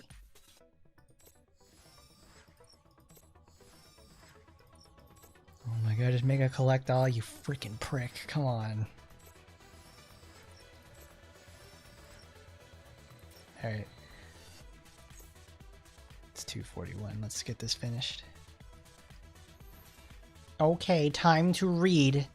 Now we've got ourselves the event story for part 2. Oh boy. On a clear, auspicious day blessed by the heavens, a quiet wedding ceremony that would mark a new beginning for the two of them was underway. Yatsu Murasaki, do you take Asagi to be your wife, husband, to have and hold in sickness and health, in joy and sorrow, in wealth and poverty, to love and honor, to comfort and health, and to be as faithful as long as you shall live? I do. Igawa Asagi, do you take Murasaki to be your wife, husband, to have and hold, in sickness and health, in joy and sorrow, in wealth and poverty, to love and honor, to comfort and help, and to be as faithful as long as you both shall live? I do. Then you may kiss to seal the vows. Ooh. Miss Asagi. Murasaki. Oh, Murasaki. Murasaki? Oh, please, Murasaki, come on! But wait, cut, stop, please, Miss Murasaki. See, the director said cut. Oh, I'm sorry, I just lost myself in a moment. Oh, I was just so immersed in the acting. I'm sorry, Nanase.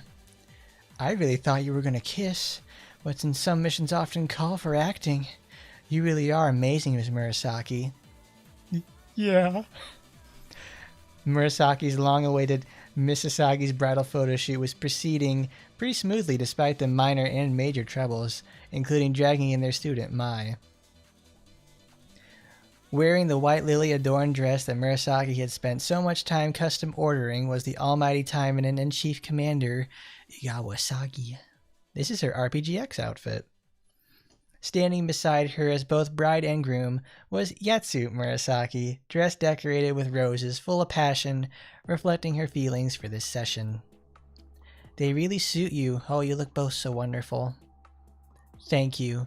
If I ignore the fact it's a dress Sabato chose. If I do, no, sorry, it's nothing. Without knowing anything, Mai had sacrificed herself to stop the vile trap of the Demon Realm Doctor, Kiryu Sabato. The price was this excessively revealing wedding dress, and from the large handcuffs on her wrists, one could assume the desire Sabato harbored for Murasaki. Well, I can understand Mr. Kiryu wanting to put this dress on you, Miss Murasaki. Taimanin suits are designed according to their specific ninja arts, and many are considered highly revealing by ordinary standards. Since Mai's usual suit was more on the conservative side, this look was more embarrassing. But when viewed as a dress meant for Murasaki, she could see something more than just simple lust. Oh, so simple? Not so much. Now, you should stop. You don't need to understand.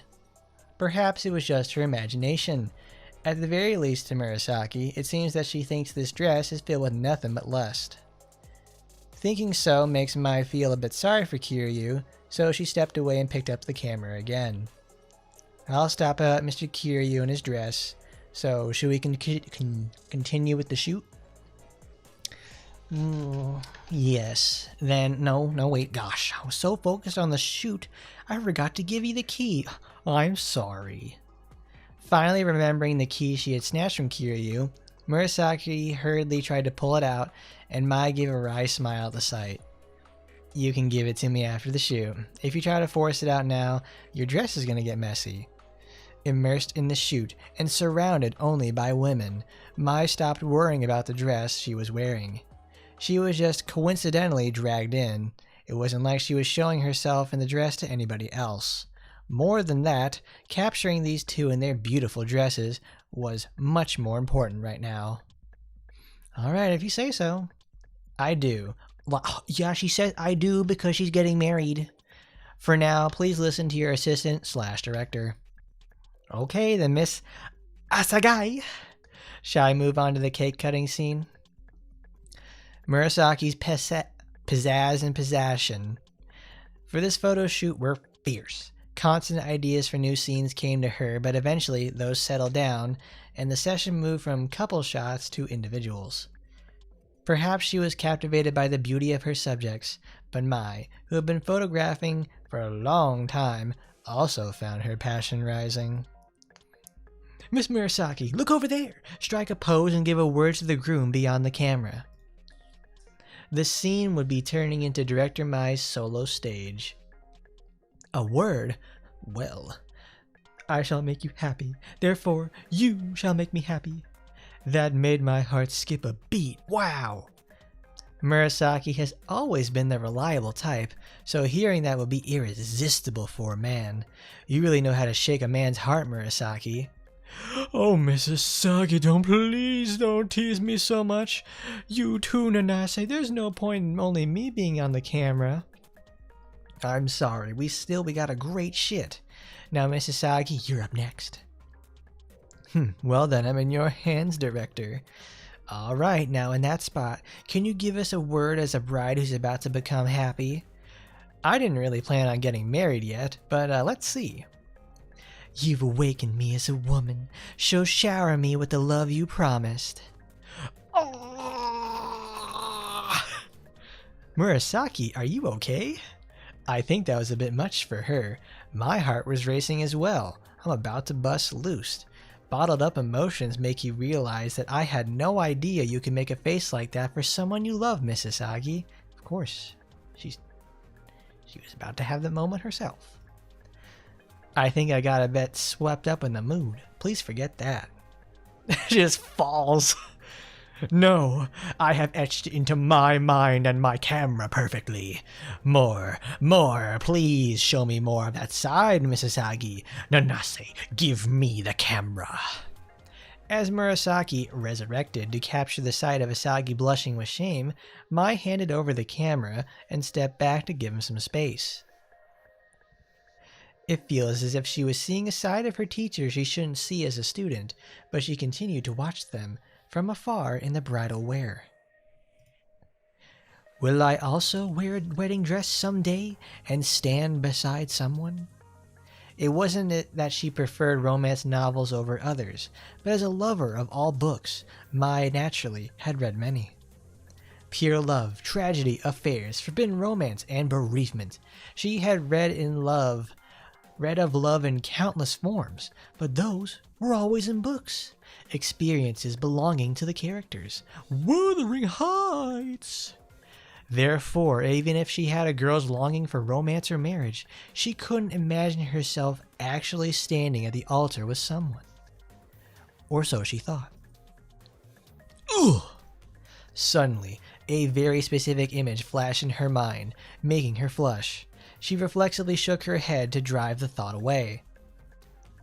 I don't think of him in such a way. He's just someone I can talk about books with. Someone fun to be around. Just a male friend. But once the image appeared, it wouldn't leave. Perhaps because she was making so many excuses to herself, Mai didn't notice the new person who had entered the simulation room until they spoke to her. Eh? Is it that time already? Oh, wait a minute, it's not what it looks like. This is indeed a wedding dress, but I didn't choose it. I just got caught in an incident and then I was helping the teachers. As expected, there were questions about the dress. Mai flusteredly explained the situation. That's right, we casted Flusterstorm and there's about 10 spells that had been cast previously this turn. So she got hit by the Flusterstorm and all of her stuff got countered. And she managed to prevent any strange misunderstandings. After he understood and accepted the explanation, he continued. I'm changing into this was an accident, and the teachers are the stars of the photo shoot. I'm just an assistant. Standing next to those beautiful teachers being photographed alone is just embarrassing. But I guess, no matter the dress, it'd be a little sad not to even take a single photo. So if you're going to say things like that, then you should stand next to me and be in the photo too.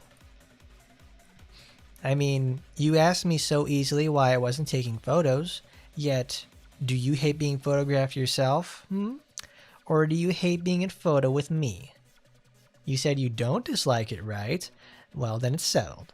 For now on, you are the groom and I'm the bride. Is that okay? Well, now, please act like a groom. Taking a deep breath, Mike looks at the groom again. To him, she speaks the words of the vow she had seen so many times in her books. In sickness and health, joy and sorrow, wealth and poverty, and until death do us part, I swear to love you as my husband. Now it's your turn. Make your vow. Her heart was beating loudly, cheeks burning red, and she was anything but calm. But the words came out more naturally than she expected, and now she waited quietly for the groom's response. See, you can do it now, just like this. Well, now I look forward to our photo shoot, my dear husband. I didn't think much about wanting to get married, but seeing young people like that makes me think about it a little. Really? You of all people, Asagi, huh? Miss Asagi, I'm always ready for you. Right. Now anyhow, did you get some good photos? Yes, for every scene. Then shall we ask him to join in next? Oh? Blech. Murasaki, I'm not really into women who like bondage, but if it's you, I'll accept it and love it. You're like a fallen... Whoops, I almost said... You're almost like a fallen bagworm. Are you okay, Mr. Kiryu? You brat, are you still in that dress? How annoying! What happened to the key Murasaki took from me? Uncuff yourself at once and take that dress off. Did he crawl all the way here while still tied up? It's a pity, but we should probably wrap things up now. Okay. Nanase, here's the key. Now thanks for helping out. I'll take care of this vermin. You two should head back now. Miss Murasaki, no worries. Now excuse us then. Oh, don't worry. I'll send you the photos of you two later. I found some quite good ones. Oh, do you mean from just now? That's it. Murasaki, who cares about those brats? Hurry up and leave. I have a business to attend to with my beloved Murasaki. Be quiet. Ugh. Anyway, leave this shit to me. It's fine. Take care of her, Mai's husband. Mrs. Sagi, that was just for the photo shoot. Though Maya was flushed with embarrassment from being teased by these two, she noticed the groom beside her had eyes fixed on the teachers in their dresses. She puffed up her cheeks in a pout. Uh-oh, Busty matures in action. Maya, you gotta wrangle your man. We should go back since they insist and we have class tomorrow. Then excuse us, Mrs. Sagi and Murasaki. Being stared at with such awe and a bad feeling, but that was poor timing. Sorry for ruining your training, but you should also go now. I'll listen to your thoughts on our dresses when we got the chance. I'm sure you already know, but don't you dare tell anybody about today. You've seen Mrs. Sagi, myself, and Nanase in bridal gowns. That should be enough to keep your ass quiet, alright? Watching him chase after Maya with a red face as if escaping, and ignoring the resentful voice of Sabato echoing nearby, the almighty bride finally relaxes her shoulders. Now it was a bit much at first, but it turned into a wonderful memory. Great. That's fun. That's it. There you go. Was that worth 10,000 AP? Debatable. Solid first event.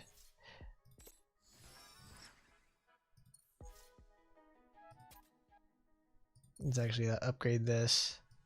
Get my man upgrade. And it's a 6. It's a good start. That was not too bad. That was fun. Yeah, it felt like a gag event. It's like, oh, it was like a nice fun sort of thing. Like you almost expect it for like April Fools or something. So I was like, oh, that was not my first anticipation about what the bride event would be, but yet here we are, and that turned out a lot better than I thought it would. So I'm impressed.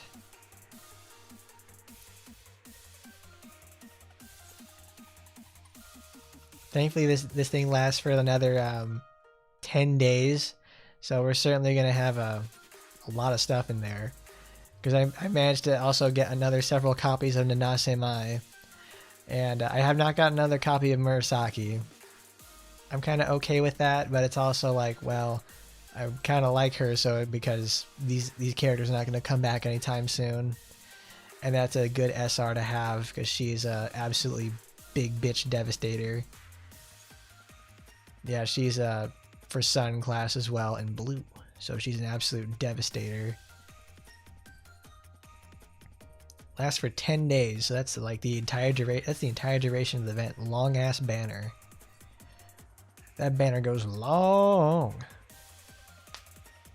I have 4 copies of Nanase Mai. I keep getting her. I got a lot of copies of her as well, so of Asagi too. So it's been generally a pretty good event because of this. But pretty much that's it. That's a good day today. We got to take a look at one of my favorite characters, Azuma. Got her limited gear. We had a lot of fun with that one, talking about some fun shit. And obviously we take a look at the last part of the event for Squad. So who knows what they're going to bring it up next. But that's pretty good to say the least. Thank you everybody for coming by. Lots of fun stuff we did today. Don't forget to tune in next week, because next week is obviously new character release. And not only that, we also have... well, no, it's not the new character. Yeah, it is actually a new character release. So we'll have that. We'll obviously have the... oh, no, it's not. We'll have the... what's it called? The newsletter. We'll have a newsletter stream for that. We'll have some other stuff too. Blue Archive is happening as well. We got Tales of Vesperia. Got stuff in the future. So don't forget to like, comment, rate, favorite, and subscribe. And as always, I'll see you next time. Goodbye, everybody. Make sure I remember to actually end the stream so you don't have to listen to street beefs.